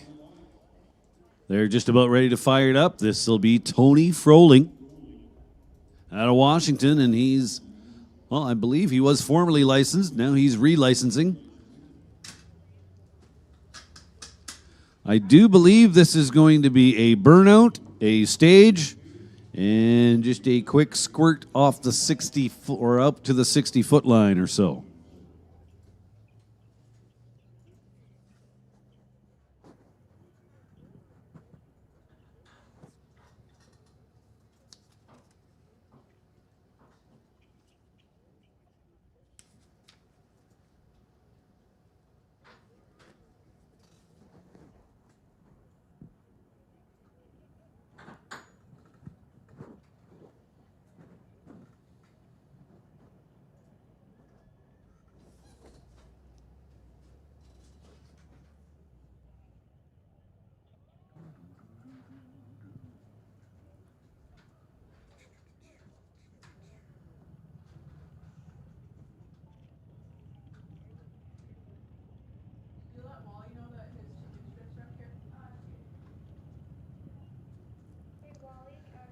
Typically.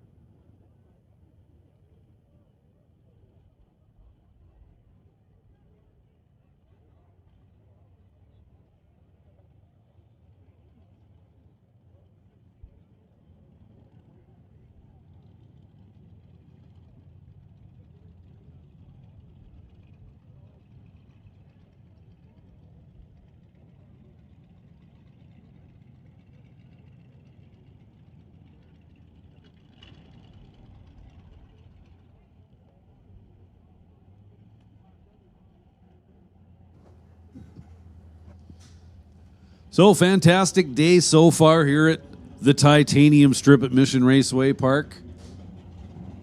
Definitely one of the favorite races on the schedule every year.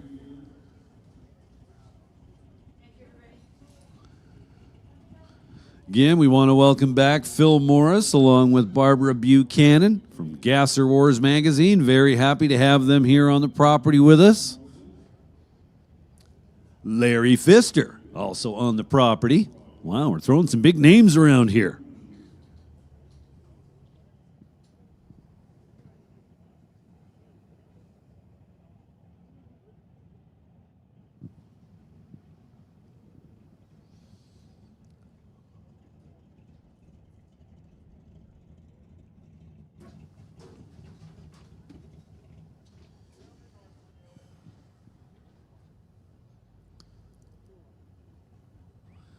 And all this on a beautiful sunny day. Gotta like it. So again, 50-50 ticket sales taking place as we speak. Volunteers are, I'm sure, currently making their way around the grounds. If you have not yet been approached and want to get in on that, and well, why wouldn't you? You do have the option of heading over to the pro shop or near the pro shop, track side of the pro shop, actually right beside the Nitro Lube tent. They have a fixed ticket selling station.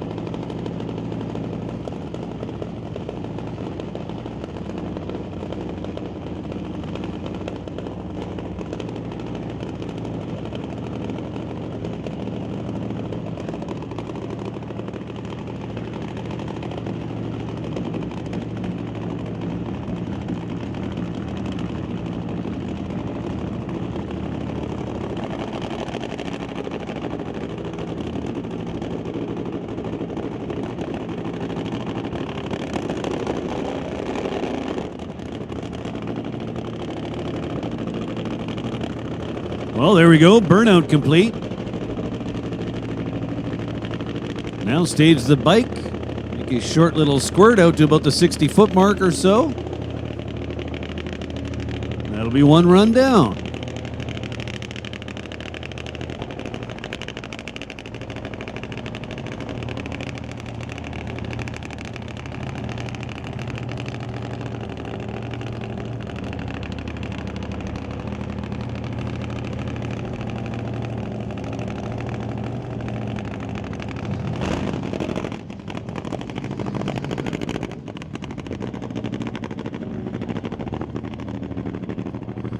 Well, the bike not overly cooperative.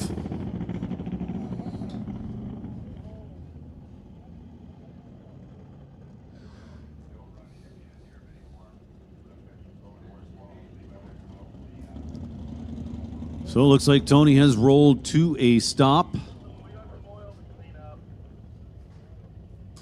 And yeah, I think I can see what it is they're talking about down there on the starting line. Might have a little bit of oil to take care of off the racing surface before we resume. But that will do it. Round number 1 of qualifying for Top Fuel Harleys. Once again, big shout out to those guys. Hey, on behalf of Ron Howney, want to thank Coldwater Spirits, Great White North Distilling, Maximum Collision, Redline Oil, Road End Farms, Inc., Braden's Sports Fishing. All those supporting Fast Lane Racing. Big shout out to all those companies. Also, folks, while you're here, I'd ask that you take a look around at some of the signage you see here. All these companies support what we do. And we would very much like for you to support them when and if you can.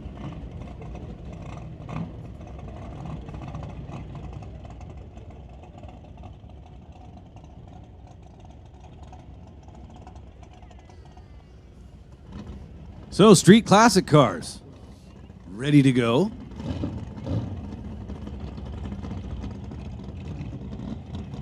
So we're just going to help Tony get him and his equipment off the track.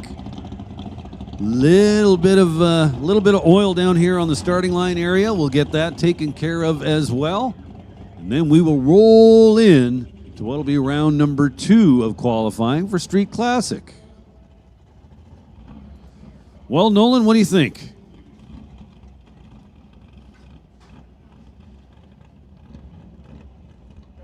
I think that was a very fun session, and I think some Street Classic qualifying is, I think, just what we need right about now. Well, for sure. So we are going to see our Pro Nostalgia and Top Fuel Harleys coming back a little bit later on today.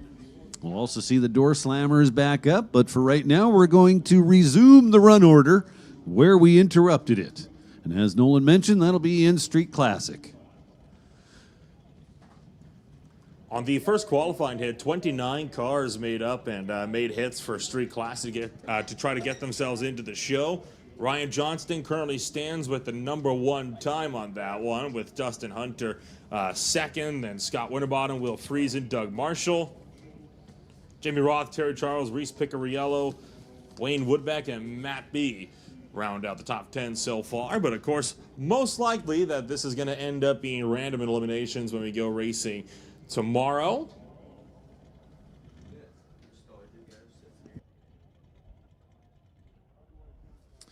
Attention the pits, attention the pits. We need Nostalgia Gas to lanes 3 and 4. Nostalgia Gas, bring them on up.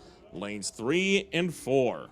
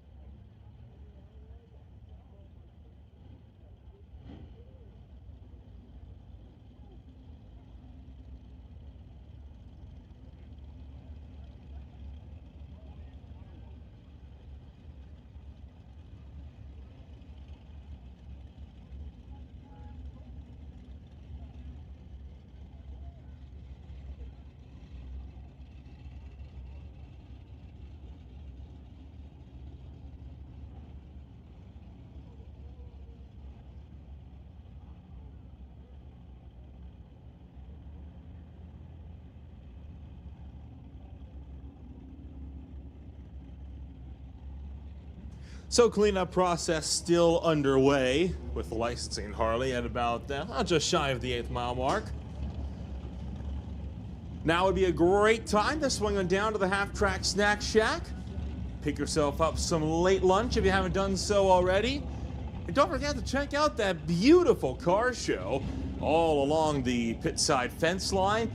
Was walking up and down there earlier when I was going to get some lunch, and boy, there are some fine cars there. So absolutely be sure, swing on down and take in the sights of all of that vintage history down there. It's not going to be something you're going to want to miss, I can promise you that.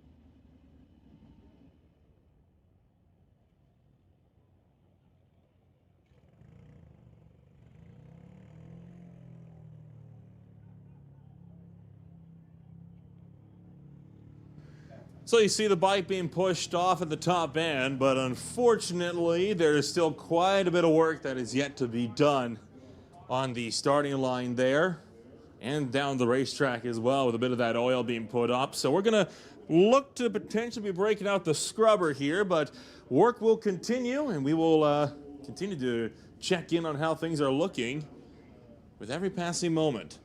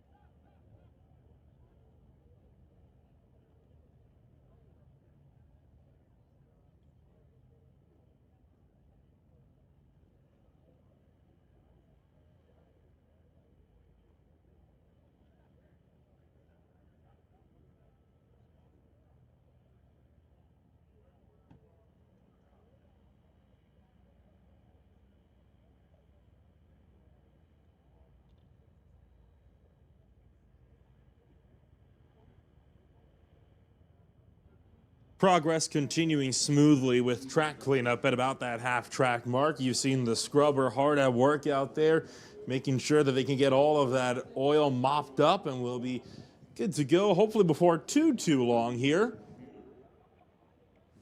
Of course, dragging still a big part of the track prep process that we'll have to do before we'll be able to send Street Classic down the racetrack for their second qualifying hit of 3 this afternoon.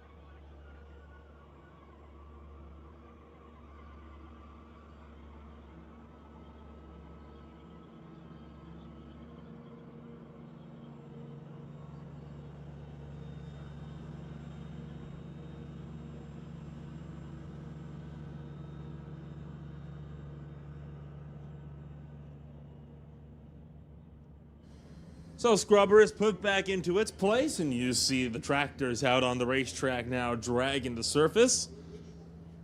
So racing not too far away. Street Classic, of course, lined up all the way around the corner, and I see a good bunch of the Nostalgic Gas crew sitting back there as well, ready to go.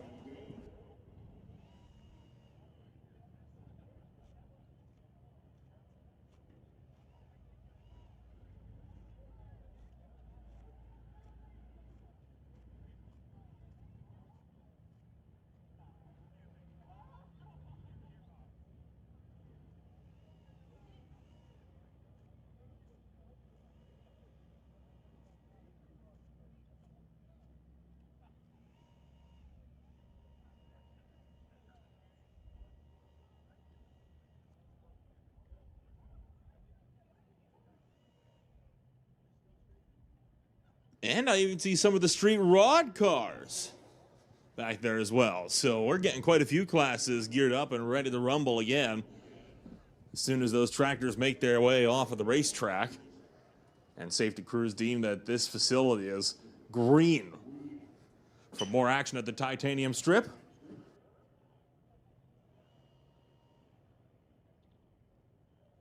You know, car shows happen to be your thing. Well, next weekend will be the British Columbia Custom Car Club Association Show and Shine. So you can find more information of that at our website at missionraceway.com. That'll be taking place next Saturday with, I believe, Mopac Auto Supply Street Legal the Friday night before.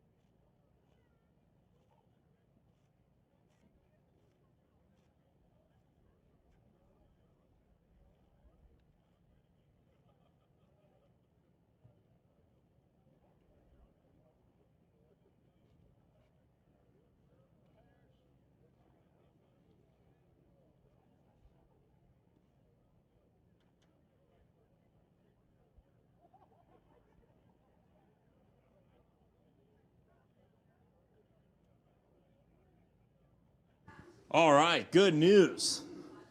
Track has been cleared and we are ready to rumble. So Street Classic B qualifier number 2 getting set to kick off.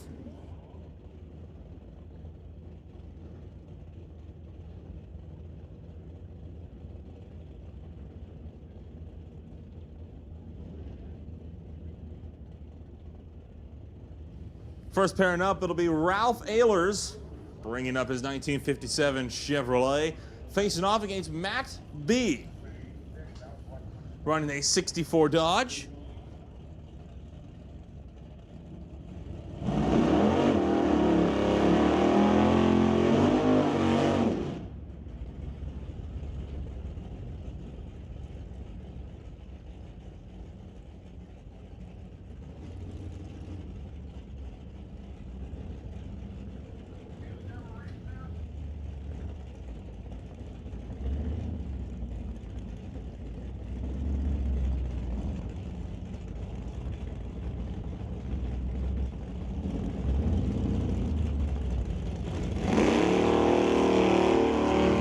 Very soft launch for Ralph Ehlers. Matt B, the one to get way out in front of the Chevrolet over here, tower side. And Matt goes 10.74, 125 miles an hour. Ralph Ehlers goes 13.73 at 104.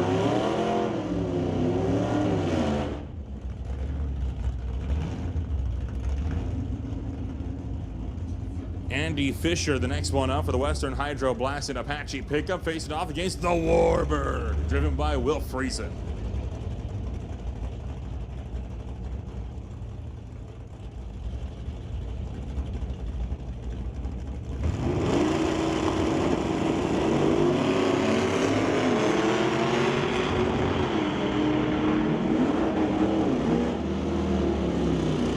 Hey, listen up. Attention, everybody on the property. If you are the owner of a Kia Rio license plate SX570V, you are improperly parked and are obstructing traffic. You need to move. That is the owner of a black Kia Rio license plate SX570V. You are improperly parked. You need to move immediately.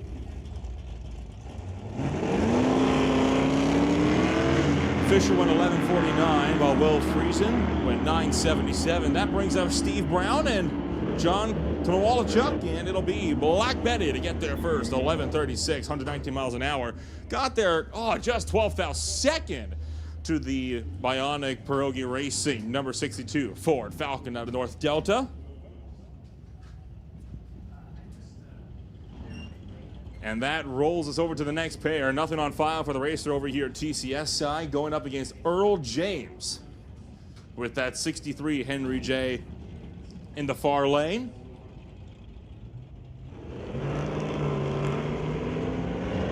Earl James racing from Campbell River, BC. And it'll be the left lane to get there first. 12.57. 111 miles an hour. Earl James, 14.85 at 92. And that'll bring up Tony Picariello, racing his 55 Bel Air, facing off against Sonny Friesen with the 64 Fairlane.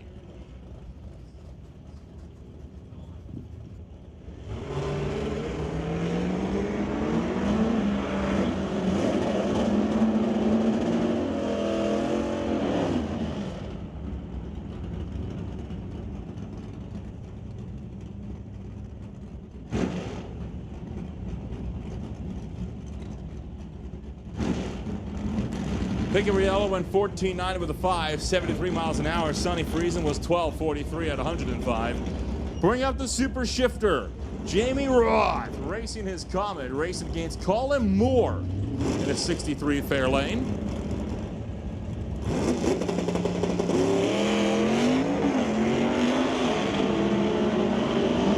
Both races away, Jamie Roth rapidly upshifting through the gears, and he'll go 10.08 at 134 miles an hour. Colin Moore to the stripe, 14.67, 92 miles an hour. Well, we saw Tony Picariello up. Now we'll bring up Reese Picariello.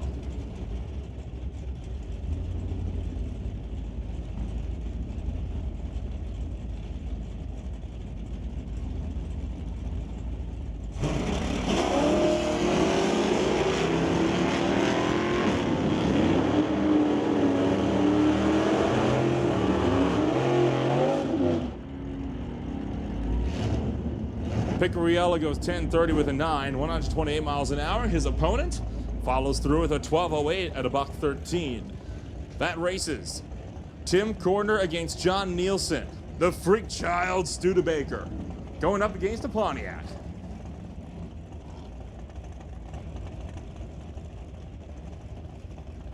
The freak child almost rolling right through the beams.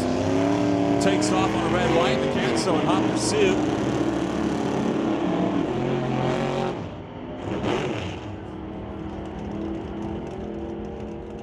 And Nielsen going to take the win light. 10:68, 125 miles an hour. Tim Corner was 11:72 at 116. And that brings up Wayne Woodbeck. The Georgia straight line collision. 1964 Ford Falcon going up against Dustin Hunter.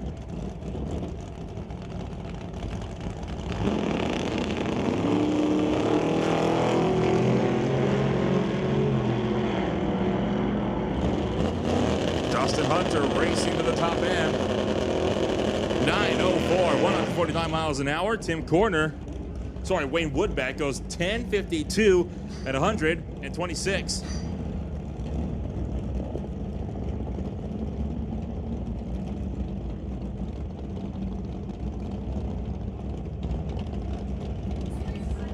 And that brings up Will Zork and Mark Goddard. A 62 Bel Air going up against the Savoy.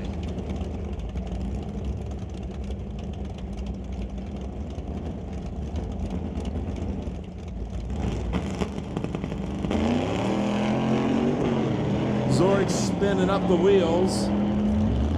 Looking to run down track as Mark Goddard following in hot pursuit, but Will Zork will get there first. 11:09, 121 miles an hour. Mark Goddard, 13:24 at 105.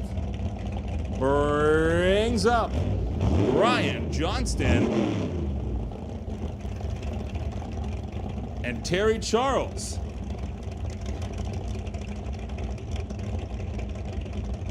Johnston, of course, racing as always the Nasty Fish Racing Investors Group Corvette. Definitely one of the quicker cars in the class. Terry Charles taking up his 51 Chevy.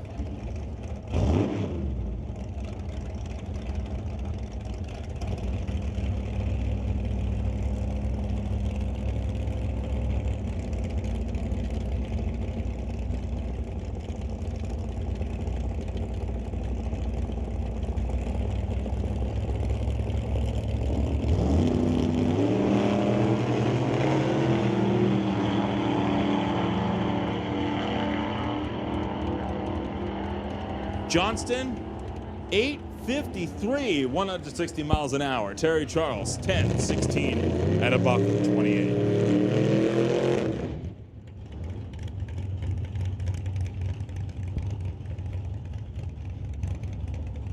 We'll bring up Doug Marshall. We'll bring up Paul Carr. The Chevy 2 dubbed Marsh out of Enderby races it up in the TCS side, and the 1963 Comet out of Rosedale is Lordco's side.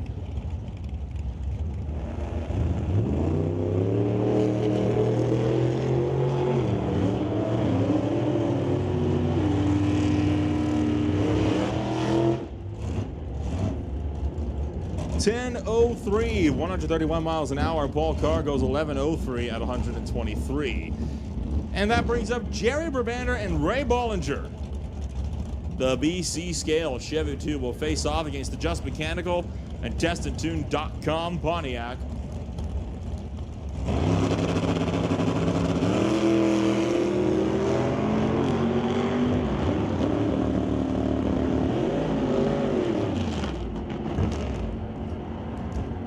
Brabander went 0-11 on the tree, follows it through with a 10:66, 123 miles an hour. Bollinger, 10:71 at 123. Next pairing up, it'll be Scott Winterbottom. It'll be Randy Hermsen. The Winged Behemoth Oldsmobile facing off against Winterbottom's Rags to Riches Top Shop Chevy 2.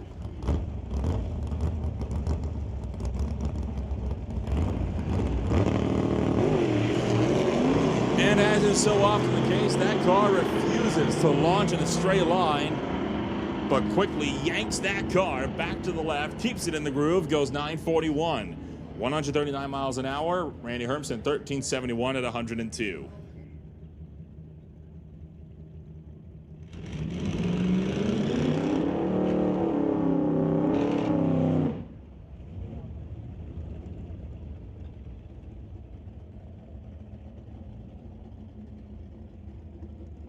Attention to the pits, attention to the pits. Outlaw Electronics, we need you in lanes 5 and 6. Outlaw Electronics, we need you up lanes 5 and 6.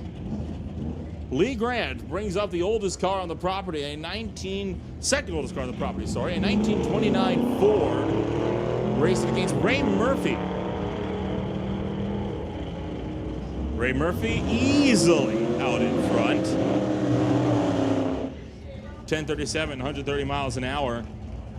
Grant cruises into a 1649 at 79.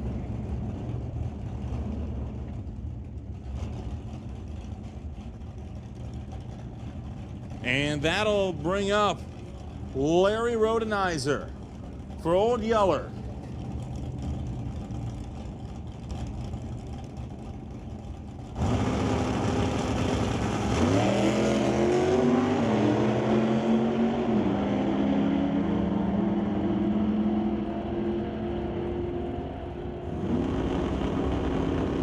We have rolled well into Street Rod for their second round of qualifying. Body styles, boy, do they have to be old. Rodenizer at 947, 139 miles an hour. His opponent 1150 with the 7 at 116.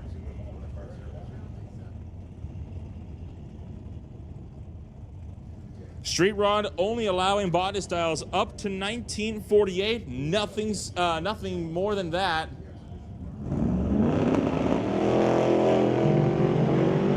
Rob Monroe Sr., that white knuckle racing Model A very familiar sight to many race fans that come here regularly at Mission Raceway Park. Goes 887, 140 miles an hour in the left lane, 1046 at 127. We'll bring out Pete Conrad and Jerry Barron. The Torchman Rod and Custom 1937 Chevy facing off against a 38 Pontiac.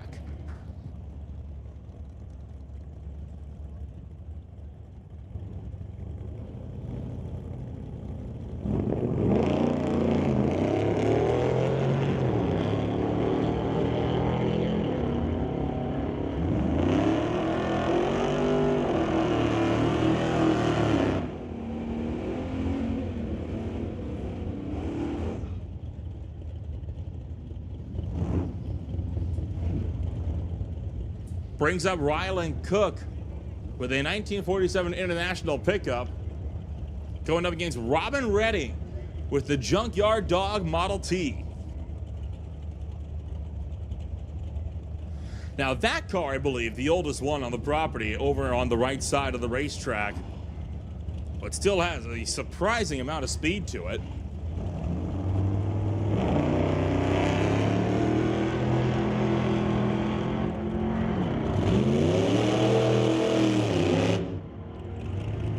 Redding will turn on the win line by going to 1154, 111 miles an hour. Ryland Cook, 1278, 108 miles an hour. Nothing on file for this car over here in the Tower Lane, but it's Frank Equi over in the far lane. Apologies if I have pronounced that wrong. A Chevrolet from 1936 out of Salmon R.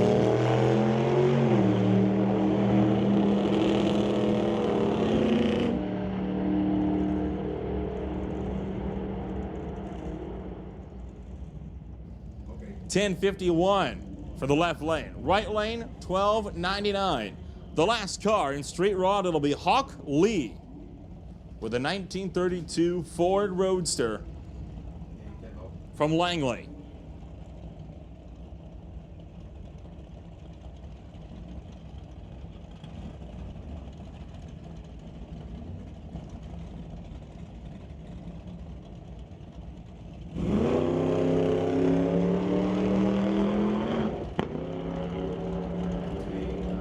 on and off the throttle. Sounded like he may have struggled to shift up a little bit off the hitch. It was 1083, 126 miles an hour, and that will roll us into nostalgia gas. Carl Jamieson brings up the Reform School average for maximum collision Chevy Bel Air to race Polara Pat in that El Chupacabra Dodge.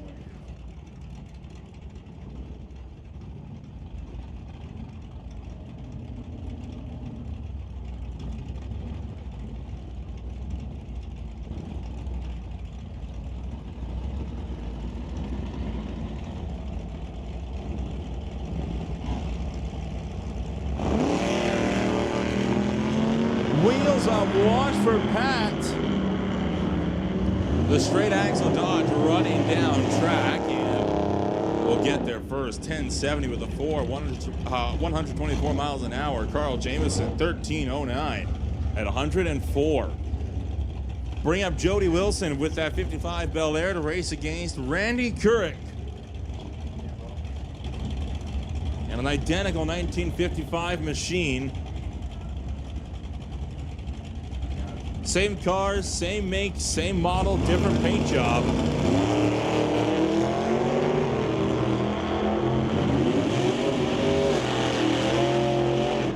It's about as evenly matched as two cars can get at the quarter by 5/10 thousandths of a second. Jody Wilson got there first, 1074, 123 miles an hour. Randy Couric went 1079 at 124.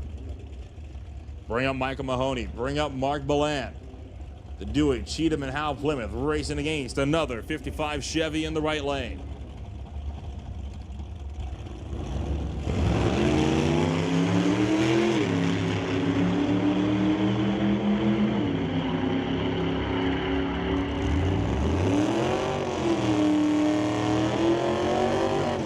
Ballant goes 1063, 126 miles an hour. Mahoney, 1145 at 115 miles an hour. And that brings up Steve Chase in the shoddy Mercury pickup, racing against Harry for the Old Oaker Garage father and son Plymouth.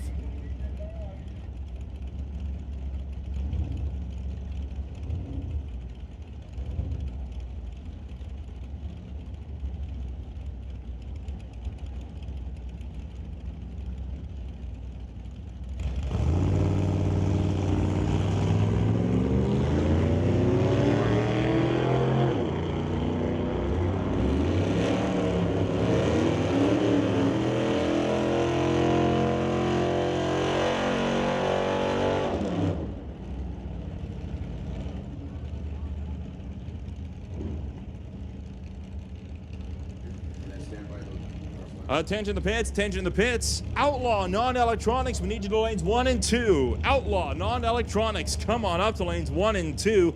We're also putting a standby call out for Pro Nostalgia, for Door Slammers, for Top Fuel Harleys.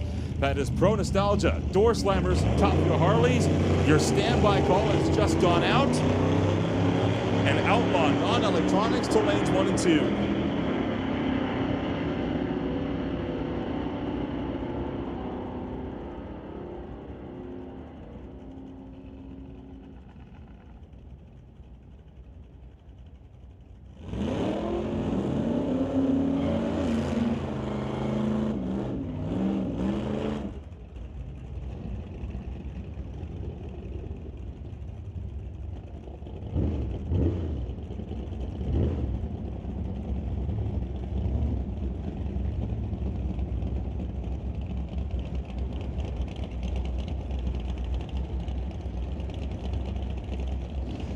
Bring up the Fleenors, Wendy and Norm, both racing for Northwest Trailers on the car. Old Kentucky in the 56 Chevy on the right side of the racetrack. Now Wendy turns on the red light by a good bit, but we'll run down track nonetheless.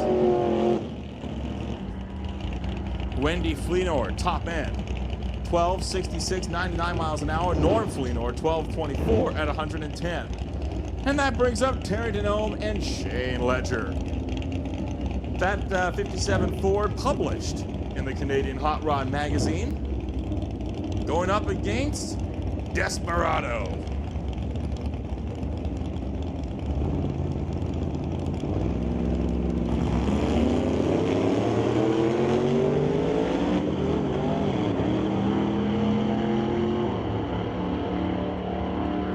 Terry Denome, 1098, 122 miles an hour. Shane Ledger, 1089 at 126. Bring up Andrew Weeb.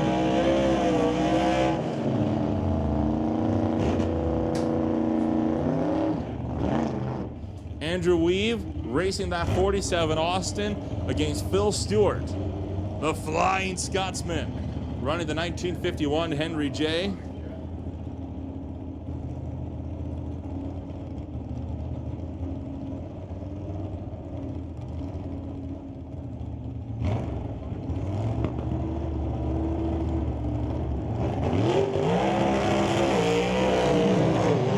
Weave turns on the red line by a bunch, way out in front of Phil Stewart. Goes 1097, 95 miles an hour. Phil Stewart, 1053 at 128.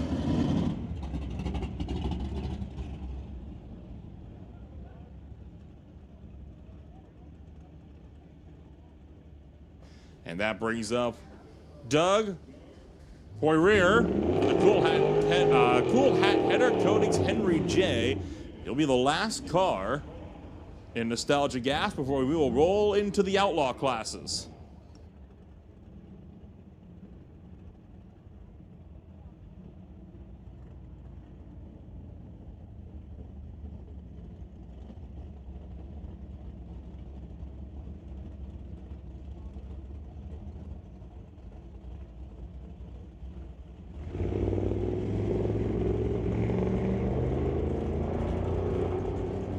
Attention to the pits, attention to the pits. Door slammers. We need door slammers to lanes 5 and 6. Door slammers, come on up. Lanes 5 and 6.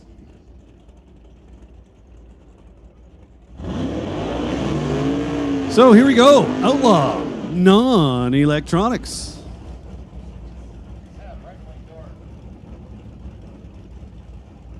Well, I know we've got Irene Cocatello over here, tower side, just waiting for the computer to get updated.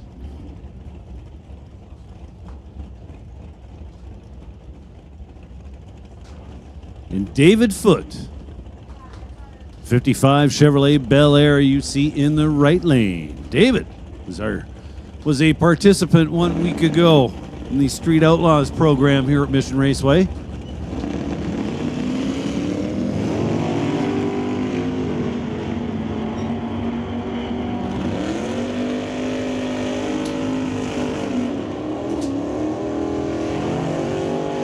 So Irene leaves before the tree was activated, does not get any numbers for the pass.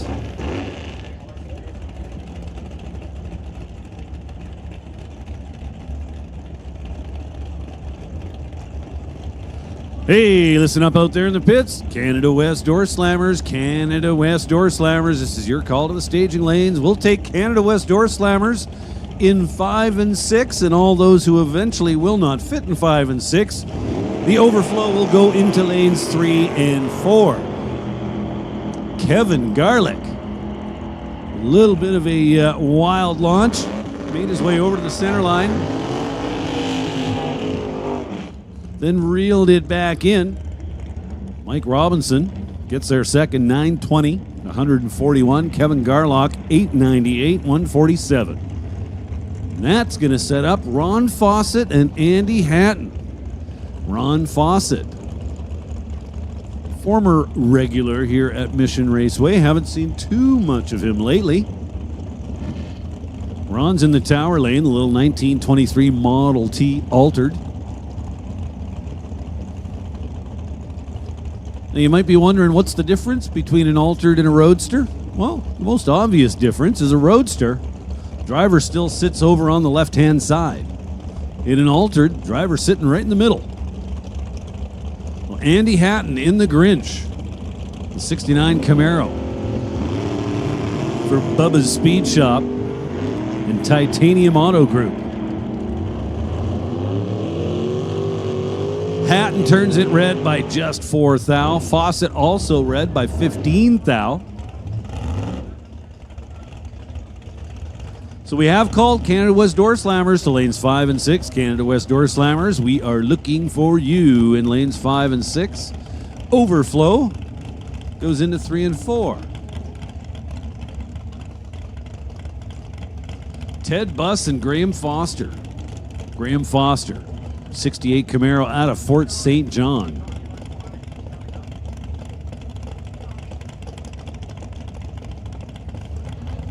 Ted Buss, Towerside in the Roadster.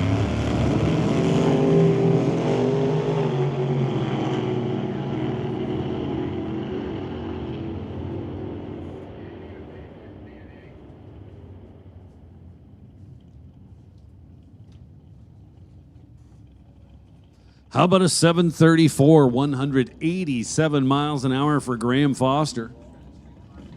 Man, looking at that car, I gotta wonder, why is he not running with the door slammers? Looks like it would be a good fit.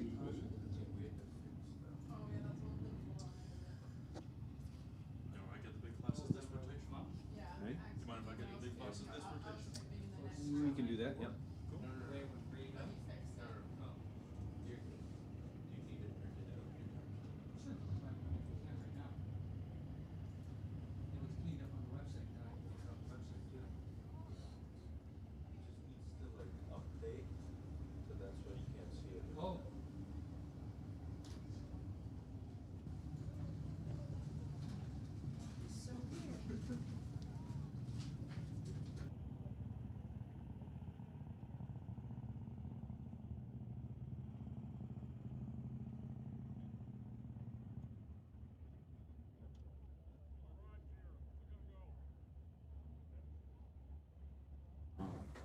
We're doing all electronic. Why does it say electronic? Crazy, that little screen runs the whole program. That's the class. So we did That's the one we just finished, the last half. A lot of those cars had ends on them. I was told they're electronics. Got a mic on there somewhere.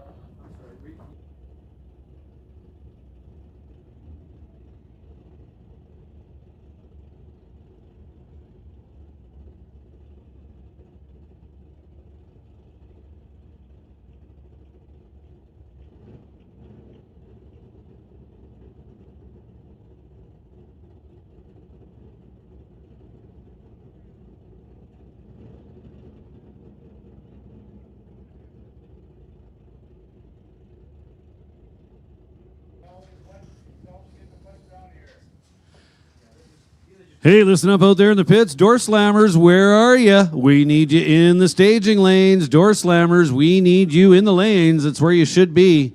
5 and 6. Once 5 and 6 is full, 3 and 4.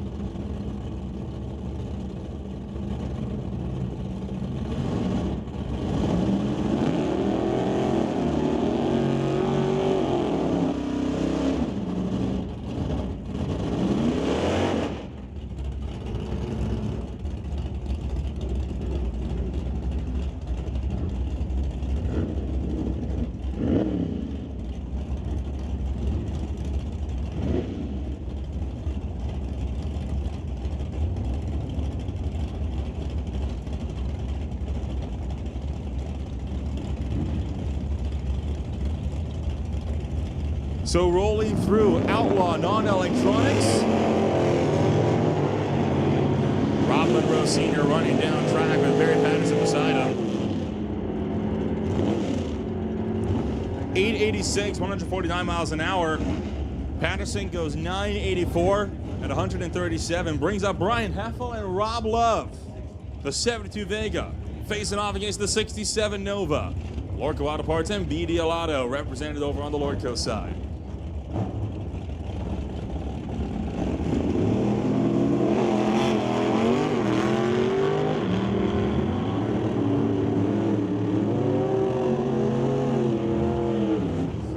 Love goes 876, 151. Heffel, 945, 142. Blair Criddle, the next one up, racing against Keith Winterbottom.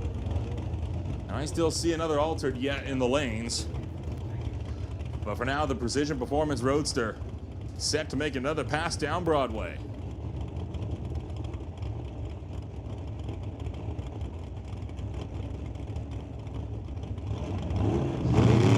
So that'd be Keith Winterbottom over there, spectator side of the racetrack, rowing through the gears. Blair, tower side, turns it red by 90 thou. Jamie Wellwood, yeah, this fall.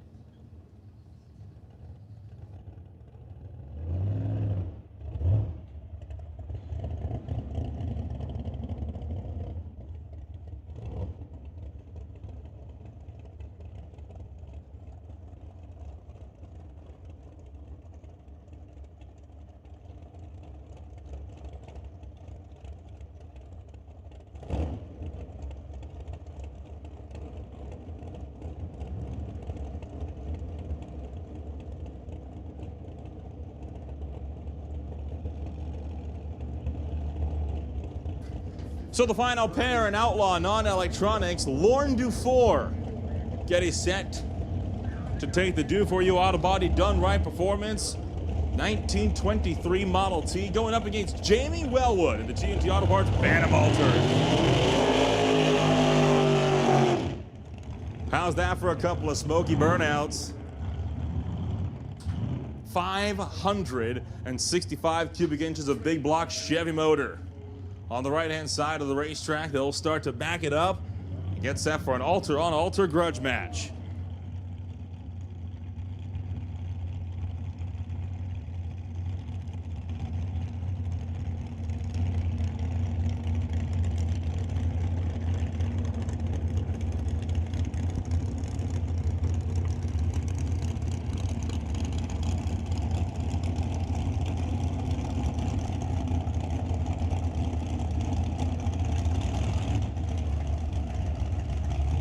Lorne Dufour, tower lane. Jamie Wellwood, spectator lane.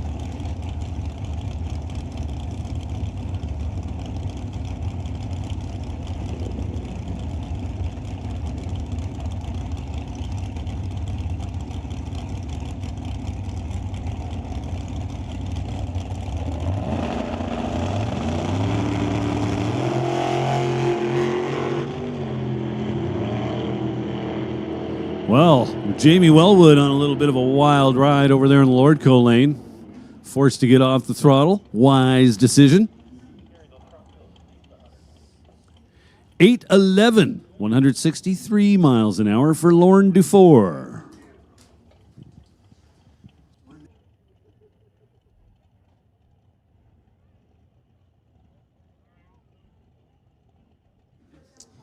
All right, folks. Get out your 50-50 tickets and listen up. We've made the draw.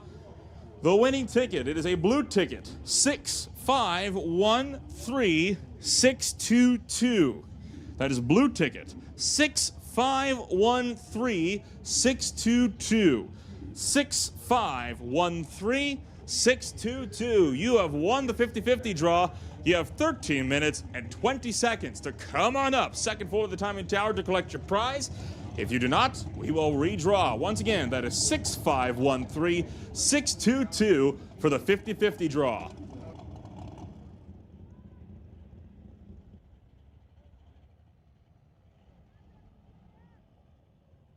So Canada West Door Slammers just around the corner. Q3 getting set to come on up and make another hit.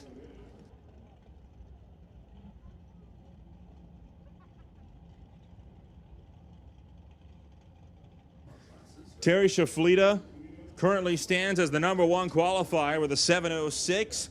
Tom Katnick, #2 with a 7:10. Third all the way down through sixth, still standing on their Q1 times. That includes Jason Field, Paul Stretch, Jay Siverson, and Johnny West. With Mike Supine, Andy Ansel, Mark Thompson, and Otto Schulte rounding out the field.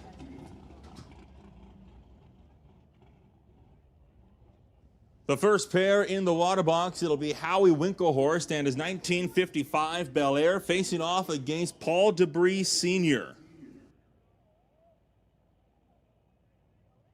Winklehorst more towards the south end of the timing charts. Still standing on his Q1 time of an 8:36, trying to see if he can best it.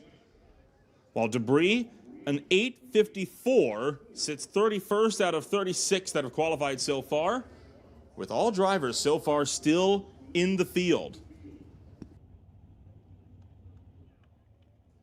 So we'll just break in here for a minute. That 50-50 number once again, because I don't see any crazy people running towards the tower frantically trying to claim their money. Everybody listen up. 6, 5, 1, 3, 6, 2, 2. 6, 5, 1, 3, 6, 2, 2. There's like $1,300 cash up here waiting for you. That number one more time. 6, 5, 1, 3, 6, 2, 2.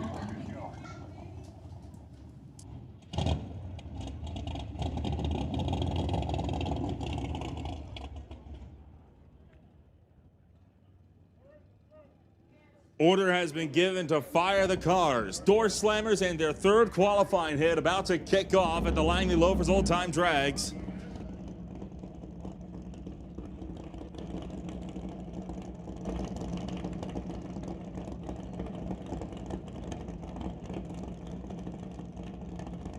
Well, folks, the 50-50 prize has been claimed.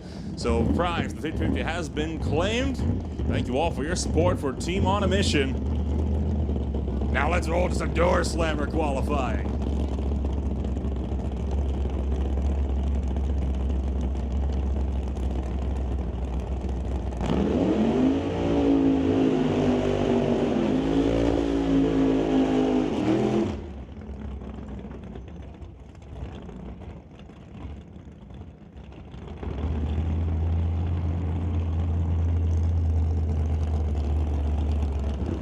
Boy, Winklehorst wasting absolutely no time in backing up behind the staging beams, ready to get this show on the road.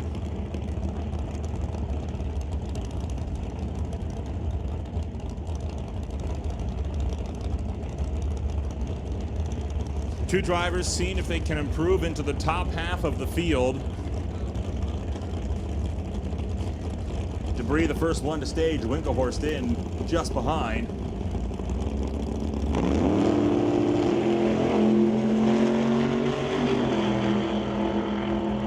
Both racers straight down Farmer Lane, top end of the racetrack. Howie Winklehorst, 8:43, while Paul Debris Sr. goes 8:57. So no improvements on either side. They will stand on their Q1 times. And that'll bring up Peter Lacanis and Adam DeYoung.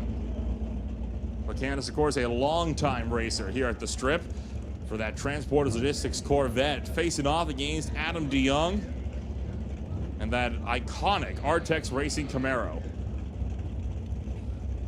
So a couple of young guns. I think if you add up these two guys' ages, you'd be lucky to get to 40.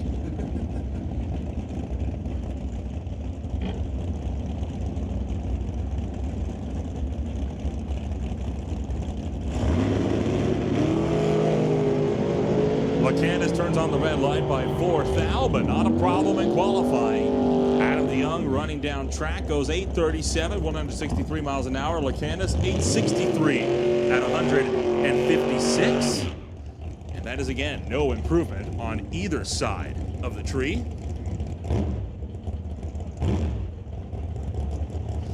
Not a surprise. John, you were talking about in Q2 about how a lot of the times are going to stand on their morning times when the track's a bit quicker. If we were running this further in the evening, do you think we'd have been seeing some improvements?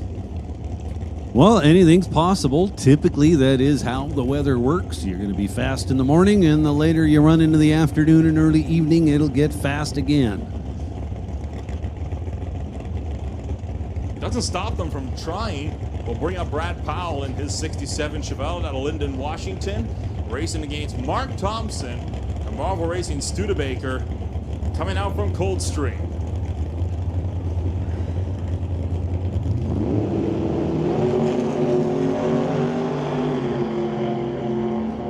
Lacanis is 004 red, Brad Powell was 004 green.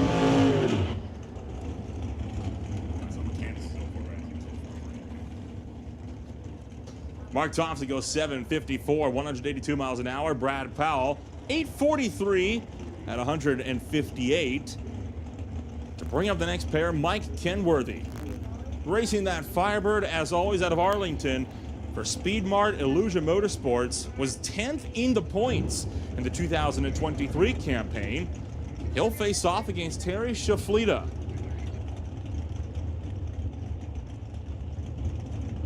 Shaflita on his last pass extended his lead with that Q1, that Q2 time. Puts himself at 7:06, so close to a 6-second time. Shaflita, I'm thinking, has got a brand new bottle armor all. No shortage of tire shine over there in the right lane. Looks good though.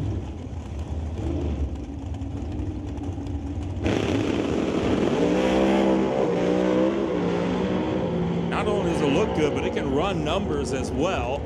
Top end, 7:08, 195 miles an hour. Mike Kenworthy, 8:19 at 166.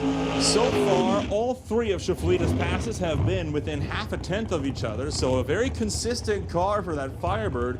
That's always a good sign. It makes it easier to dial that car in come eliminations tomorrow. We'll bring up Chad Edwin, the Boulder Excavating S10. He'll race up against the Mid-Island Engines Cavalier of Paul Stretch. Paul Stretch, one of those drivers that we frequently see at the top end of the qualifying charts, and he enters this third qualifying session standing on his Q1 time that was good enough for fourth with a 7:30. Has to improve by about a quarter of a second if he wants to get himself to the #1 qualifying spot.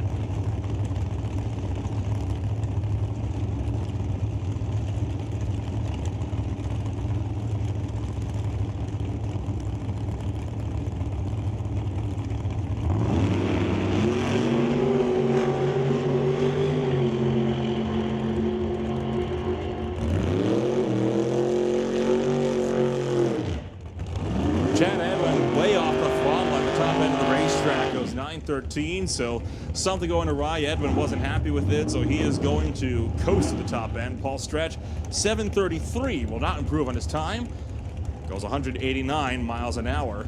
For the next pair, it's Jordan Almas and that Detonators Car Club Barracuda going up against Paul Soares.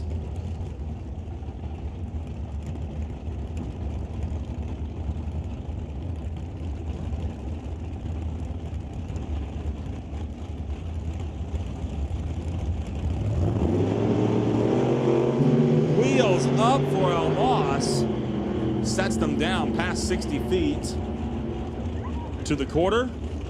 8:19, 168 miles an hour for Paul Soares. Jordan Almas goes 8:54 to 155. And that'll bring up Dale Phillips and Darren Buick. 67 Ford Mustang. Bringing it up over here on the TCS side. On the Lordco side, it's the Evans Excavating Nova.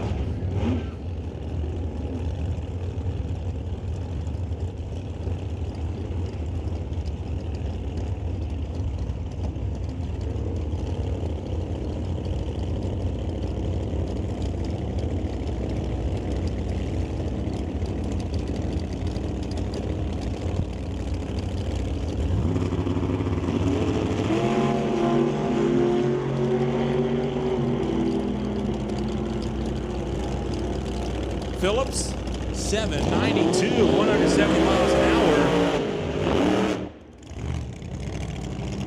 While Darren Buick goes 868 at 155. Next up, Mike Supine raced his way into the show on his last qualifying effort, with his first not being able to make the call at all. And then it'll be Johnny West. West enters this qualifying rotation in the #6 spot. The Stone Speed Shop and Brian's Glass Machine going up against the Kingsley Trucking, Local Auto Parts, and J&H Drive in Bel Air. Oh, again, Supine bumps right through the beams. Johnny West goes 7:45 at 180 miles an hour. So Sabine will improve on his time, but not on his position. He improved by about 100th of a second, but that is not enough to get him up to, it's not enough to get him up to Jay Silverstein.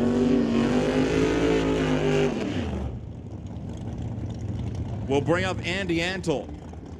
In the Antle towing Chevy Cobalt, he'll go up against Brian Ritchie. The Ritchie Racing Engines and Greenlight Auto Sales Chevelle has been a long-time runner in the door slammers category. And the Cobalt, also a driver that you should not be counting out at all. Andy Antle enters this qualifying run in the number 8 spot. Brian Ritchie sits 18th.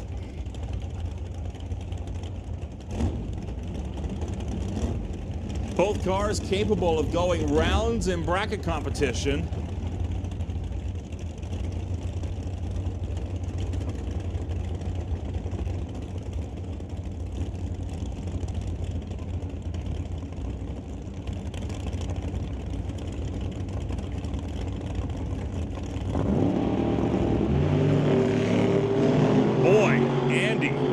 That's not a reaction time I'm used to seeing from you. Andy Antle, 4/10 on the tree. Brian Ritchie goes 793, 170 miles an hour. Andy Antle, 823 at 122. So Andy Antle off the throttle at the top end of the racetrack for sure. So far, not seen any improvements in Q3. Certainly nothing that would put somebody up the qualifying order. We'll bring up Aiden Katnick, the TK Performance Lorco Auto Parts Mustang, facing off against Ray Rusiani. That Dexy Paz Chevy 2, a striking car. You never miss it on the racetrack. Brightly colored like a beacon, letting you know exactly where it's at.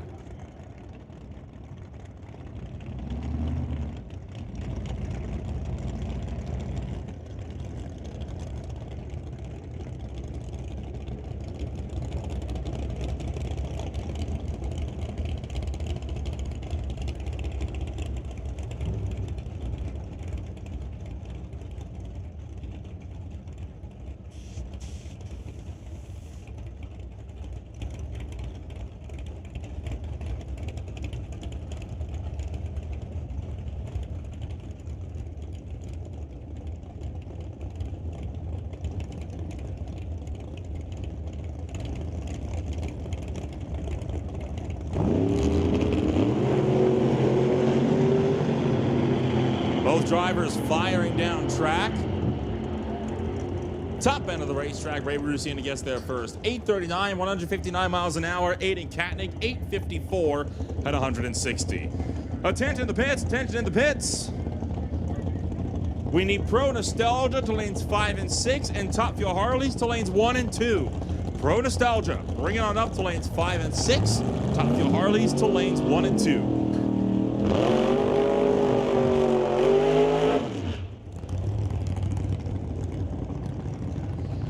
Zach Joyce, Anthony Katnick, the next drivers to bear.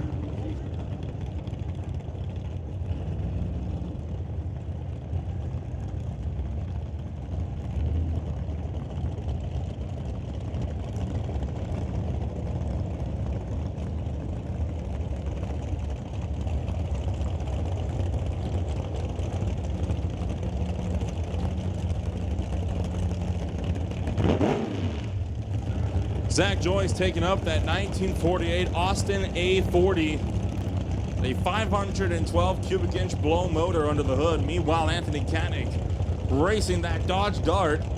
That Dart pretty new to door slammer competition, but Katnick's been putting it to work.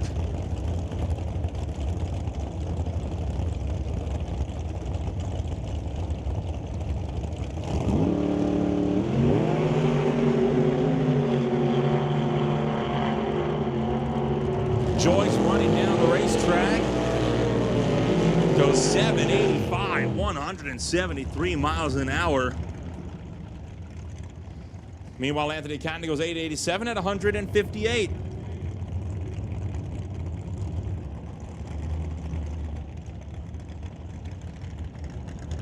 Just steaming our way through Door Slammers qualifying. Grant Howell and Brody Shirk, the next pair up. A 37 Chevy Coupe going up against the 67 Nova.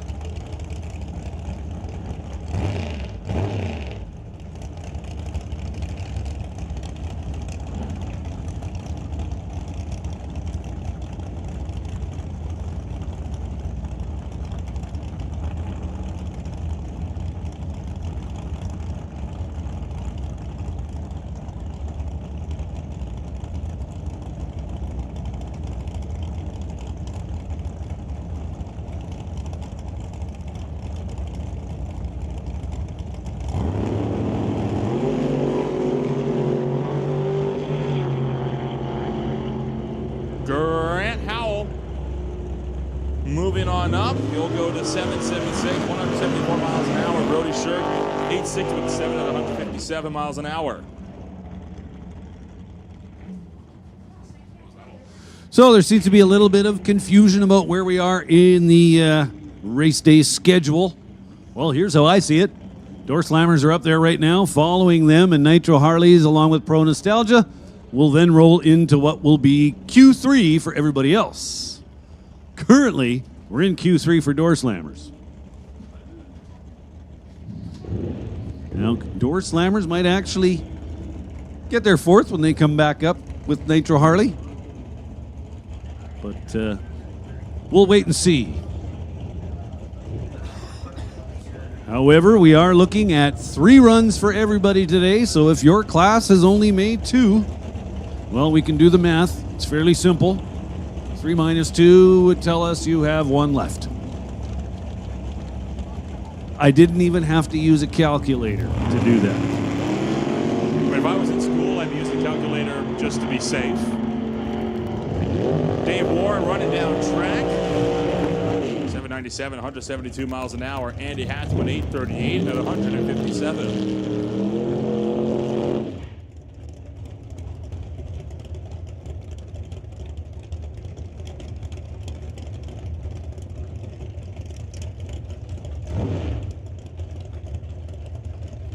Frank Marcus, the next one up, was making a testing hit earlier today, so this is only his 2nd qualifying attempt.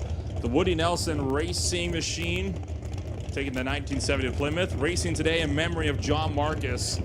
Will go up against Scott Robinson for Titanium Auto Group, Rad Torque Systems, Postman Farms, and JS Power Sports. The Beretta running down track. 770 with a 2, 177 miles an hour. Marcus, 815 at 168.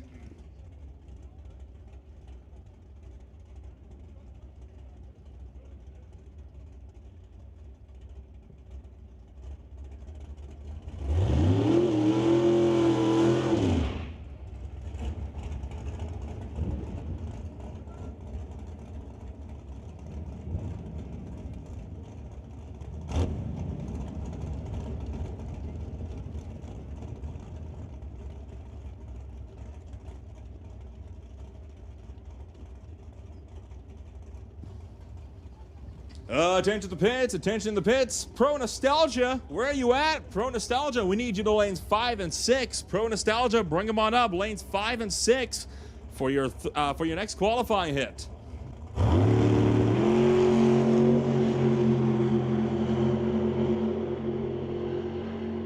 Steve Lowe runs down track and he will go 794, 173 miles an hour, leaving Tom Katnick. Katnick so far, the only thing on 4 wheels that's been able to really put down a 6-second pass, save for a few of the front engine dragsters. He put down a 6-second pass when he was making a test hit during Q1. Was not able to follow through with that in Q2. He put down a 710. That put him to the number 2 spot. If he can do that again, though, that should easily bump him to the top step.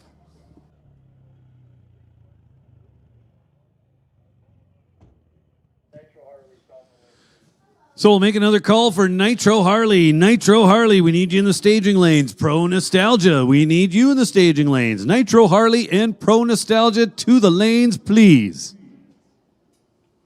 So a little update on the French Bulldog sales. Started the day off, there were 4 of them available. We are now down to 3. However, when I was at his pit, there seemed to be somebody pretty serious, so the number could be less than that.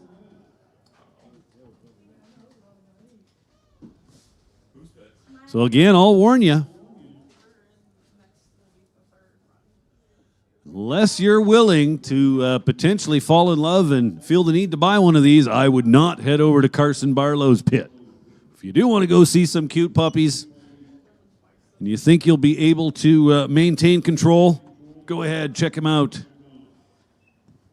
See, I can't go down there because I'm pretty sure that'd be a great way for me to go bankrupt if I did. So I have to pass. I did see one of them. Goodness gracious. Fell in love immediately. My dog's going to hate me when I get home for that.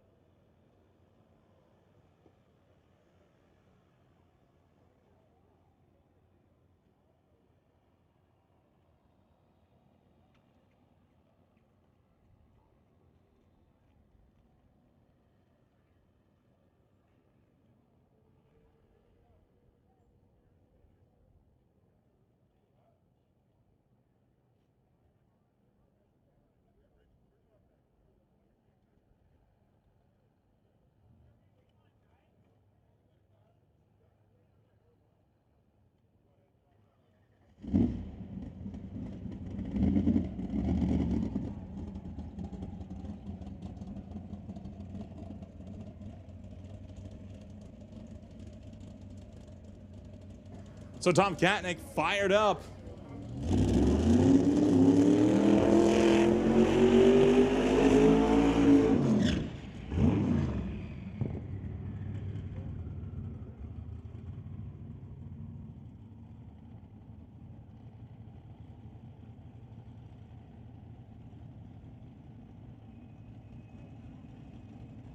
So Katnick getting set to make a hit in that 60s Camaro. Never get tired of seeing that red and black paint job on that machine. That thing, not a wrap, it was hand painted. And I can only imagine how long that must have taken. And you can tell he's very proud of that car. He does it proud every week by absolutely tearing the track up with it.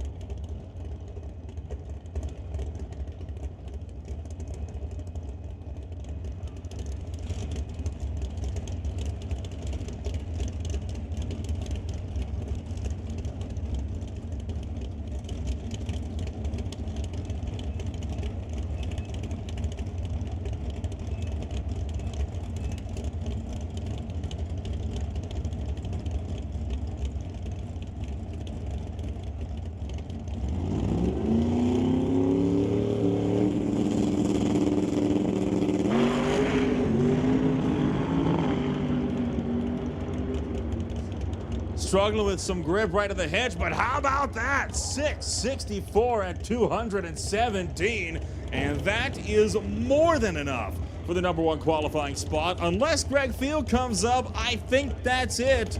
Tom Katnick back to the #1 qualifying spot.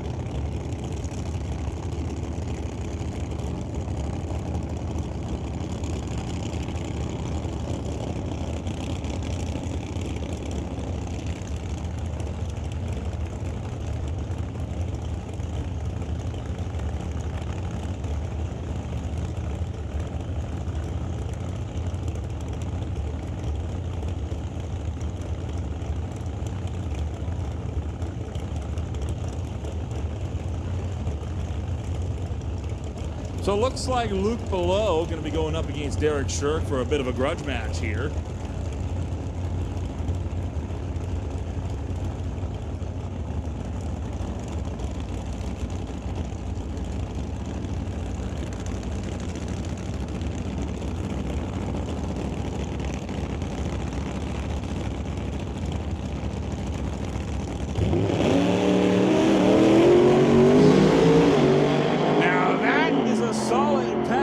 Luke Below out the back door, 747, 186 miles an hour. He'll pop the laundry. Derek Shirk goes 769 at 173.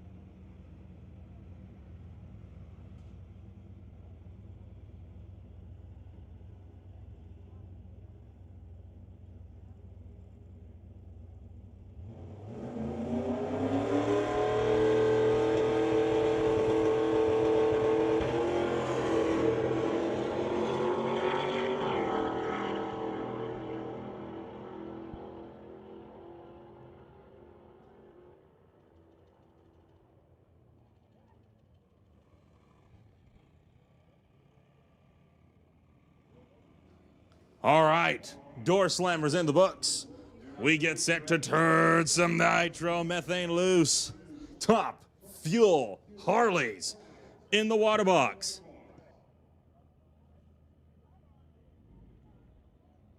Currently sitting number one, it's Nate Gagnon with a 652. Austin Christopher hot on his heels with a 669.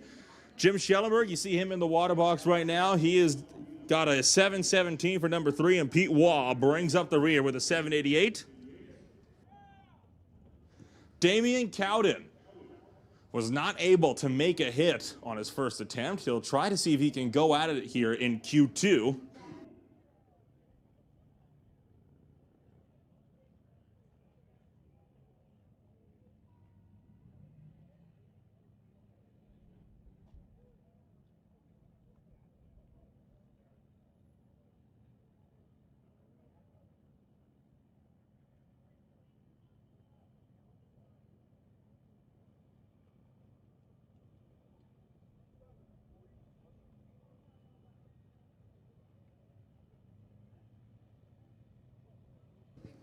So Pete Waugh and Jim Schellenberg, the number 4 and the number 3 qualifier, are going to be the first pairing up here in the next round of Top Fuel Harley qualifying.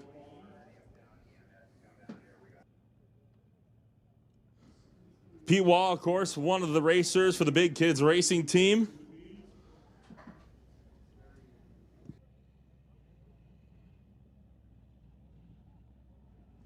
While meanwhile, it's of course, Rip It Up Racing and Jim Schellenberg over on the Lordco lane.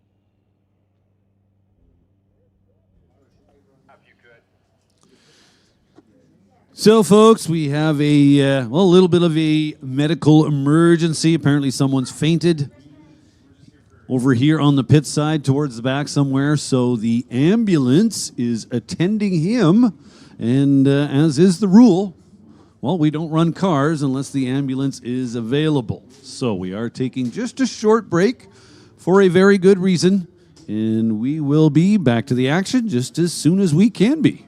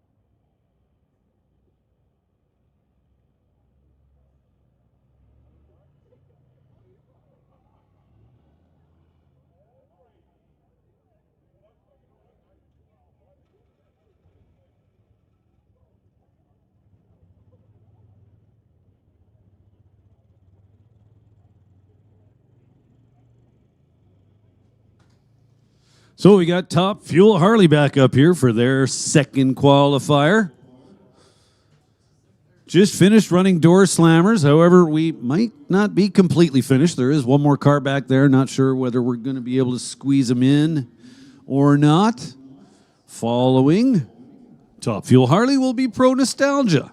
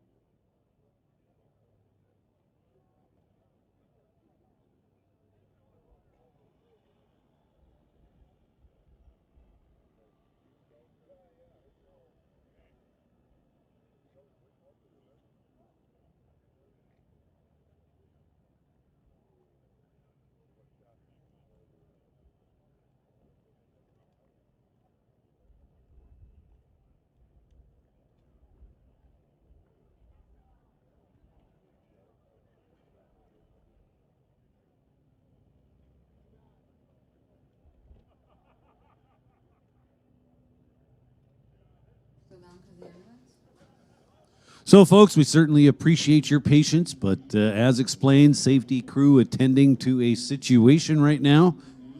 And that's going to take as long as it's going to take, and we're just going to wait it out because, well, there are priorities.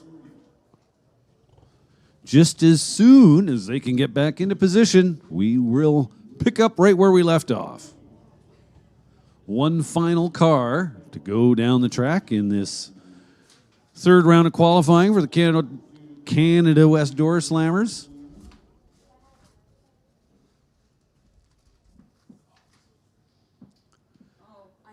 And as mentioned, we've got Top Fuel Harleys along with Pro Nostalgia right behind them, ready to go. Following that will be the final rotation.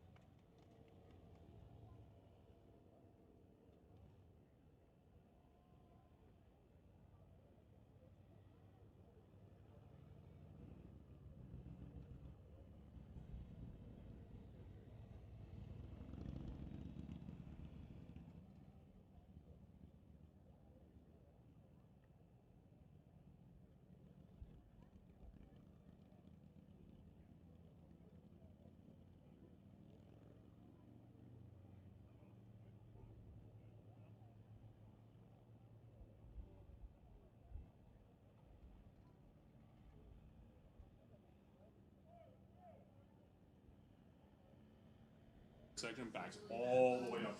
So again, folks, we do apologize for the delay. Just know that it is absolutely necessary. Unfortunately, a factor in how long this is taking is what many people would describe as a failing medical system here in British Columbia. Apparently, the ambulance we're waiting for had to come from Abbotsford as there was nothing available in Mission.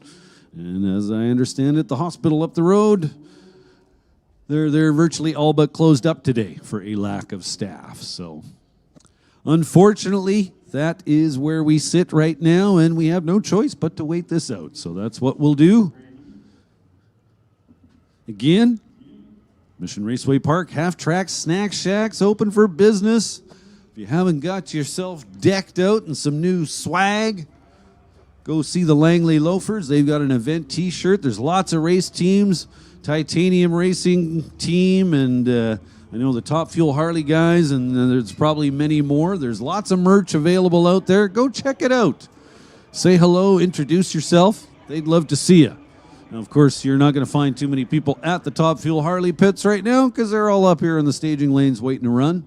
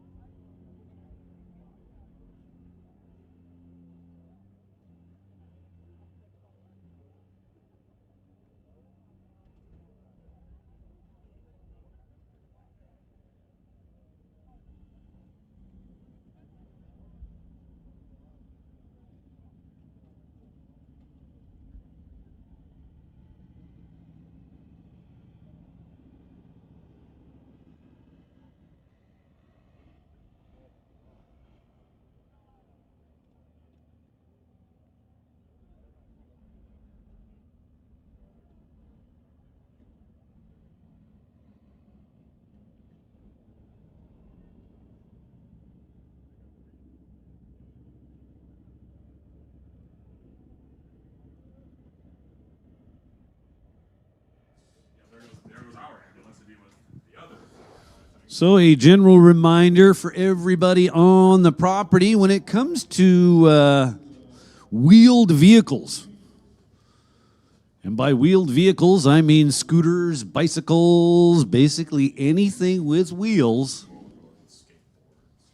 The use of such items is restricted to those 16 years and older. Now that might sound a little harsh, but there is very good reason for that rule. And whether you agree with it or not, whether you like it or not, it is the rule. It's how we roll. So once again, if you're allowing your child to operate anything with wheels, that must come to a stop immediately.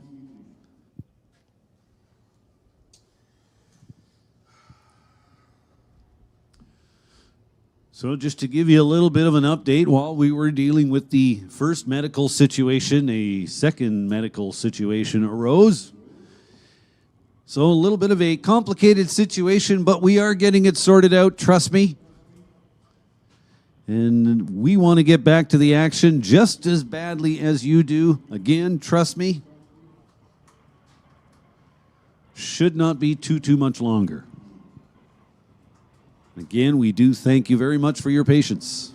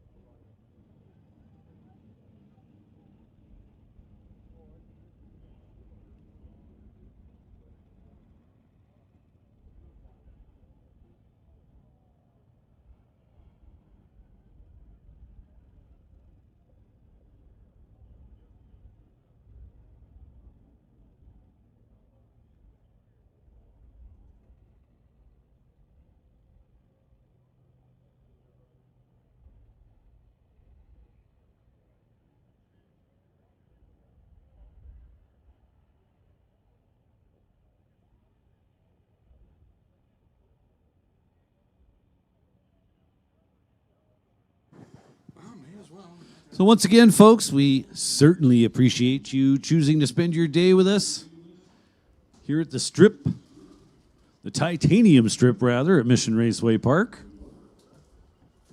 And what is a very cool weekend. The Langley Loafers BC Old Time Drags. Well, it's not literally cool. It's pretty hot outside right now. Well, that's a point. Worthy of being made. And still lots of cool stuff coming up on the schedule for 2024. We are far from done here at Mission Raceway. Yeah, the next race event we got is the Mopac Auto Supply Friday Night Street Legals on August 9th. The day after, on Saturday, will be the BCCCA Memorial Show and Shine, along with the Summer Sundown concert. That'll be on Saturday, August the 10th. More street legal racing on the 16th. For those that prefer the bracket racing side of things, look no further than the 17th with the Just Mechanical Sunset Showdown Series. And then a tuner bash coming on out to the 18th. Tuner bash and MRP, drift drag, and car meet. The big one, though.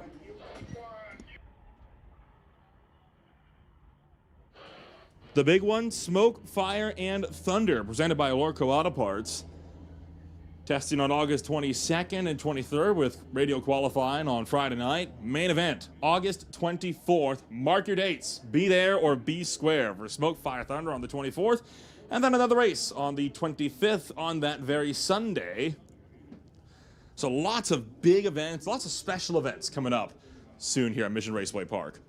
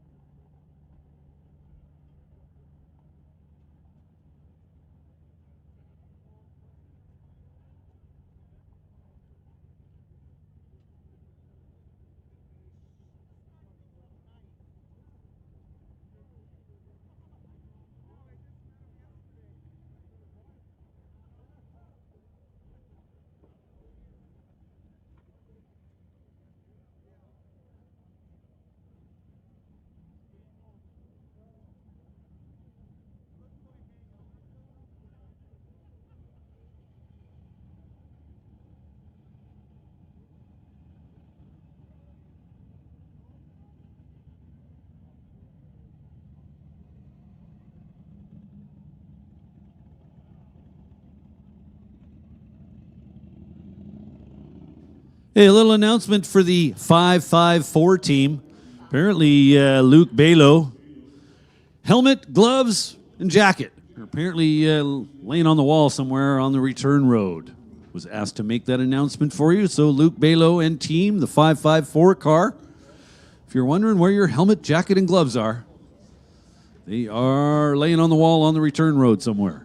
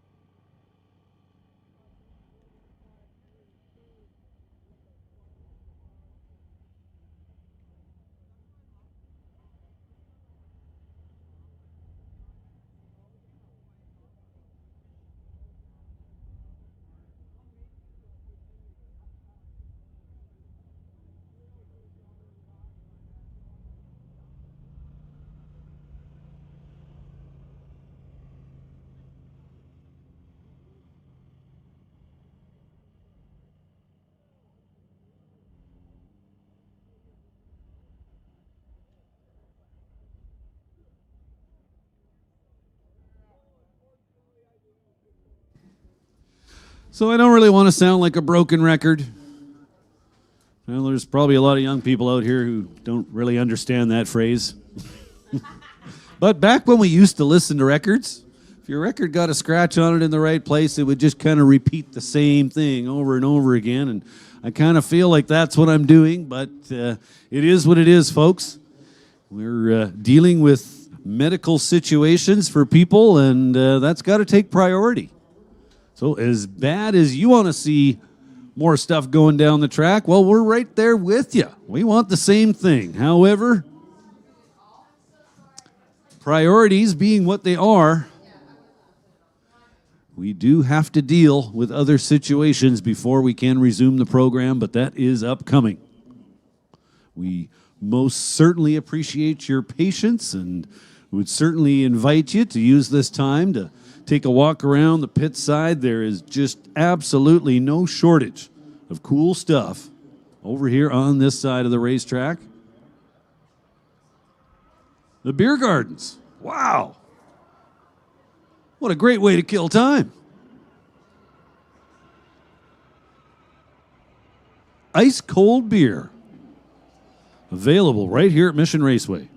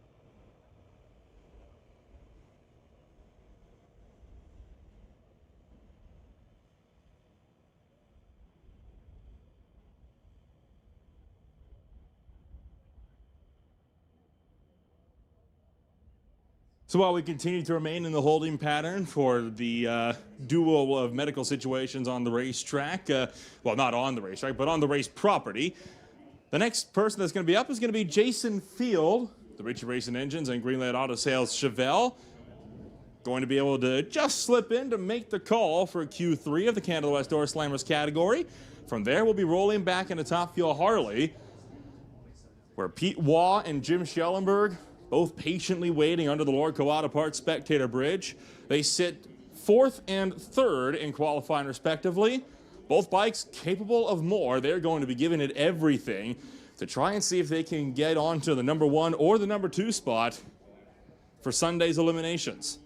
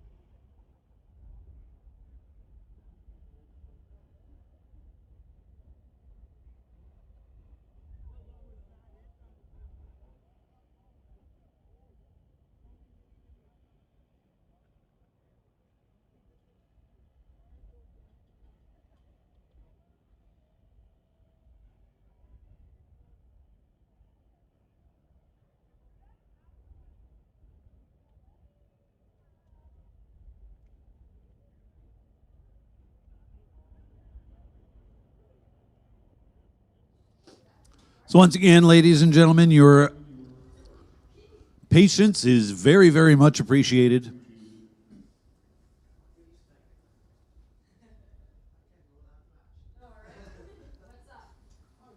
Unfortunately, relying on our current medical system is not ideal, as we're well aware right now. So again, we certainly thank you for your patience. We appreciate it, and trust me, we want to get back to the action just as badly as you do.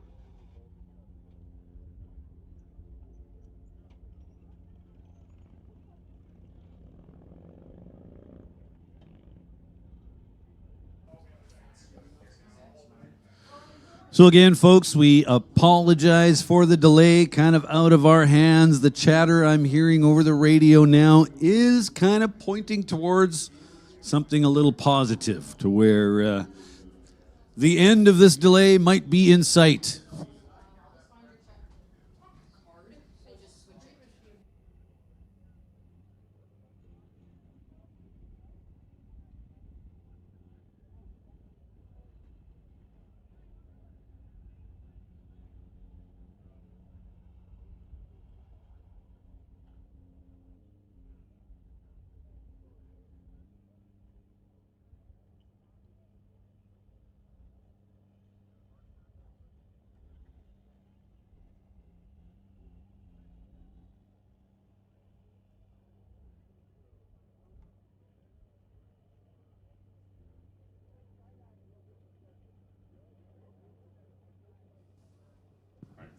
Second and boys here, the rest of them. So, for those of you that did make the decision to go kill some time in the beer garden, I commend that decision. I'm a little bit jealous. So, we do have an ambulance now making its way behind the staging lanes. That's kind of what we've been waiting for, so fingers crossed that there's going to be an end to this situation. Of course, our thoughts are with those requiring medical attention, because that really is the most important thing in all of this. Us having our race day delayed is not the end of the world. It's kind of like third world problems, or first world problems, rather.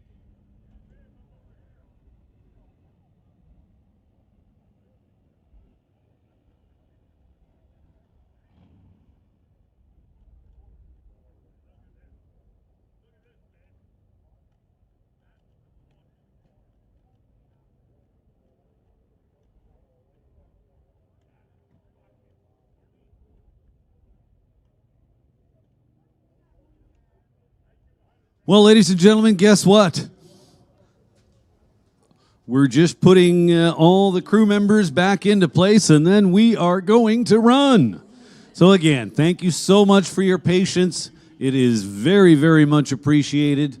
Our ambulance is just making its way back to its position, and then we will fire what will be the final pair of round 3 of qualifying for the Canada West Door Slammers. Canada West Door Slammers brought to us this weekend by NC Engines in Chilliwack. Give Norm Wilson a call for all your engine building needs.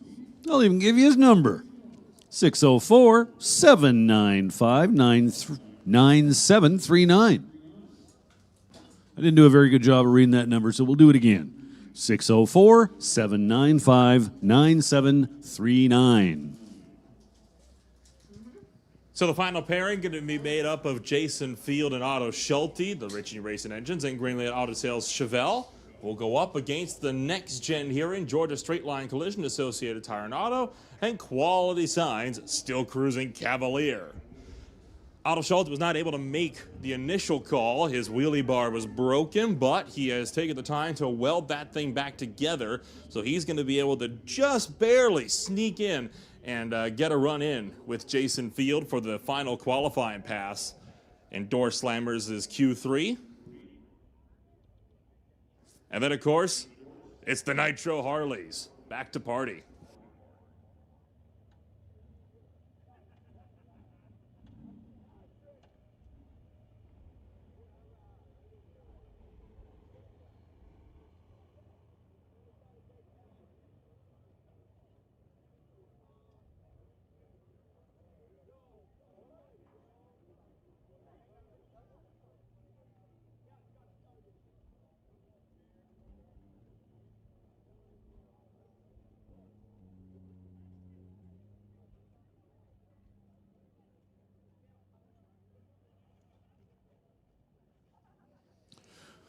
So I don't know what's happened, but it's like the last hour just flew by. I'm trying. Now that's the sound we've been waiting for. Jason Field fires up the Chevelle. Otto Schulte fires up the Cavalier.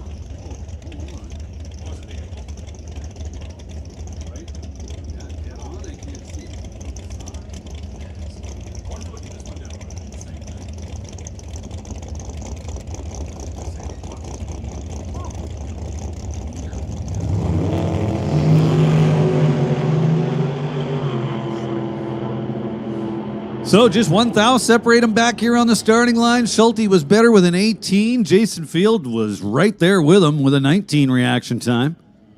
And then at the finish line, 769 and 771. That was a well-matched pair of race cars.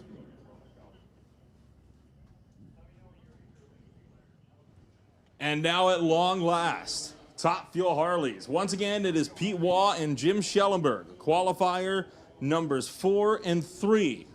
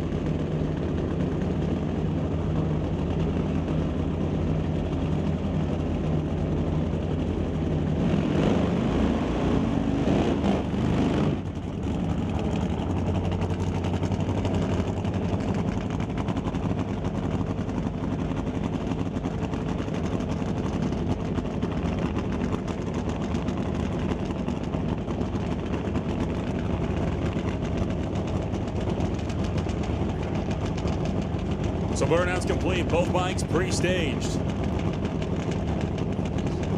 Make that now fully staged. Taking off down Broadway.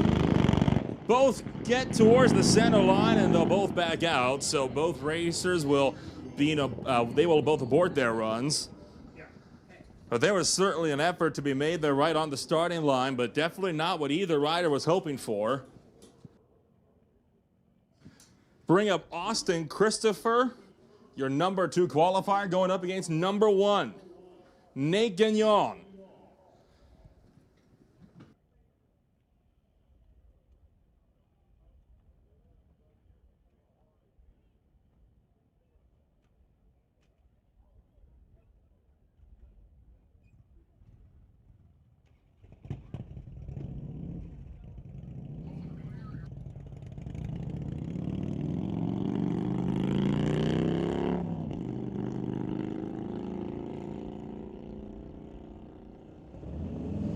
Austin Christopher will bring up the fast lane racing machine. He'll face off against team owner and rider of Big Kids Racing, Nate Gagnon. Also sponsored by Sonic, Rat Torque Systems, and ShopMyRate.ca. Nate Gagnon coming in here, an 8-time Western Canadian champion, along with the 2012 European and 2013 Canadian Championships. Christopher on his bike was able to put down a 640 pass on his Pro Mod bike in the Friday test and tune just yesterday. Trying to beat Nate to number 1.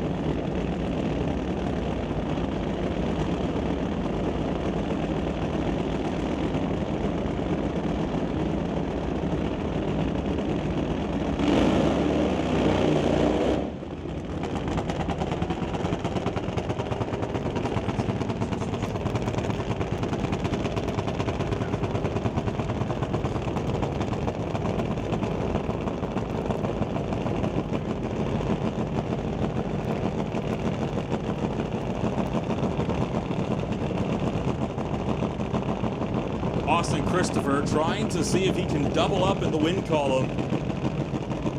At Mission Raceway Park in 2024, he took a phenomenal win at Door Wars 12 back at the end of June.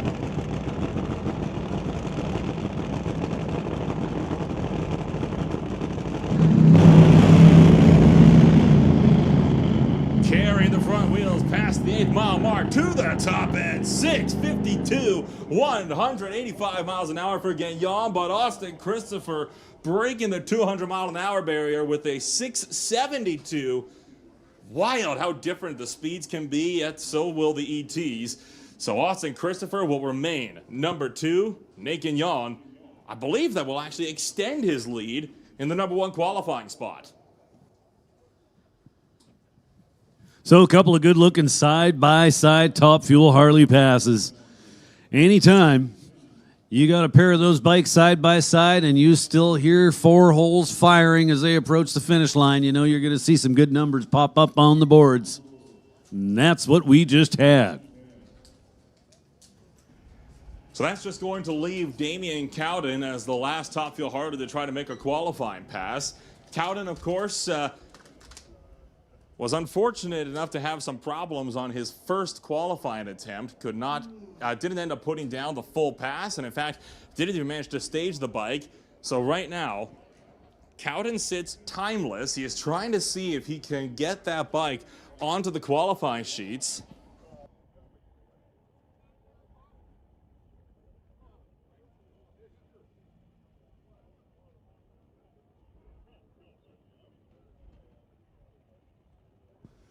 And I already see them pulling some of the Pro Nostalgia cars around the corner to fire right after Cowden makes his hit. So we're going to keep those high speeds right on moving.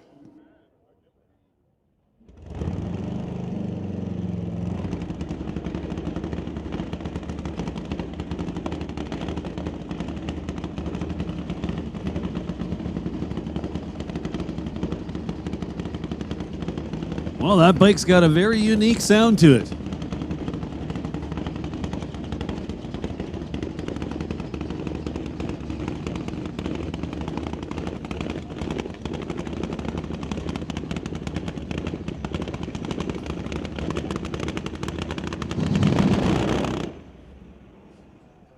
And sounded like it might be a repeat of Q1 here, John. Yes. Trouble once again. Well, at least we're not on fire this time.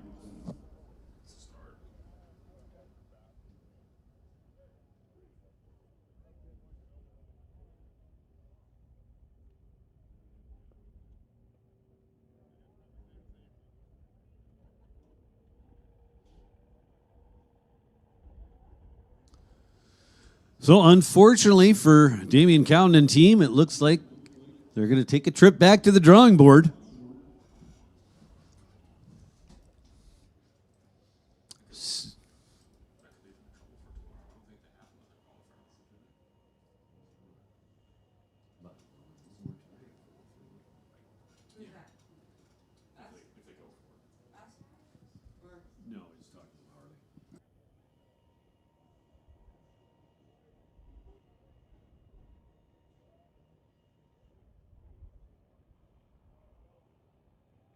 So at the end of that rotation, we're going to start with Tyson's family, Tony McBugler, and then as soon as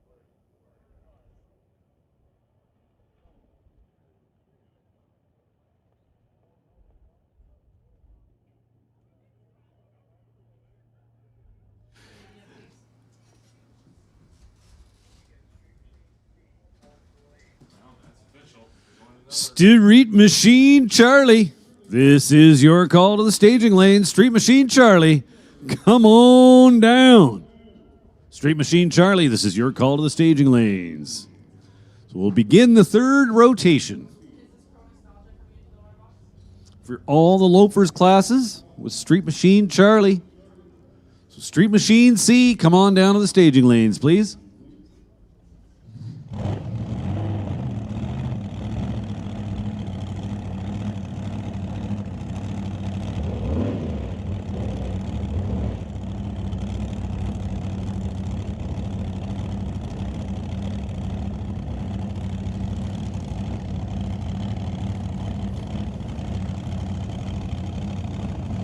So, Pro Nostalgia, here we go.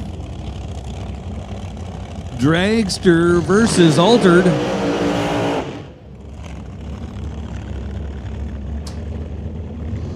Jay Kinney, Tower Lane, Clint Reeves, Spectator Lane.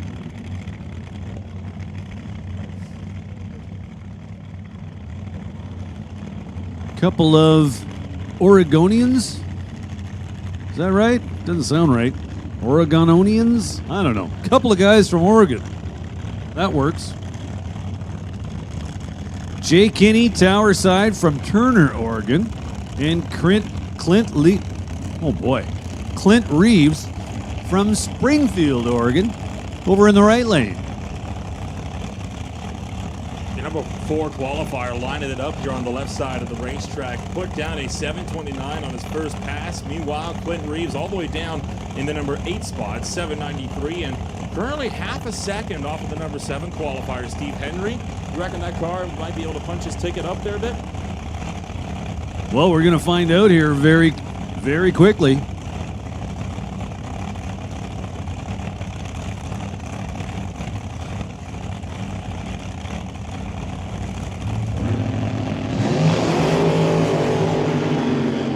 Wow, Clint Reeves definitely left on time. An 0:22 reaction time. He's forced to get off the gas. Did not really see what happened to his run. Was running strong early. How about a 7:04 for Jay Kinney? 192 miles an hour. Improved by 2/10 by the opposition. So Jay Kinney did improve his number over his prior qualifying efforts. Picked up a couple of tenths. However, he's going to stay in the same position on the ladder.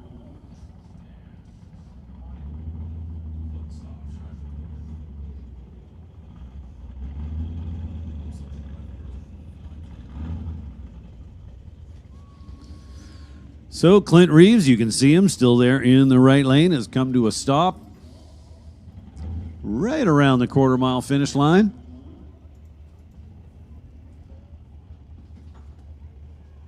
So we'll get him moved out of the way momentarily.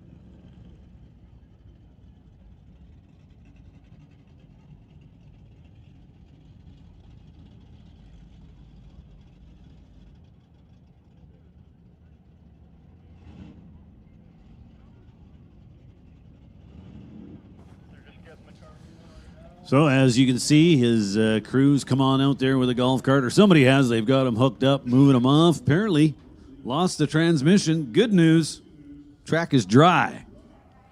Safety's out there, making double sure of that, but from whatever we're seeing so far, the news is good.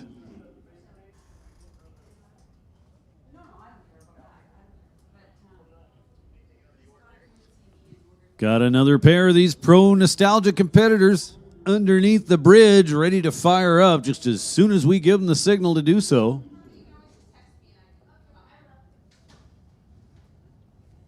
Yeah, currently up there just under the spectator bridge. You, of course, have your number 6 qualifier in the TCS side. And the Lorco Lane in that front engine dragster.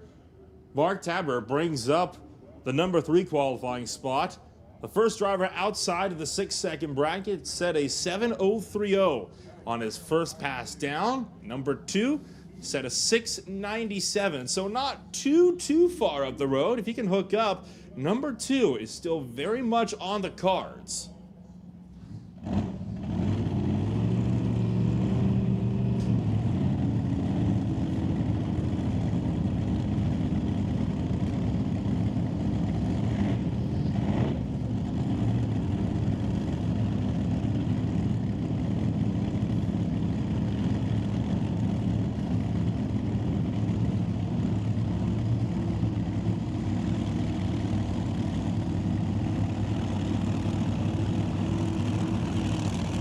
So Mark Tabert and Mark Azust roll up. Couple of marks. So Azust, tower side out of Vancouver, Washington. In the blind squirrel.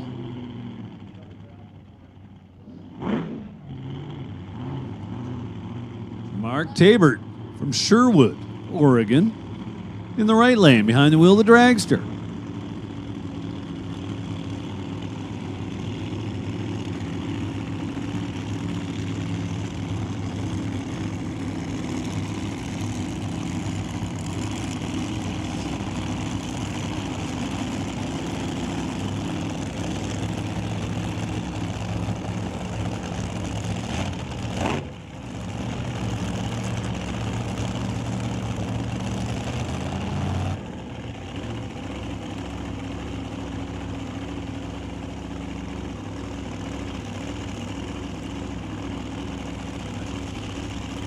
Silence from the blind squirrel. Not sure what happened, but they're pushing him backwards. So it's going to be a single.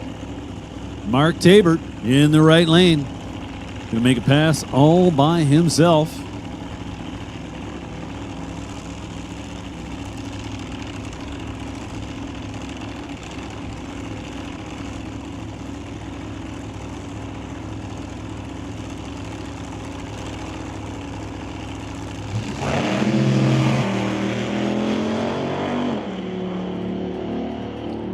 Well, moving around a little bit, about half track, but he keeps the hammer down. How's 7:02 at 195 sound?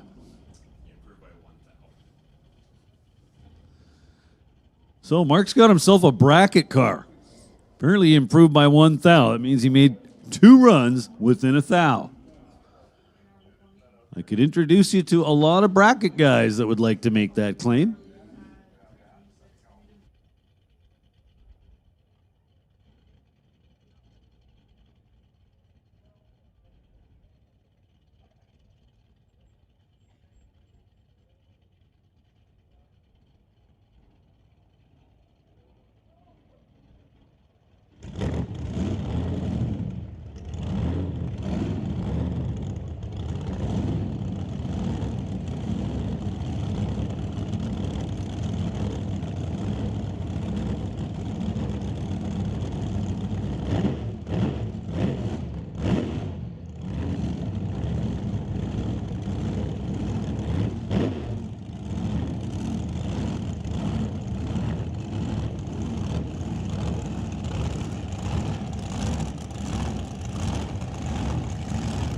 So once again,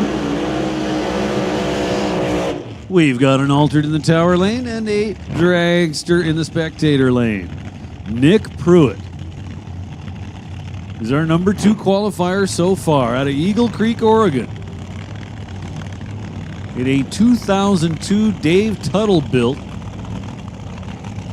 front engine dragster. Over here in the TCS lane, Steve Henry out of Eagle Creek, Oregon, also out of Eagle Creek. They must be neighbors.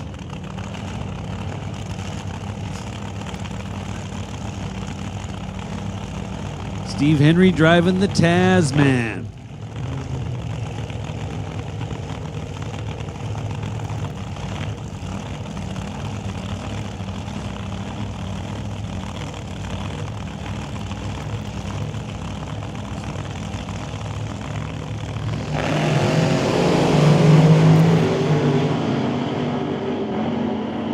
A little bouncy over here in this lane for Steve Henry. Nick Pruitt goes 712, 195 miles an hour. Steve improves from 7th to 6th.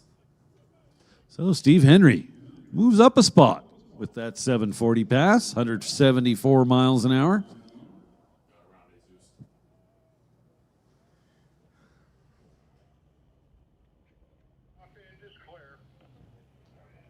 So this green car here, roadster or altered or what would you even call that? It's an altered, but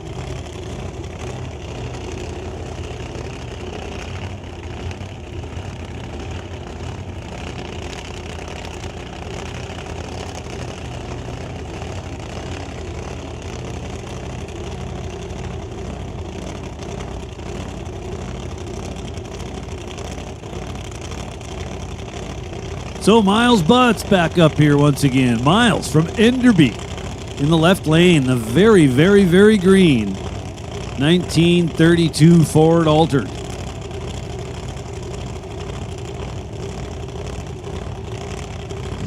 And Pete Farrell out of Oregon. Well, a whole bunch on and off the gas, whole bunch of moving around the lane. Well, all the cones are still in place. That's a good thing. Both drivers wind up in the 9-second range. Both of them doing a really good job of trying to hit the tree. Pete Farrell actually turned it red, but did so by just 0.02 of a second. Miles Butts with an 0.15 reaction time. Not bad.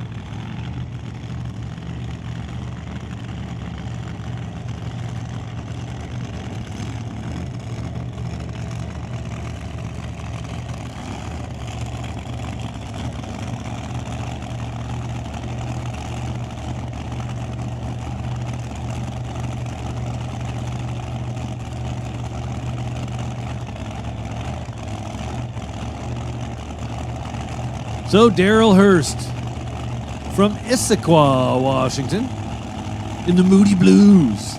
Love the name.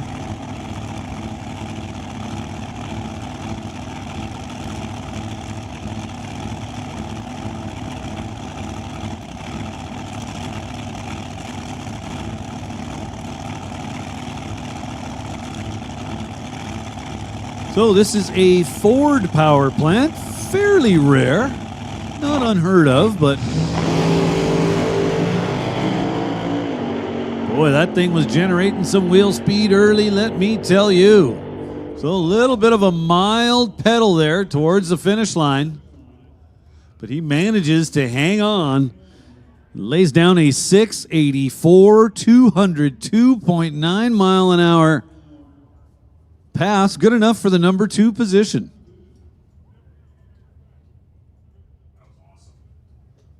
Yep. Okay, everybody, let's be on our toes. Watch everything real close. Let's load that ferry. Clear. Copy. Okay, Miller, can I have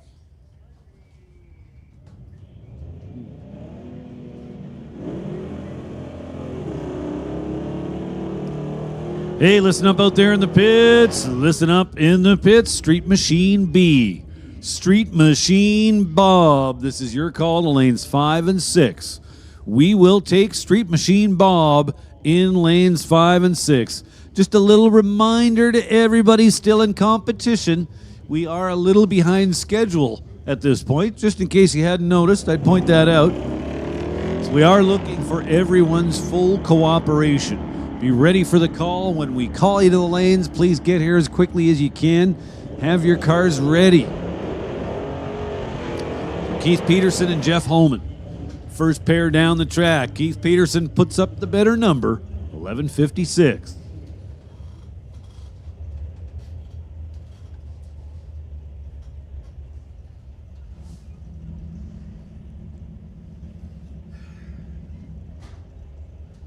Yes. French Bulldog puppies are available for sale at Mission Raceway Park. Last I heard there was 3 left. Could be less than that now. Steve Moore, Lawrence Charnell. Charnell in the right lane. Behind the wheel of 68 Chevelle, he's going to get to the finish line second. Steve Moore is there already. 11 seconds on the money. 120 miles an hour. Lawrence Charnell follows with a 13:05 at 104 miles per hour. So if you happen to be in the market for a French Bulldog puppy, well, have a look at that pickup truck in the left lane right now, then go find it in the pits. Carson would be happy to sell you a new mate. Phil Marvette's in the right lane. It was $150 to the 60-foot. And 11:87, 109 miles an hour for the Duster at the finish line. Carson, 13:67 at 96 miles an hour. Now Mark Pasteur and Glenn DeYoung. Glenn DeYoung in the right lane.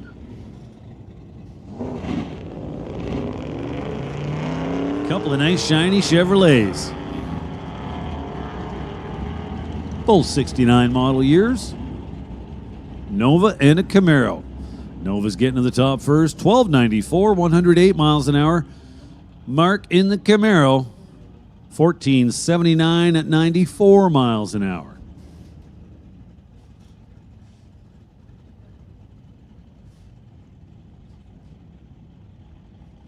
Gordon Majewski. Jack Hodgson. Hodgson behind the wheel, the 1970 Torino. You see in the right lane. Gord over here, tower side, behind the wheel of his El Camino. The Torino pulling away a little bit as they head up track.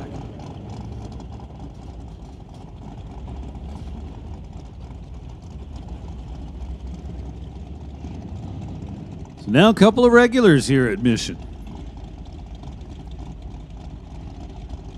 Sylvia Hoogstens, along with Eric Hansen, regular competitors in the sportsman class.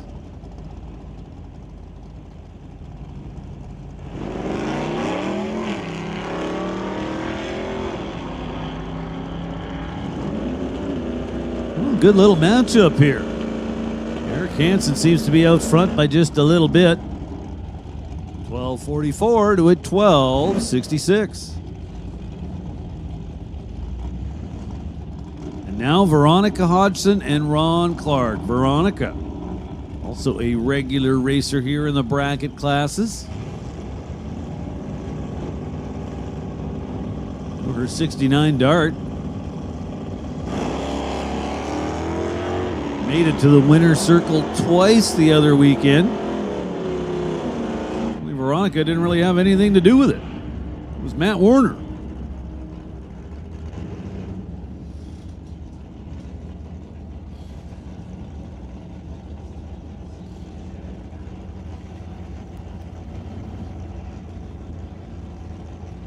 So Sylvia with a 12:06, Ron Clark with a 12:61. Now Brady Peterson and John Sayer. Sayer in the right lane, the purple dart. Sayer turns it red. Kind of see that happening. Brady Peterson in his 1966 Ford.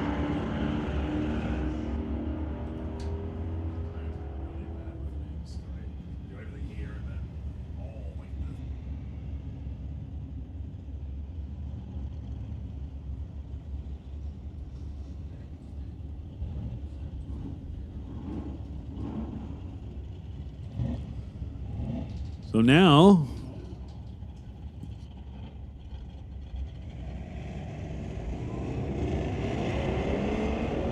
we've got Mitchell McCartney in the tower lane and Kevin McCauley in the spectator lane. So McCartney the top end first with a 12:06 at 93 miles an hour.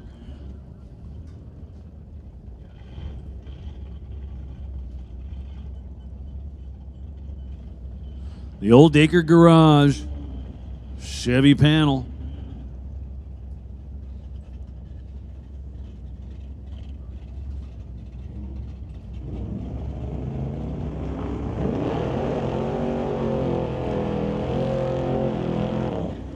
White and yellow Chevelle over there in the right lane.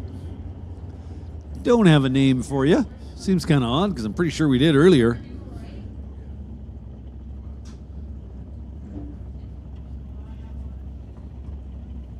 Now Brad Friesian and Emma Sidden.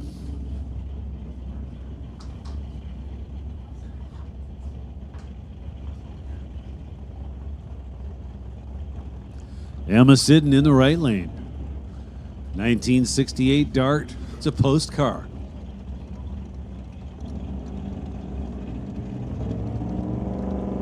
Brad Friesian, tower side, 66 Fairlane. Brad wins the battle on the starting line, but it looks like Emma's pulling away a little bit. 11:78 to a 12:12. That'll set up Rod Rimmer and Matt Hall.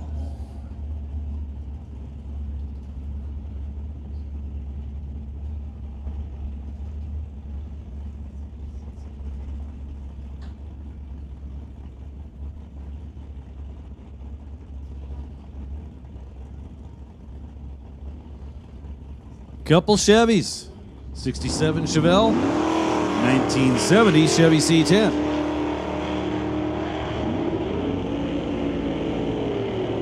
So neither driver having anything to brag about on the starting line. But at the finish line, it's Rod Rimmer there first.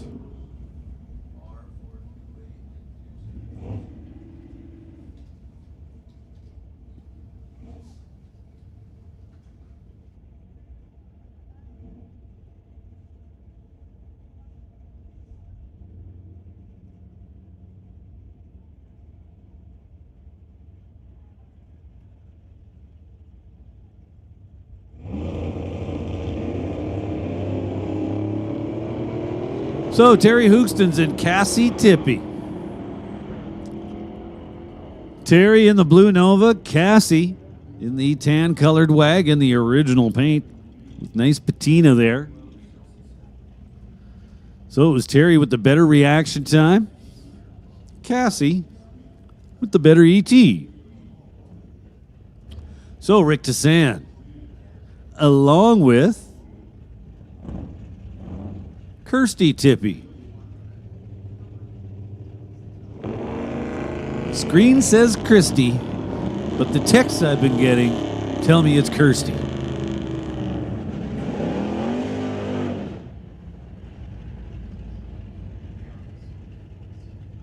So Rick Tassan going to get to the top end first. 1498 off the gas and coasting at just 52 miles an hour. We'll make a call now for Street Machine A. Street Machine A. This is your call, lanes 1 and 2. We'll take Street Machine A to lanes 1 and 2.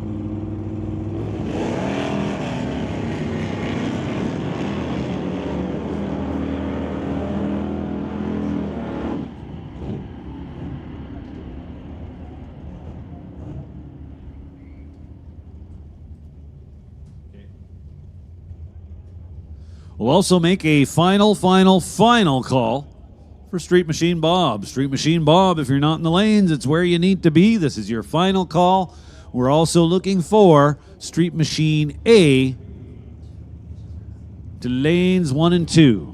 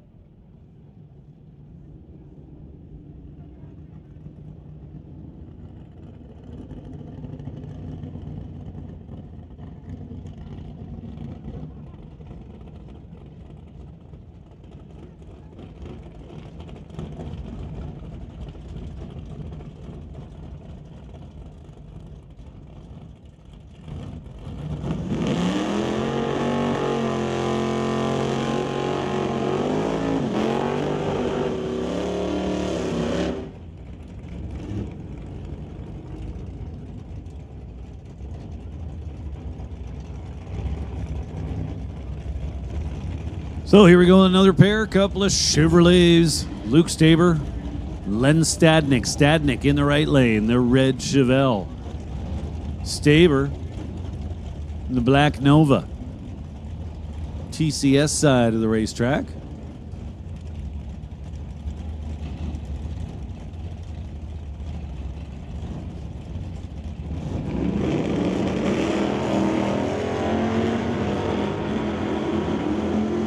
Luke Staber with a nice 0:21 reaction time.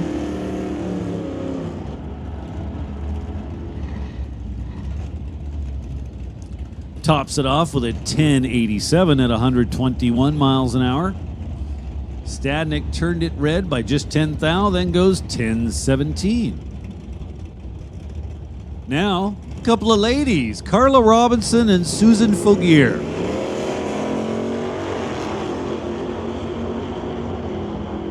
Susan with a green light, and she leads the way. Firebird over the Camaro in this case. 10:02 to a 10:58. Now Rob Monroe and Brendan Rouse. Rouse in the Catch 22 Camaro.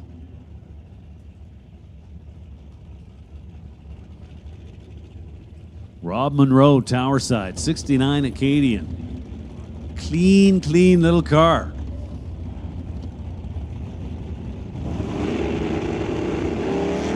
Rob Monroe took part in the BC Drag It Challenge, kind of a drag and drive event that took place a little earlier this season. So Monroe with a nice 11 thousandths reaction time. Brandon Rouse turns it 10 red. I believe that's 2 10-thou red lights in a row in the right lane. Now Ron Carlson and Mal Patterson. Regular runner here at Mission in the Class of Pro bracket. Nice wheels up launch for the 68 Acadian.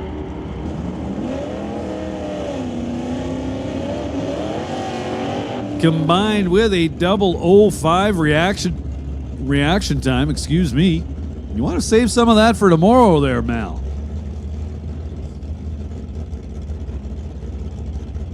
Now John Buczynski and Rebecca Powell. Rebecca Powell from Linden, Washington. Well, I'm guessing there's got to be some connection to Brad Powell here.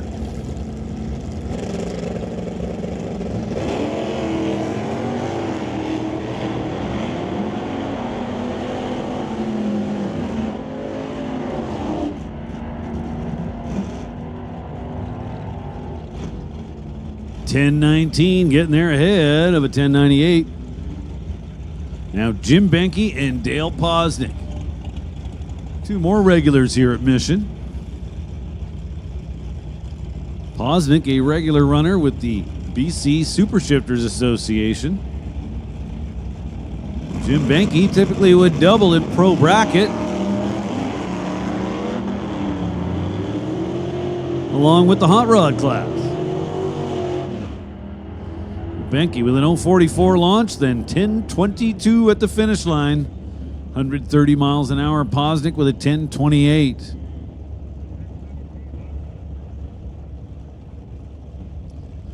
Brian McLennan, Roberts Creek, BC. Where is Roberts Creek? I have no idea. Nolan's going to look it up. So soon we'll all know.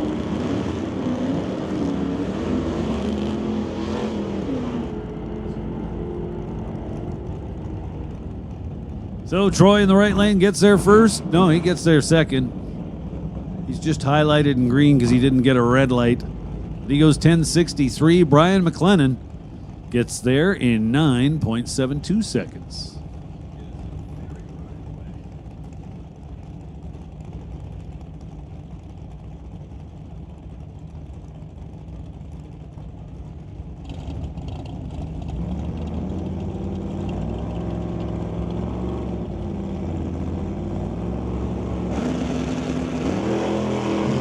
Well, all right, if you, like me, were wondering where Roberts Creek is, well, it looks like the best way to get there would be take the ferry to Gibson's, then travel a little west, right on the water.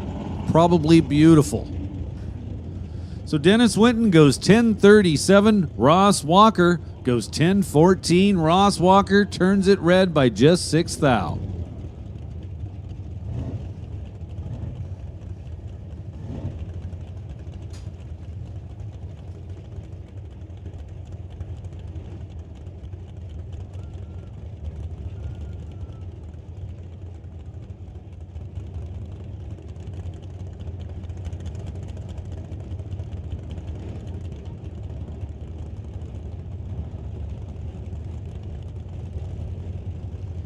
So Kerry Riedlinger bringing up the 1965 Pontiac GTO, going up against Steve Shepard and his 69 Firebird.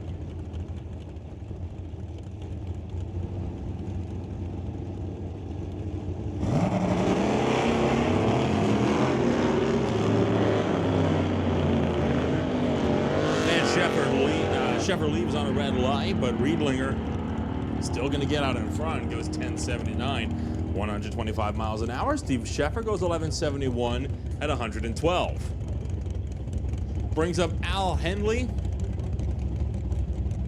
and Ron Thibault. The Stone Speed Shop Vega going up against the 1967 Chevelle.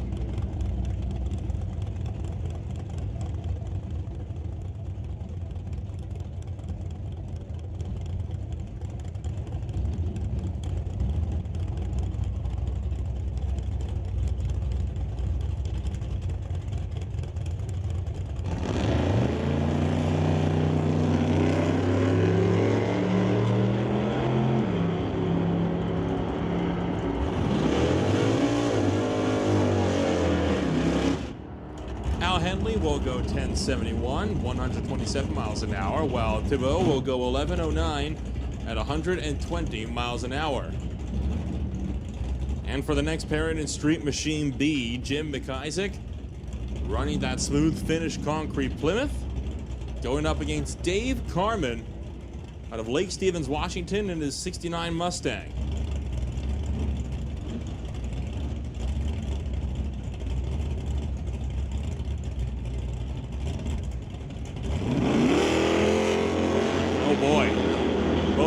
Lacking on the tree so much, they must have thought they were at a Mopac Auto Supply Friday night street legal event. McIsaac got there by just 12 thou ahead of Carman, goes 980 with a 136 miles an hour. Carman goes 1005 at 131. Next up, it's Rob Hodgson. Already staged up with the Belvedere and backing out pretty quickly again. Roy Roman will be running the Rambler.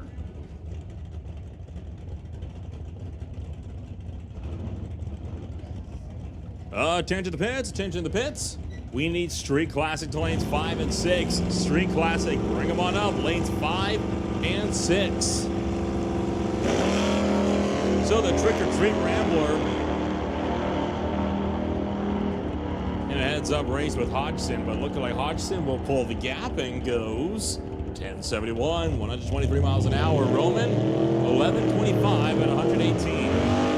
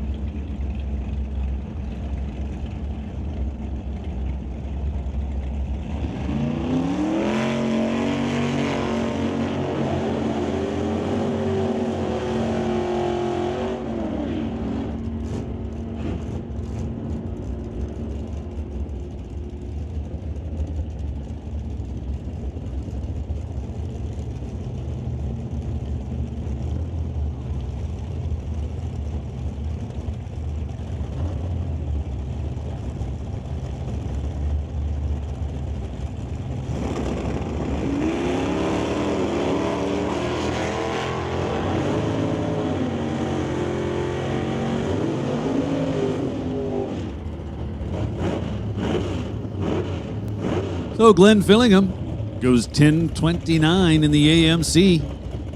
The 1970 Hornet. Now TJ Stagg and Al Prock. TJ Stagg. 68 Firebird, tower side of the racetrack.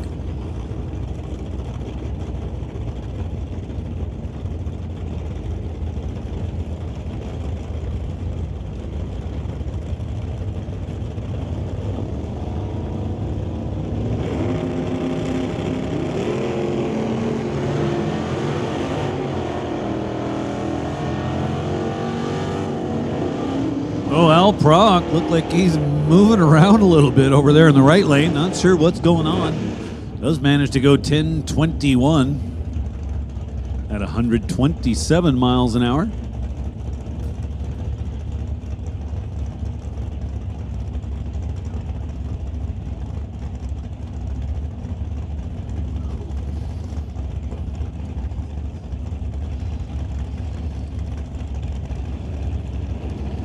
John Van Kappel and Ryan Isherwood.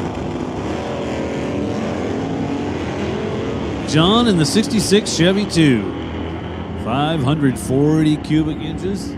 Big block Chevy power plant underneath the hood.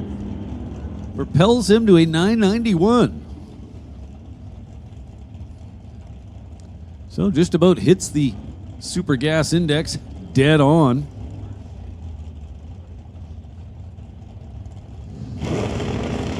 And the final car going down the track for this final qualifier today anyway. First Street Machine B is Ken Jansen, the Tiger Tool Barracuda. How about 944 at 145 miles an hour? Not bad.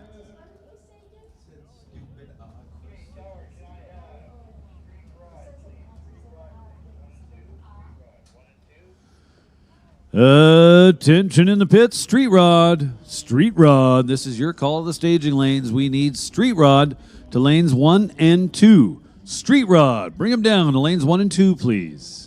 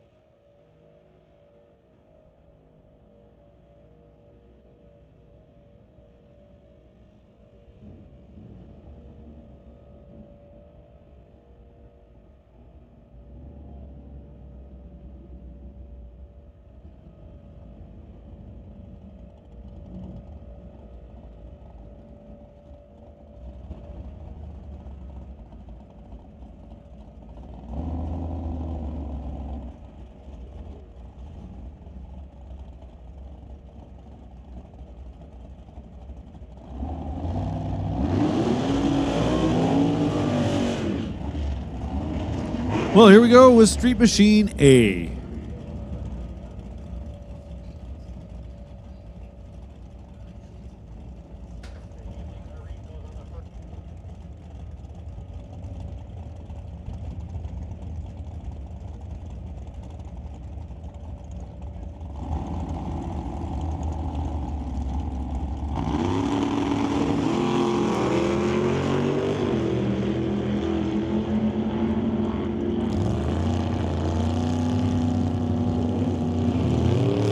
So Irene leaves a little ahead of the tree once again. Not sure if she's trying to foot brake it or whether that's a trans brake issue, but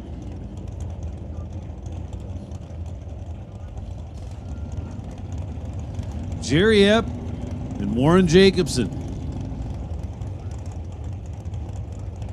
Hey, you know what? Warren Jacobson got paid $0 last weekend. Absolutely nothing.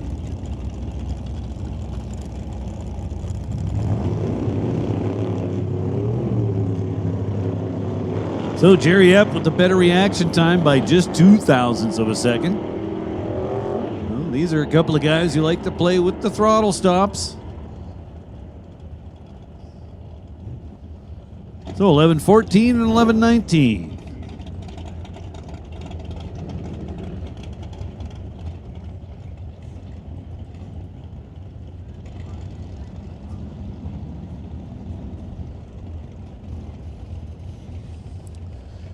Now Wes Hendricks and Dan Parsons.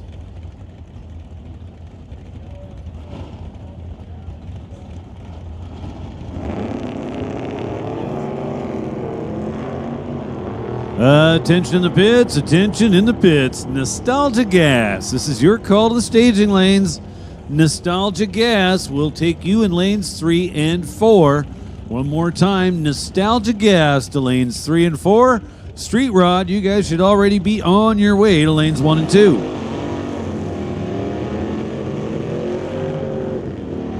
So that'll do it for Street Machine A and take us into Street Classic.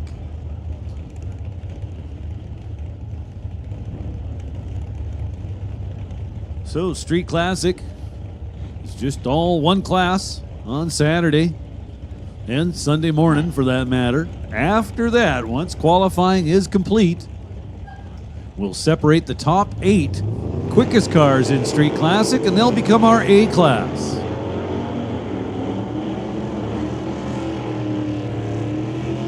Doug Marshall and Matt B.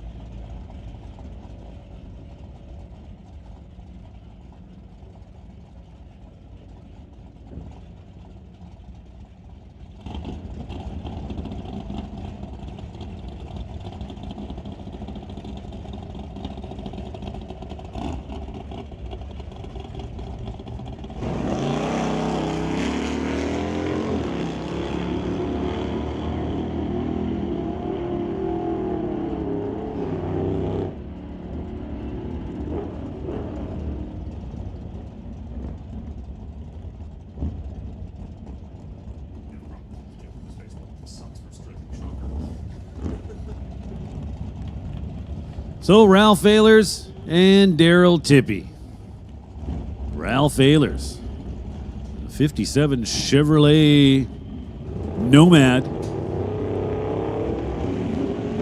And Ralph struggling for traction. Daryl Tippy not having any problems. 023 initiates the 1068 pass. Oh, Ralph to the finish line, 13.77 seconds.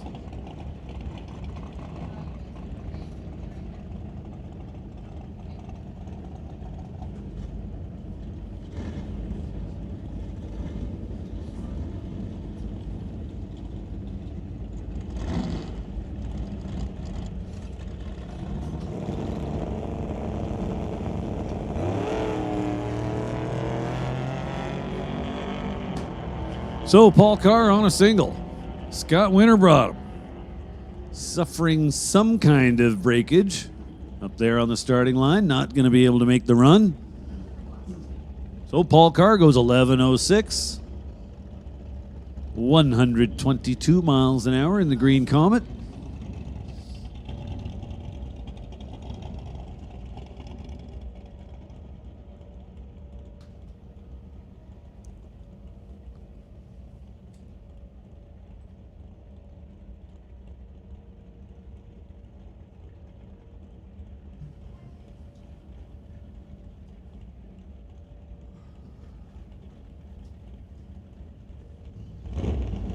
So here we go with the burnout.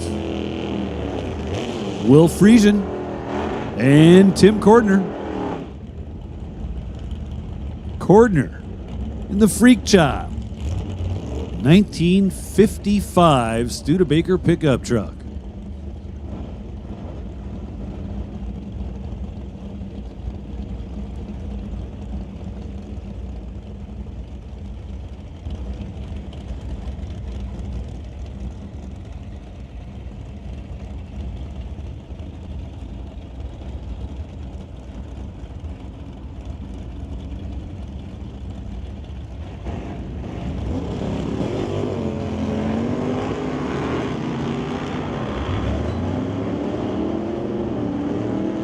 The Wilf in the Warbird, rowing through the gears.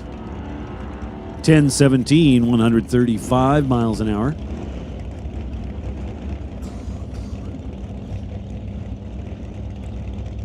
Cordner stops the clocks, 11:55 at 117 miles an hour. That'll bring up Ryan Johnston and Jamie Roth. Understand it, Ryan Johnston was our number one qualifier. Whether he's still hanging on to that or not, I'm not sure. So Jamie Roth with the better reaction time in the stick car. Johnston to the finish line first, 8:46, 161 miles an hour.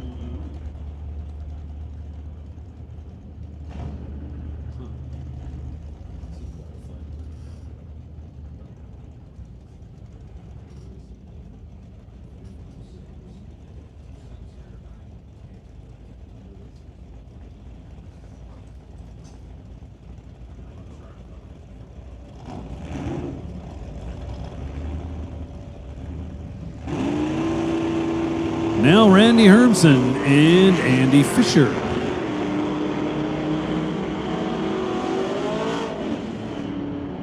Just 3 thou separate them by the reaction times.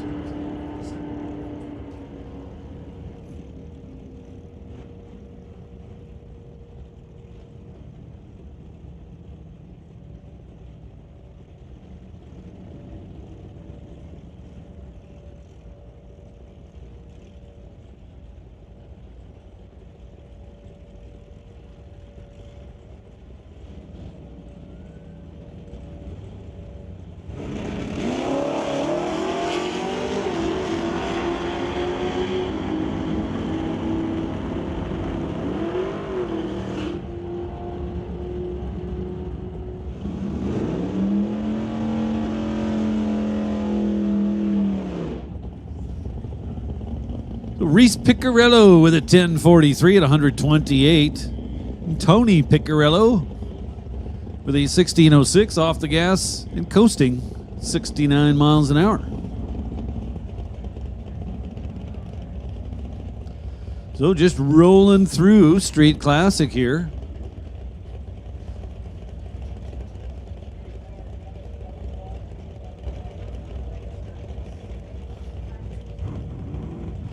Attention in the pits. Outlaw Electronics. Outlaw Electronics. This is your call to the staging lanes.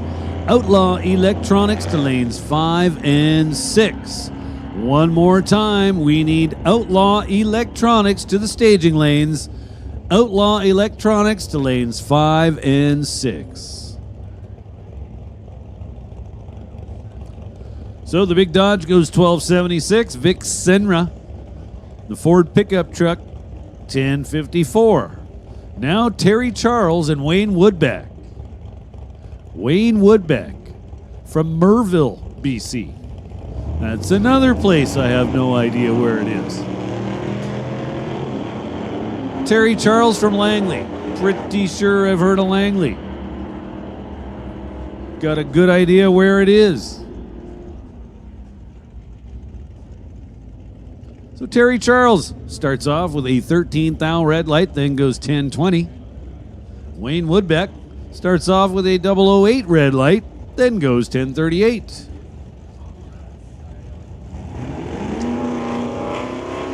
So in case you were wondering, Merville on the island.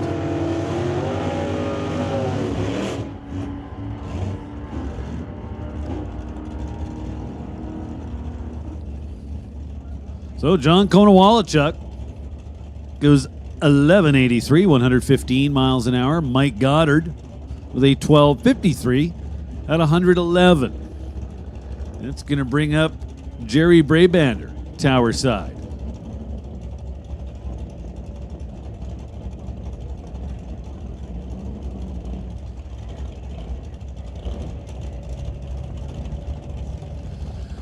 John Nielsen. 1966 Acadian, very pretty looking car.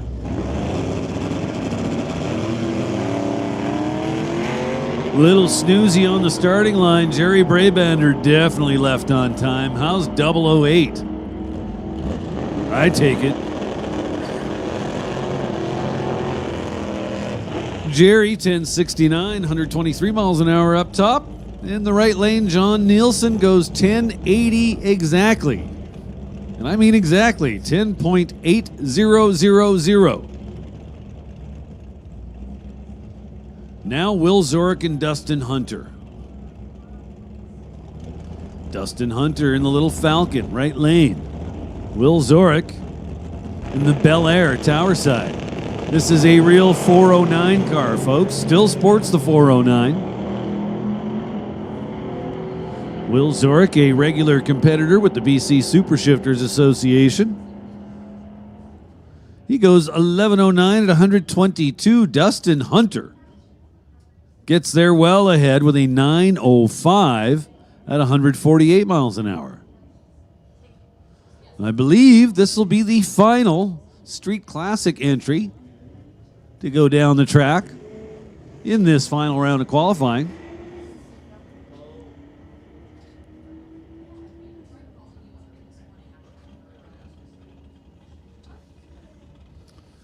So Sonny Friesen making a single.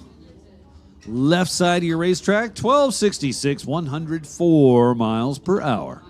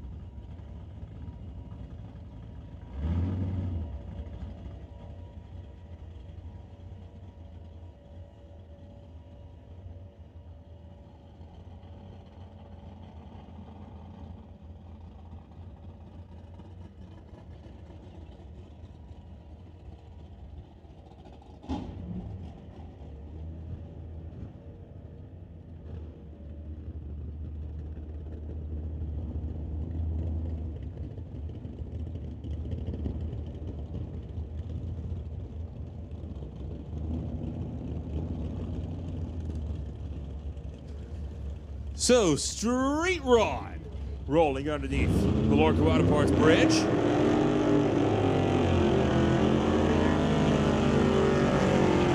Rylan Cook, first one up at the 47 International Pickup, going up against Roger Winter in the Jim Winters Collectible Car Appraisals machine out of Aldergrove.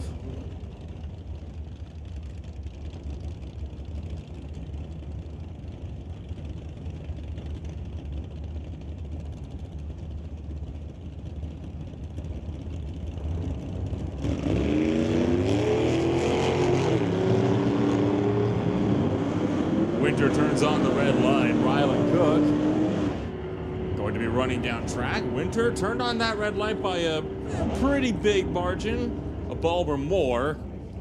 Cook goes 12:38, 109 miles an hour, while Winter puts down a 1379 at 103. And that brings up Ray Murphy with his Chevrolet going up against Larry Rodenizer. Old Yeller frequently racing an old car center hot rod during JBS Equipment ET Series weekends. Whoa, boy!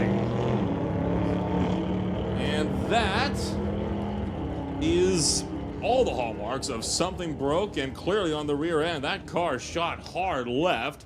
He managed to shut that thing down before it hit anything, but a wild launch for Rodenizer. Well, might have broken axle just right outside at the flange, or he might have stripped all the lug nuts off, but that driver's side rear wheel is not really connected to the car anymore.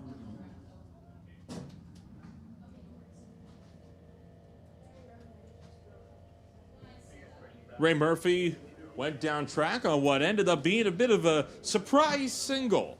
10:35 at 130 miles an hour, so we'll have to find some way to clear Larry Rodenizer. Might not be easy. The exact same problem last year. And he still uses the same number. He's like, but you fixed it for me last year. Like, yeah, we changed your car number last year. Whoa. So funny. Your mic's hot.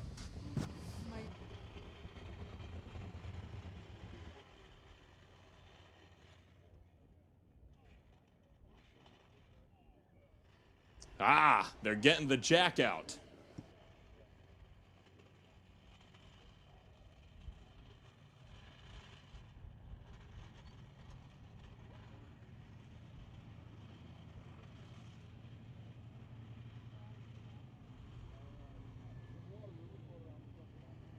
So waiting in the water box patiently will be Pete Conrad and Jerry Barron.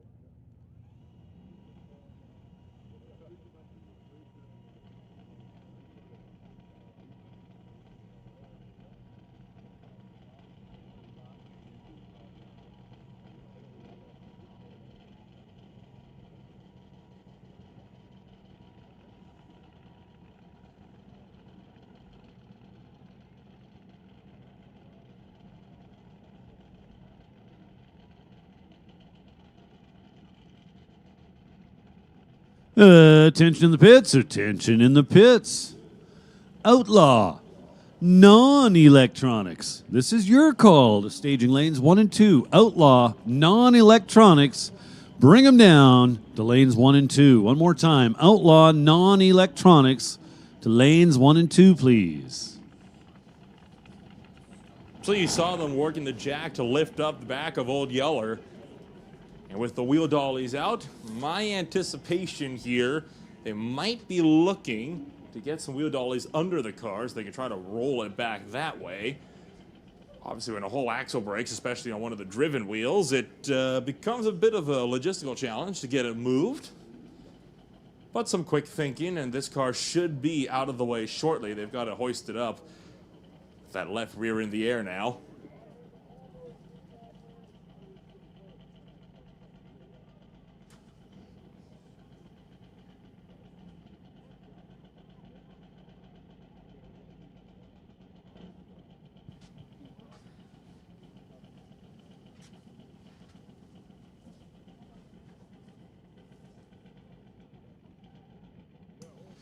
So just a little issue on the starting line. Shouldn't take too long to get that thing jacked up and on some wheel dollies and pushed out of the way. Tough break for Larry Rodenizer. At the very least, he's going to need some wheel studs, lug nuts, and maybe a new wheel. Could be a little bit more involved than that.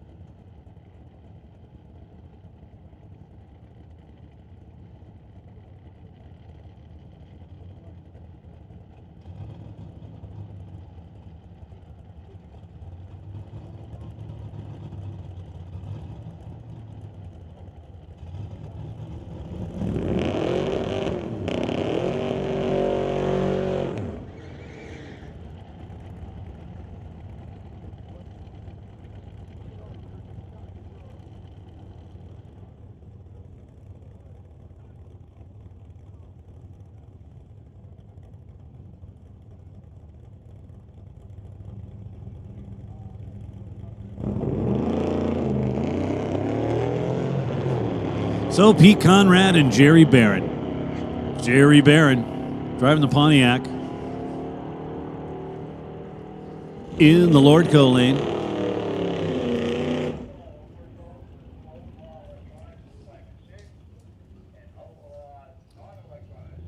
Hey, Outlaw. Outlaw, where are you? Outlaw, we need you in the lanes. Non-electronics to 1 and 2.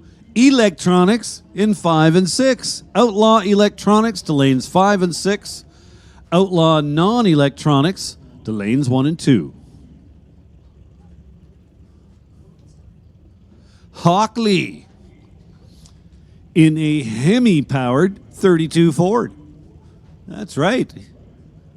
392 Hemi. There's the fourth bulb lit. And, well, it's not Lee Grant. Apparently it's his wife driving the car this time. I was told what her name was, but I have since forgotten. So that'd be Lee Grant's wife.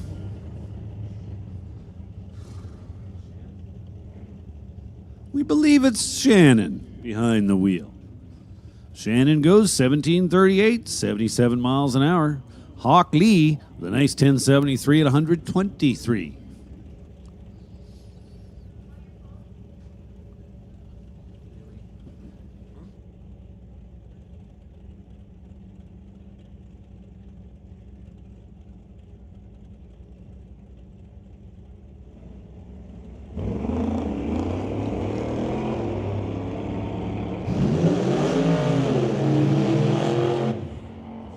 So Richard Schreider. That's what we're going to call him anyway. Goes 12:58 at 107.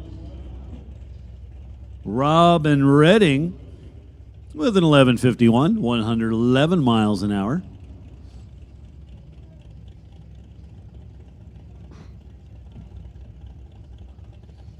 Now Frank Elgee. Tower side. Another little Ford in the right-hand lane. Don't have a driver's name for you, but I'm sure he has one. 001 red for Frank. Man.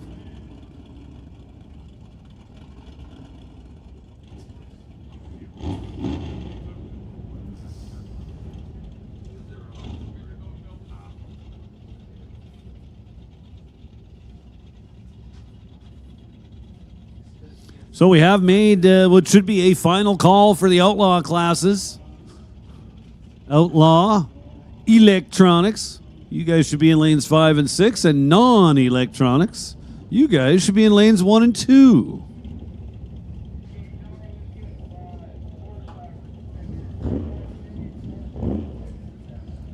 Hey, listen up out there in the pits. Canada West Door Slammers. This would be a 10-minute standby call for the Canada West Door Slammers. Canada West Door Slammers, 10-minute standby call for you guys.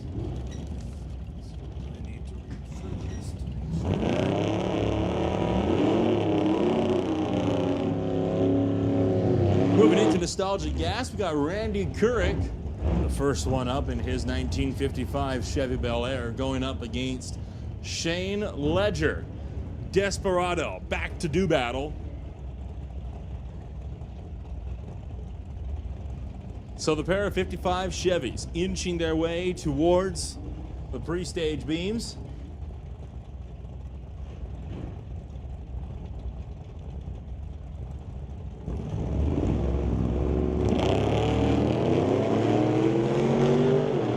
Both drivers getting away on green lights.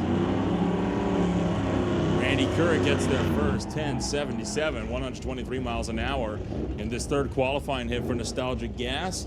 Shane Ledger goes 10:34 at 129. That'll bring up Carl Jamieson.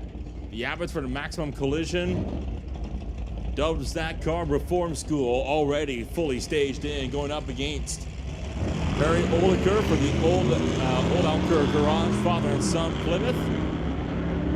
Harry turns on the red light, but Carl is green by a ton. Carl Jamieson gets there ahead, 12:77, 106 miles an hour. Harry goes 14:99 at 93.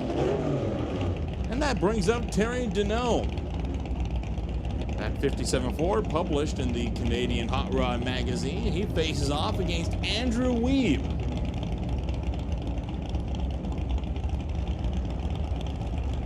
Weeb still racing that good old 47 Austin. I believe the lone Austin on the racetrack.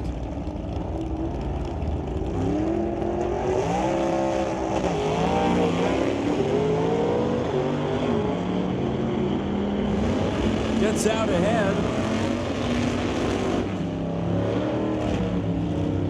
But off the throttle of the top end, only 1091. While Denome goes 11:53 at 115.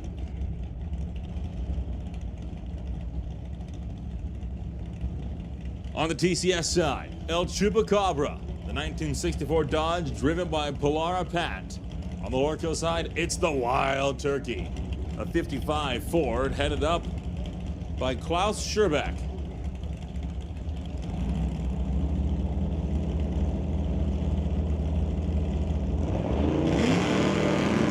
wheels up for El Chupacabra.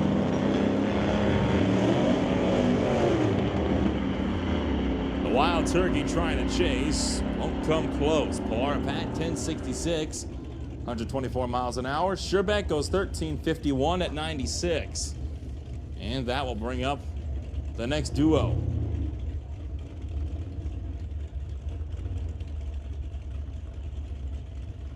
Michael Mahoney brings out the Dewey Cheatham and Howe Plymouth out of Oak Harbor, Washington.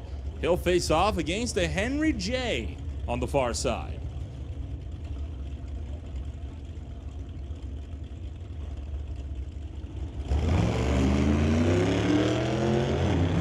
Soft launch from the Henry J. Michael Mahoney getting out in front, and the TCS lane gets there first. 11:42, 115 miles an hour, the right lane. 1681 at 63, so still off the throttle at the top end. And that'll bring up Mark Balan, racing Steve Chase. Once again, another 55 Chevy, this time going up against a 63 Mercury pickup.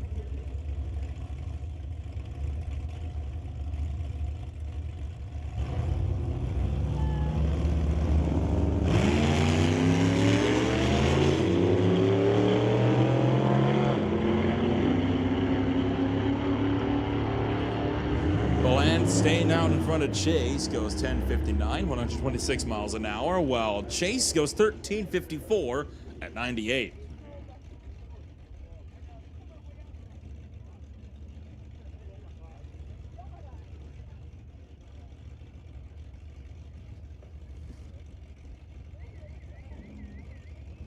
Dave Gambo will be up on a single.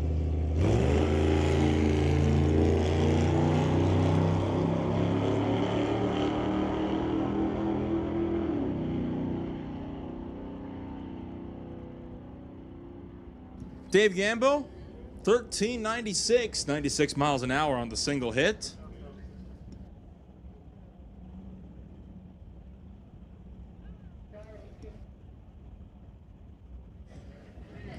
Attention the pits, attention the pits. Door slammers, Canada West door slammers. We need you to lanes 3 and 4. Canada West door slammers, come on up.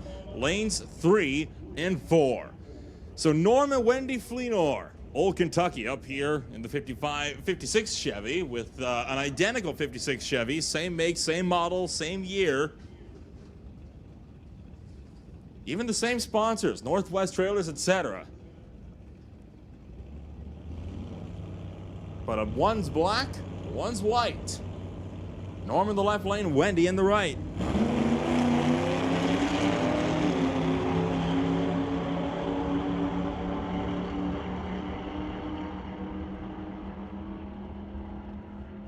Norm Fleenor gets there first, 12:22, 110 miles an hour. Wendy Fleenor, 12:52 at 105.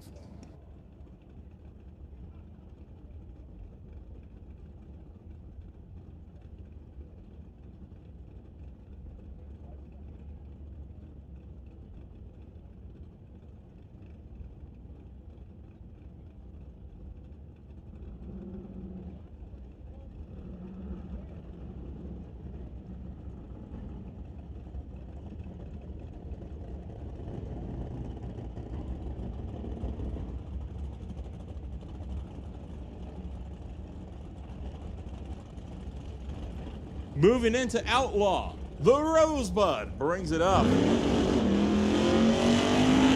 Garnett Rose racing the 1962 Acadia. And going up against Mike Robinson in the JPS Equipment JS Power Sports Roadster from 1937.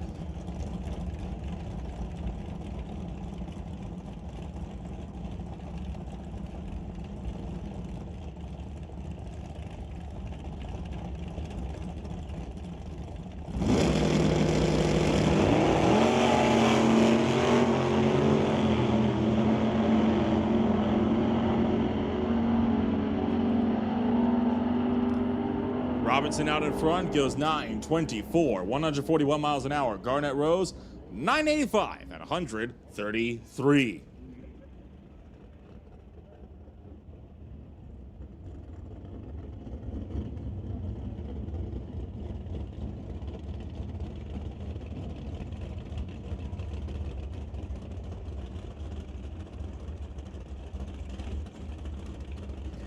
David Foote takes the 1955 Bel Air. Getty set to go up against Kevin Garlock. The 71 Camaro back to Bear out of Victoria, while Foote makes the trip out from Terrace.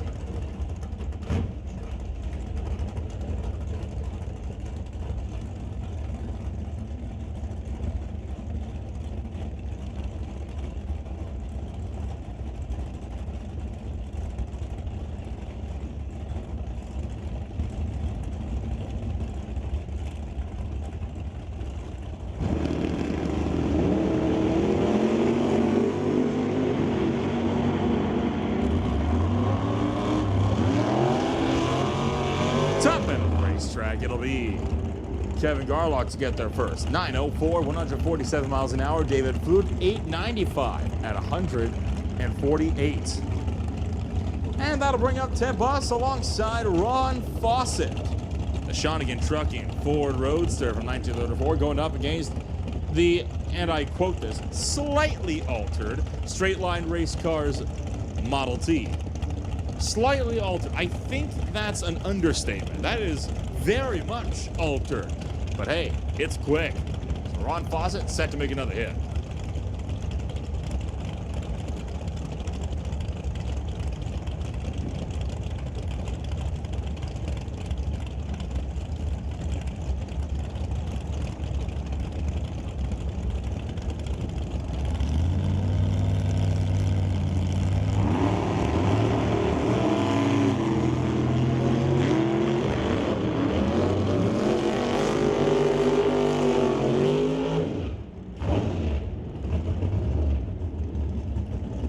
Ted Buss, 924, 140 miles an hour. Ron Fawcett, 1703 at 46.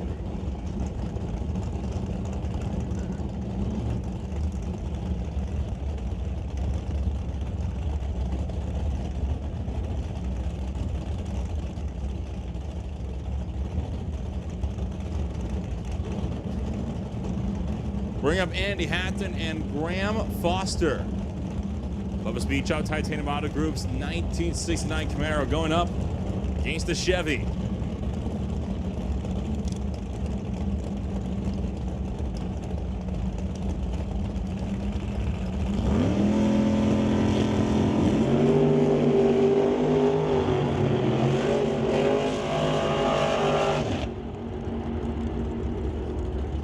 And Graham Foster's 735, 187 miles an hour. Remains the quickest car in the outlaw categories. Andy Hatton goes 840 at 158.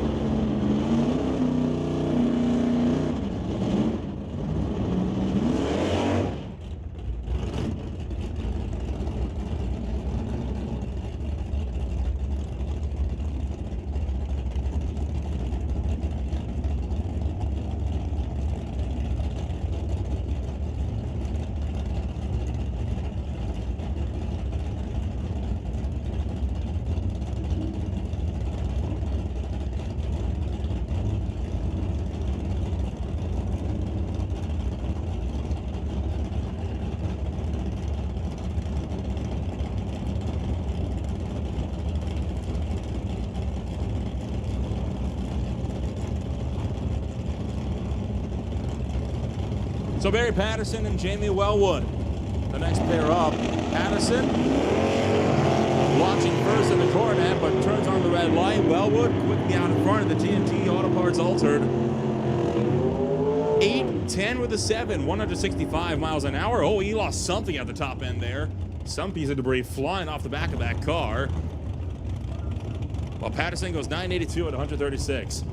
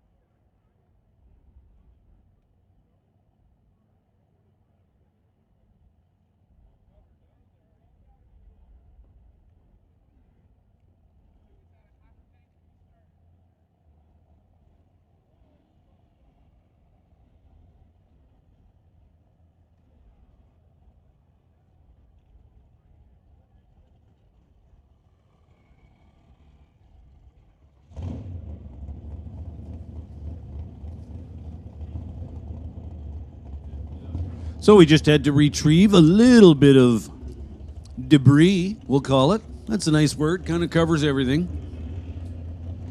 Got that out of the way, and we'll resume. I do believe this is going to be our final outlaw entry. Said final entry being Brian Heffel in this 1972 Vega.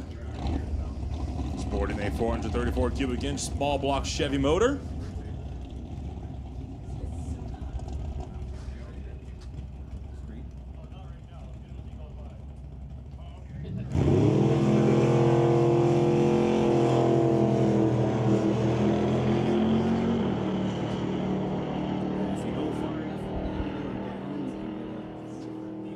Heffel goes 941, 142 miles an hour. Even if you stand in front of it like that? Yeah, makes no difference whatsoever. So it must be something like with this, how this monitor is built, or what materials they use. There's a polarization layer in there to be able to see, like, that's the technology needs a polarization layer, so we double polarize it. Cool, we can move them. Now we can't have the regular two First, on. I was sit down and look at it. Hey, what happened to the monitor? How come it's off? That's all. They can go use it. I meant to tweet off to them so I could tell that, they can go use it. So with Outlaw in the books, we are going to roll into our final few categories of the day. But before we do that, we're going to take a little time out and remember somebody who has been lost most recently.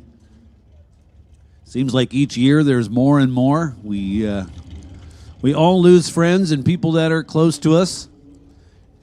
And all of us here at Mission Raceway, this one goes back a couple of years, but it's finally now that we're going to take a moment and recognize it.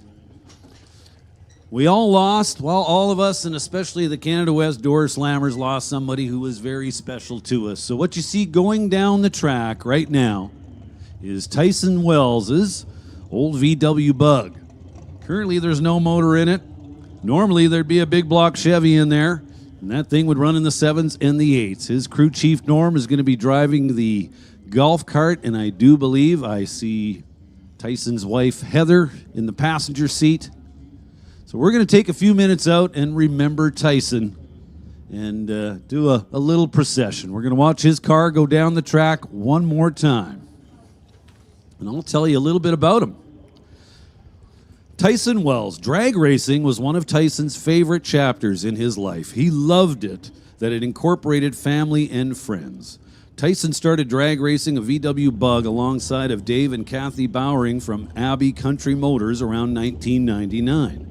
It wasn't long until he wanted more speed, so that's when he started building his 1968 VW Big Block Bug. Tyson spent years in his garage with family and friends, working till all hours of the night, as most racers do. His vision was unique and defiantly required continual modifications as the horsepower increased. That horsepower came in the form of a new friend, a crew chief, and then his lifelong best friend, Norm Wilson. Tyson entrusted Norm not only with the horsepower, but with his safety. There was no one else that was allowed to buckle him in but Norm. Thank you, Norm, for always making his safety a priority. If anyone ever had the pleasure of driving outside of the track with Tyson, they would know that he left all of the speed at the track. He seriously drove like a grandpa outside of here. He always felt safe here because he knew that if there were any problems, he could count on the safety crew. So a big thank you to them for always allowing him and all the other racers to feel safe. In 2009, Tyson won the Door Slammer Championship. He loved being the underdog and never once took his win for granted because he knew his competition was fierce. He had so many great race trips: Ashcroft, Seattle, Las Vegas for Pink's All Out. He most recently enjoyed his 1977 Corvette funny car and tried to do this class while still running with the Door Slammers. The lifelong friendships that he made through racing continue to honor him by supporting Heather and the kids while they navigate a life without Tyson. Tyson's thrill for getting down the track as fast as his tin can would let him was enough to last him a lifetime despite wanting to pursue more racing. He had recently purchased Rick Lim's car, a 1967 Nova. He would want you to know that he had a full life with no regrets. 16 years ago, he wrote on his shop whiteboard, "Dream like you will live forever, and live like you will die tomorrow." And that's exactly what he did and what he would want for all of you. See you at the finish line, Tyson Wells. Thank you, everybody, and what a great moment that we could all share here. Tough one to swallow, for sure. Tyson was a pretty special guy. He is very, very, very much missed. And the timing of his passing was certainly a tragic story, and it hits many of us very hard still to this day. So good job, everybody, and awesome to acknowledge Tyson and the kind of man he was. Thank you very much. So with that said, we are going to roll in to this final round of qualifying. Well, final for today. No, final period. Final round of qualifying for the Canada West Door Slammers here this weekend.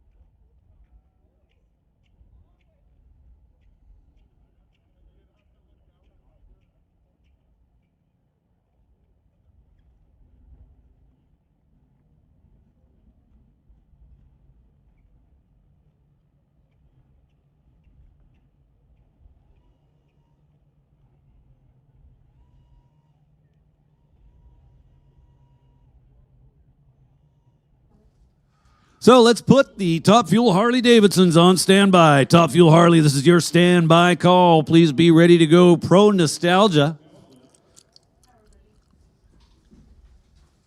Just to confirm, Pro Nostalgia is getting one more hit tonight, correct? Pro Nostalgia will follow Harley Davidson. So Pro Nostalgia, you two are also on standby.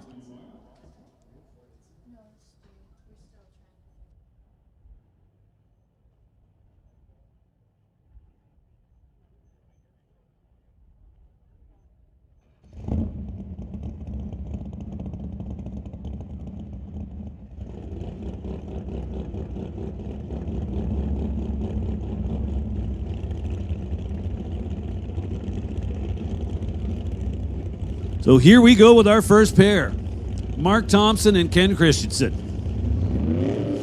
Mark Thompson in the left lane. Marval Racing.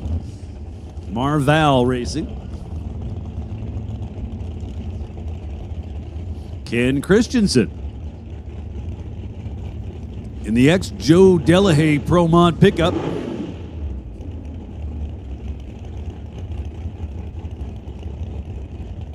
Ken Christensen in the right lane out of Salmon Arm, BC.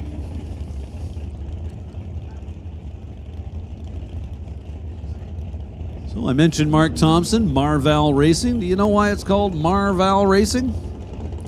Well, it's Mark and Val Thompson.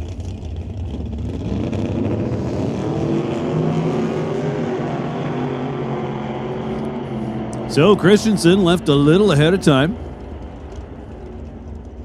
Draws the red bulb. And off the gas and coasting through the finish line, 9:07.109. Mark Thompson with a pretty solid looking 761.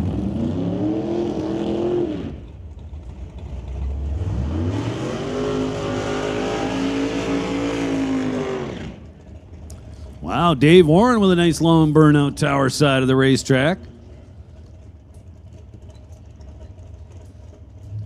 Derek Shirk for Titanium Auto Group over there in the right lane.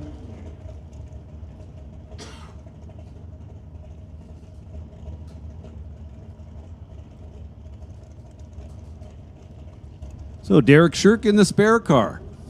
You know, it's always handy to have a spare car that you can run in door slammers. So Dave Warren finally getting himself backed up.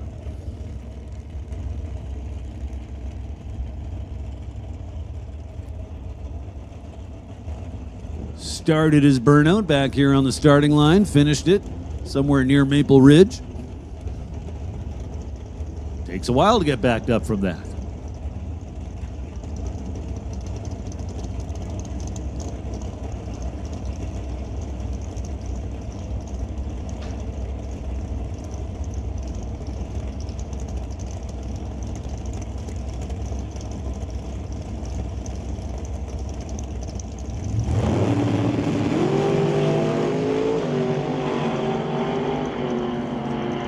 So both drivers hitting the tree pretty well. Shirk to the top end first, 771. Dave Warren goes 809 in the Blue Max Bel Air. Well, that would explain that. Just, I did not see that. Dave Warren pulled the chutes a little early, about 1,000 feet. That's why he was down to 147 miles an hour.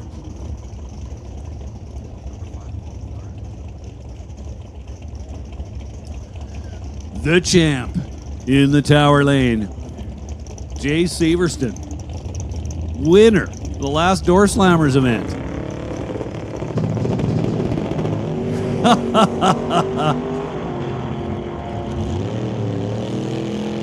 So turbo combination started doing a little popping and farting down there on the starting line, and all I saw was everybody jumping out of their shoes.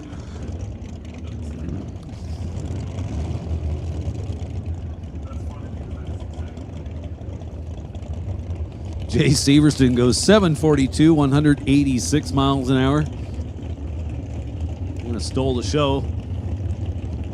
In the background, though, was Otto Schulte, going 760 at 180 miles an hour.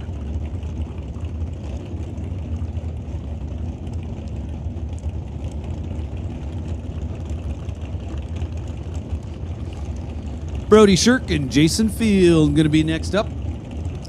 Well, no. Oh, yeah.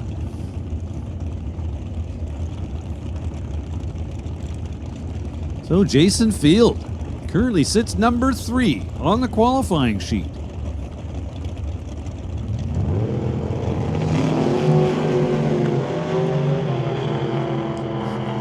Field looked like he drove through a little bit of tire shake. Say off the gas well before the finish line, 752. Brody Shirk with issues of his own over here in the tower lane. Goes just 969 off the gas and coasting at just 106 miles an hour.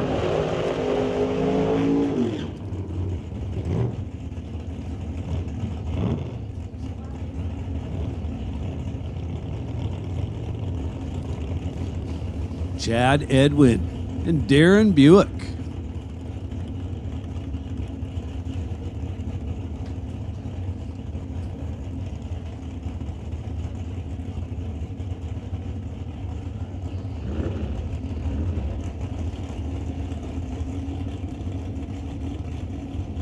So Darren Buick tower side for Evans Excavating. Buick, hometown boy from right here in Mission. Paul Stretch's old car, I do believe. Chad Edwin out of Port Alberni, loving the S10.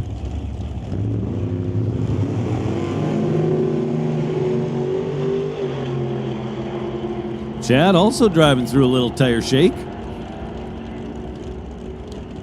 Goes 868. That's a good enough run to run with the Door Slammers. Just 146 to the 60 foot. There's plenty of room for improvement there. So a 146 60 foot. My piece of junk on occasion 60 foot's quicker than that, and I certainly can't come anywhere near 160 miles an hour, so plenty more ET in that thing to be found. Now Paul Debris Sr. and Grant Howell. Grant Howell in the 37 Chevrolet right-hand lane. Former champion. Paul Debris Sr. If there was an award for biggest wing in the class, I would really like Paul's chances. Grant Howell was some kind of a trans brake issue.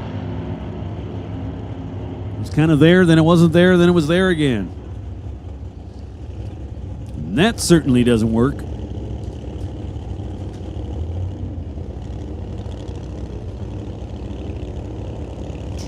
Here's Paul Stretch's new car.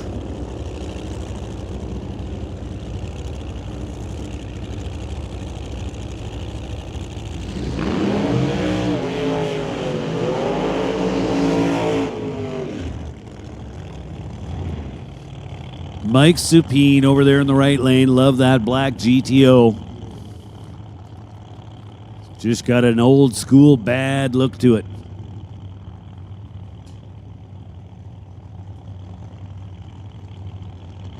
Mike Supine wants to thank Stone's Speed Shop. Brian's Glass.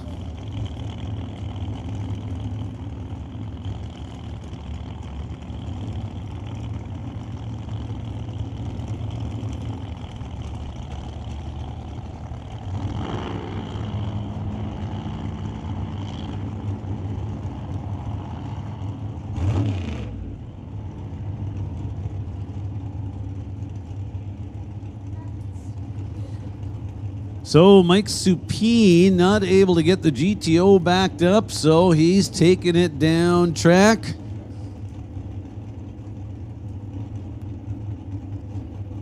Hopefully he takes the first turn. If we can get him off of there soon enough, we won't have to shut Paul Stretch down. Yeah, looks like he's driving by the first turn.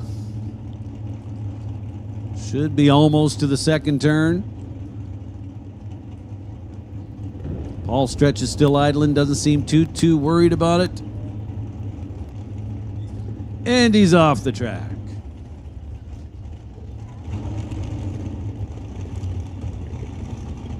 So it'll be a single for Paul Stretch.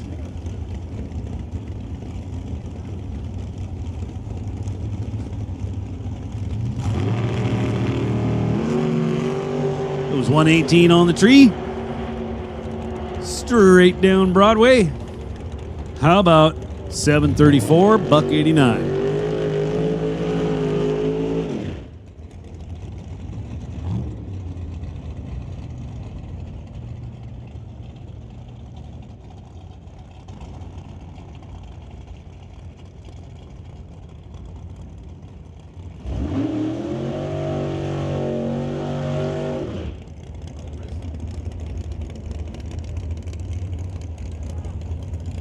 Brian Ritchie.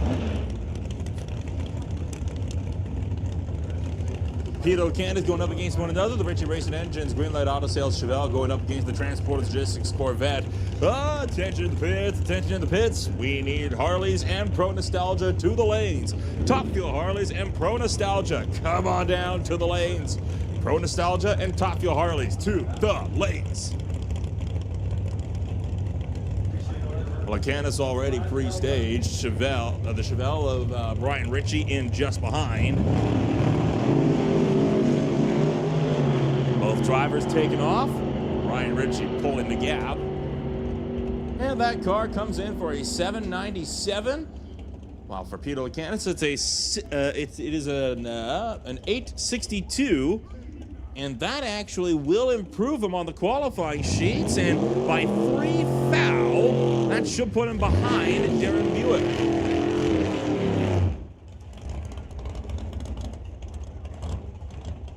So you were asking me a little earlier about how I commented that in the morning, typically see our best numbers. And also into the early evening. Well, we are late enough into the early evening that the horsepower is starting to come back. That is evident.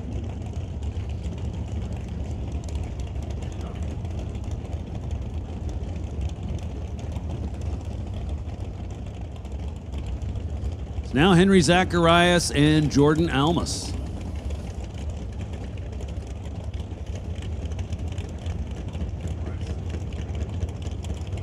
You know, so there's orange, and then there's bright orange, and then there's that CUDA over there in the right lane.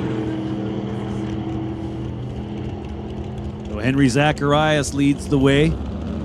Goes 766 at 176 miles an hour. Jordan Almas, with a pretty straightforward looking run, but actually would not have been good enough to qualify. He went 871 at $155.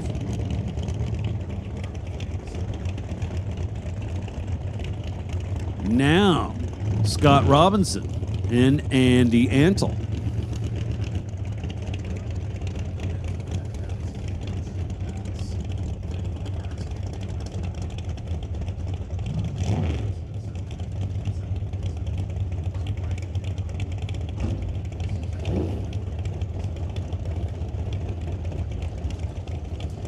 So Andy Antle in the right lane from Langley, BC.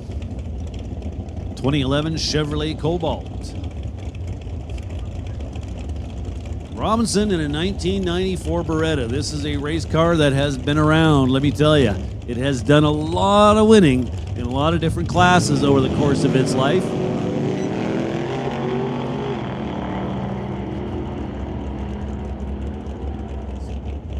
I mean, just in the class of door slammers, off the top of my head, I can think of 3 different owners. 2 championships under 2 of those different owners. So just there went 795 at 145 miles an hour. Antle was there first with a 775.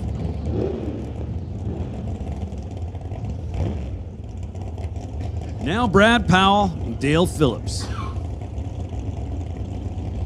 Dale Phillips in the Mustang. Dale out of Chetwynd, BC. Just shy of 700 cubic inches.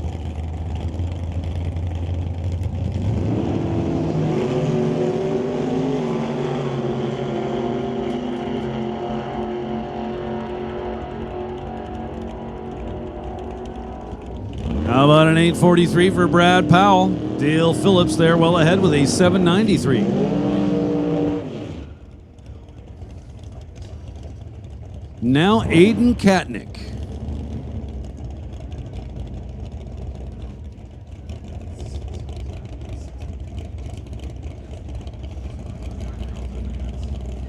And I do not remember the name of the guy in the opposite lane.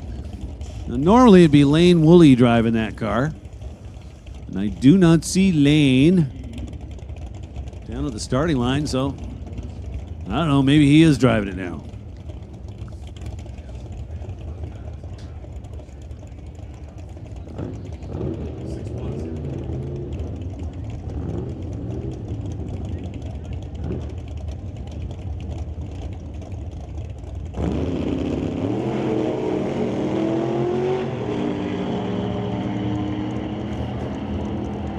So Frank Marcus in the Duster leads the way. 815, 169 miles an hour. Aiden Katnick goes 862 in the Mustang.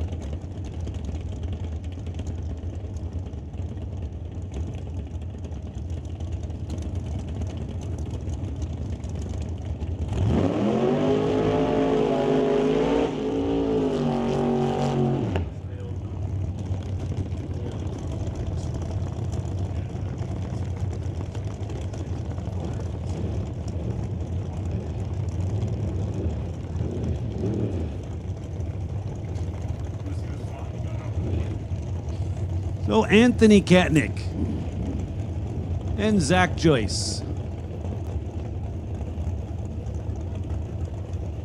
Zach Joyce, right lane. The 1948 Austin.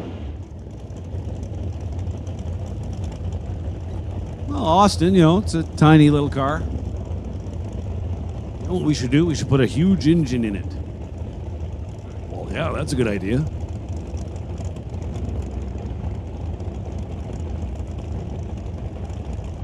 The logic is there. Big motor equals go fast. That car is fast. It's in the top 15 of the qualifying sheet so far. So Anthony Katnick in that so cool looking 68 Dart tower side arrives at the finish line second. Zach Joyce, 8:43. I believe that's a big improvement over what you just mentioned, isn't it? Oh, maybe not. No, never mind. Off the gas. Katnick was going 866, 159 miles an hour.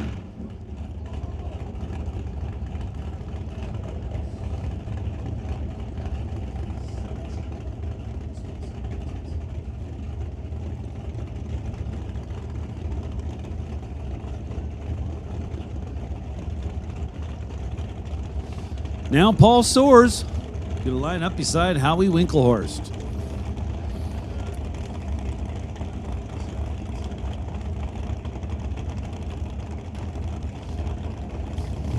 Down to just 4 cars in this final round of qualifying for the Canada West Door Slammers.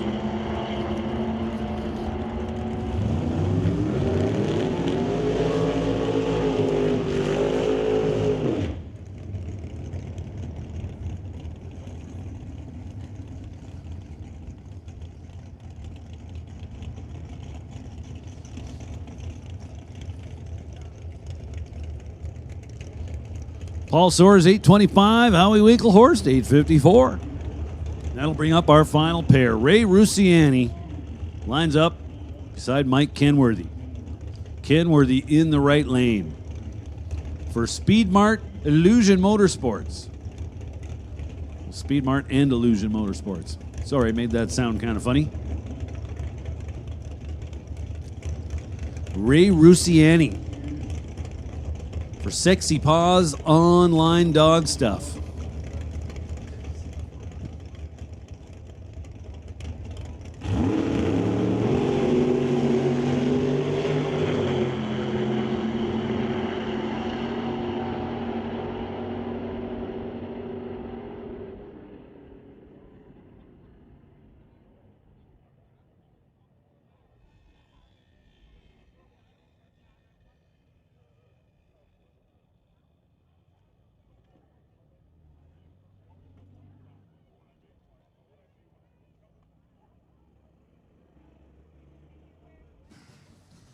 So, that officially puts Door Slammer qualifying in the books, and we'll acknowledge our top 5. Number 1, Tom Katnick with a 664, followed by Terry Shaflita in the number 2 spot with a 706, then Jason Field with a 723, followed by Paul Stretch, number 4, with a 730, and Jay Severston rounds out the top 5 with a 734.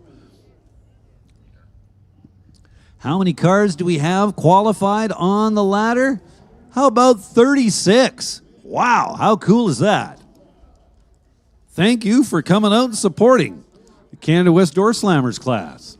36 cars in the field. Well, that's not official, but it does appear to be correct. Now we go to Top Fuel Harley.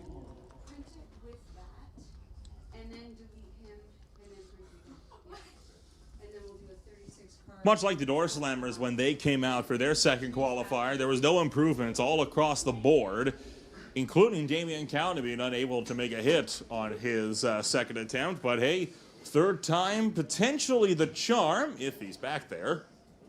I see him back there. Making Yonko number 1 with a 652. And Austin Christopher's alongside him, 669. So it looks like Nate Gagnon and Austin Christopher will make up our first pair. So again, we had a total of 6 bikes on the property this weekend. 4 out of the 6, all powered by a Ron Howney power plant V60 configuration, V-twin, sporting 196 cubic inches. Now the cubic inch limit in this class, 200. So there not much room left there.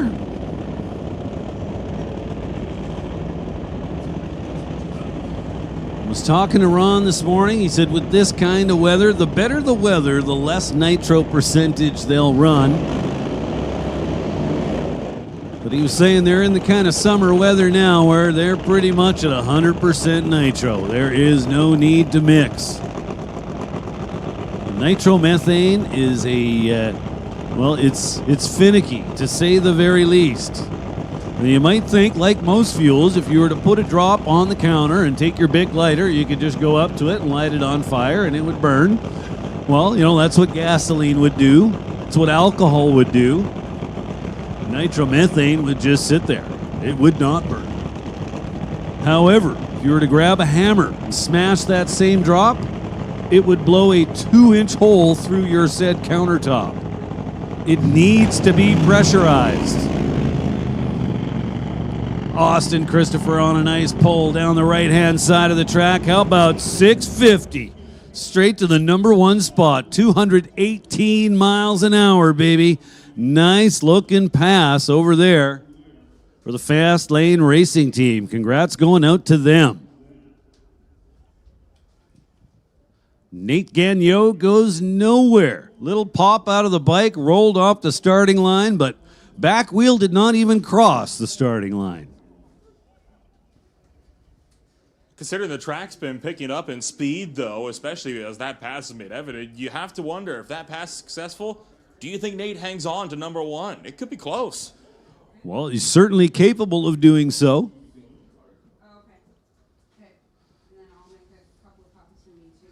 So that was just not to be for Nate Gagnon this time. You can bet he'll be back tomorrow, ready to go. Okay, that's fine. Maybe print me 2 more. So we're going to fire another pair now. It'll be Damian Cowden, tower side. Hopefully, whatever issues were plaguing them on qualifiers 1 and 2, they've got sorted out now, and we'll see a full pull down the left-hand side of the track. Jim Schellenberg in the right lane. So Jim Schellenberg is the one guy not running a Ron Howney V60 motor.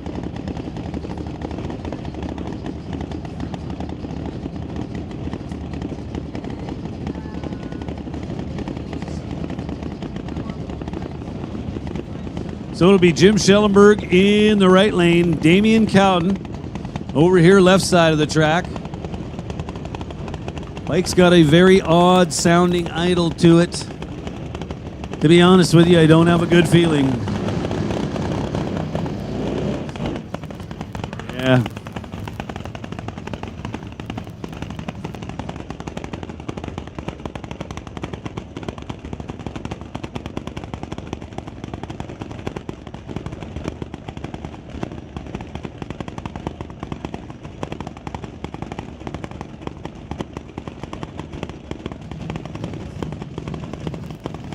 So Schellenberg rolling in, lights the pre-stage bulb.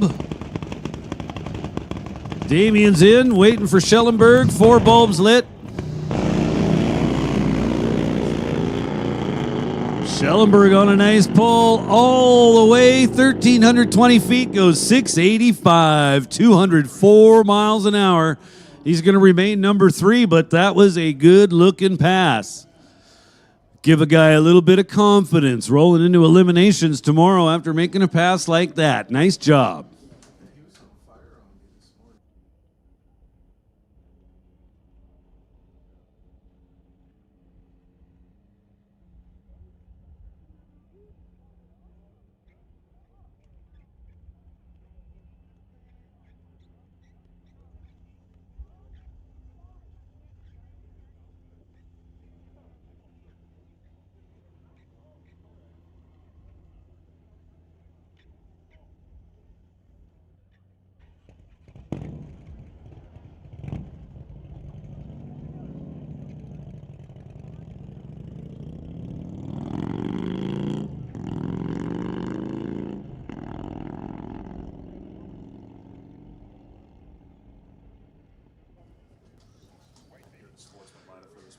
So that is going to do it for Top Fuel Harley. Now we roll into what will be our final class of the day, Pro Nostalgia. I would like to go watch on the start line. A class of altereds along with front engine dragsters, all of them running blown alcohol combinations. The bulk of them, big block Chevy blown alcohol combinations. And, well, it looks like we've got potentially quite a few cars sitting out of this final qualifier. As I look behind the tower, I see we've got a pair under the bridge and another pair following that, and I do believe that's going to be it.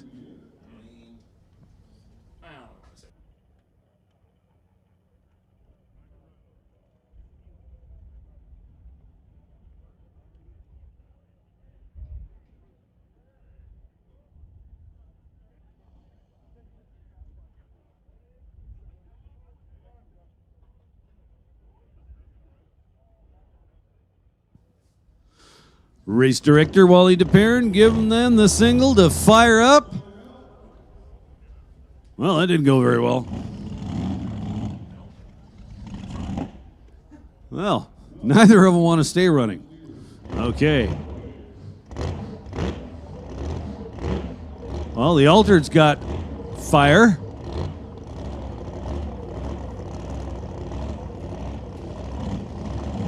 And now the Dragster's fired up. Need those crew members to just squirt a little more fuel into that blower, then they'll stay running the first time.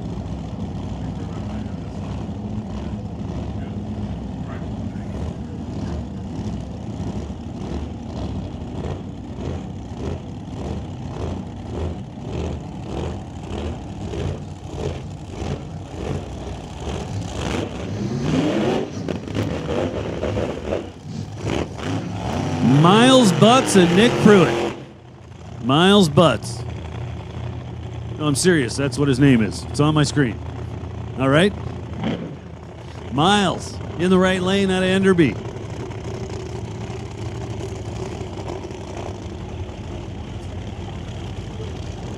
And Miles backs all the way up to the water. That's never a good strategy. Unless he's doing another, well, okay, cleans him off a little bit. Then he displaces Wally's hat.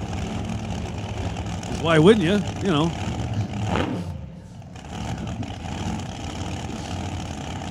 Well, so far, this has been one of the most entertaining setups to a pass I think I've ever seen at this racetrack. Yeah, I'll say. And yeah, they're backing him up. That's enough for you. That's what you get for blowing the race director's hat off, I guess. You think there's no cloud, but somebody still managed to get smited with that one.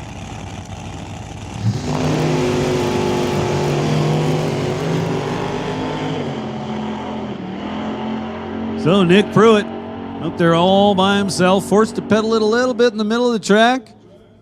Goes 703, 193 miles an hour. Pete Farrell, Marcus Zeus. Pete Farrell is, you got number 10 over there with a 9-second pass and the tower lane. Farm lane, you've got number 7 with the 742.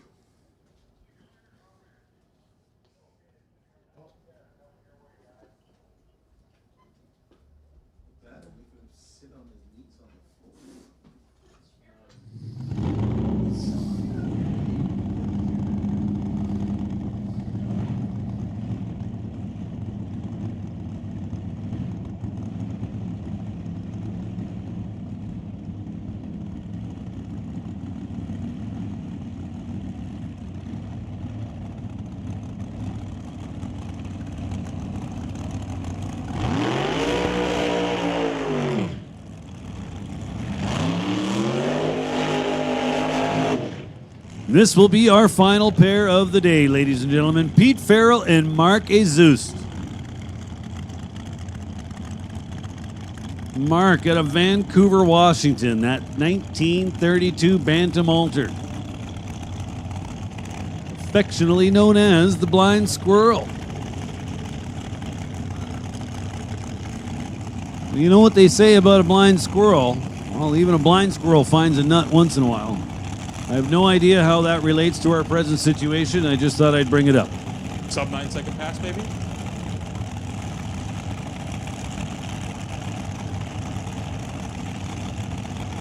Pete Farrell out of Oregon.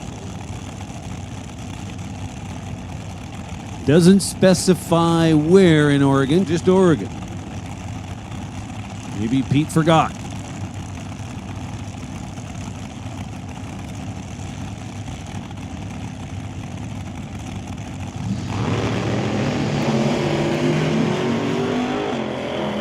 So Pete Farrell off the gas and coasting. Mark Jesus runs it out, puts a 748 on the reader board, 177 miles per hour. Well, ladies and gentlemen, thank you so much. Oh, one more.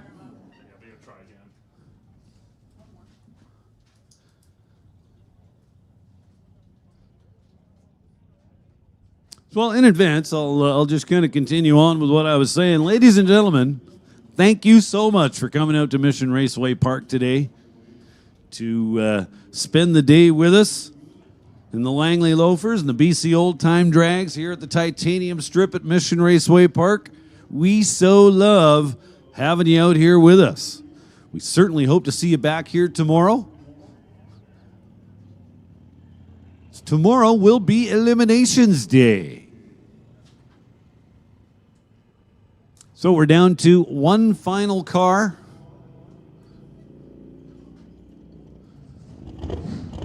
And we have fire. Well, that's good.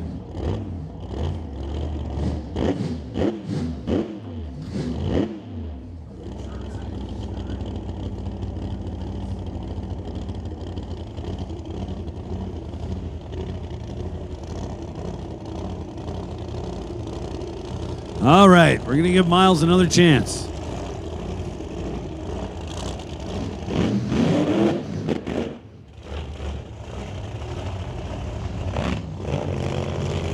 Yeah. He says that's enough. I'm just going to take a little cruise down the strip here and we'll go park it. Well, not necessarily park it. Well, yeah, park it, figure it out, get it ready for tomorrow. Good plan. So again, ladies and gentlemen, thank you so much for coming out to Mission Raceway Park. We absolutely love having you out here with us. To all the classes, all the racers, great job, everybody. Thank you so much to the hard-working crew here at Mission Raceway Park.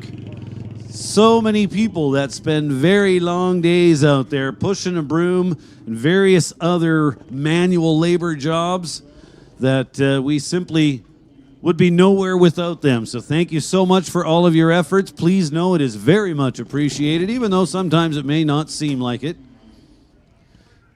And yeah, so there's plenty of fun left to be had tonight. They've got a live band. You've seen the stage, I'm sure, set up right beside the tower here. So lots of fun yet to be had here tonight. And with that, we're going to bid you farewell and hope to see you back here tomorrow. Great job, everybody. Looking forward to seeing you then.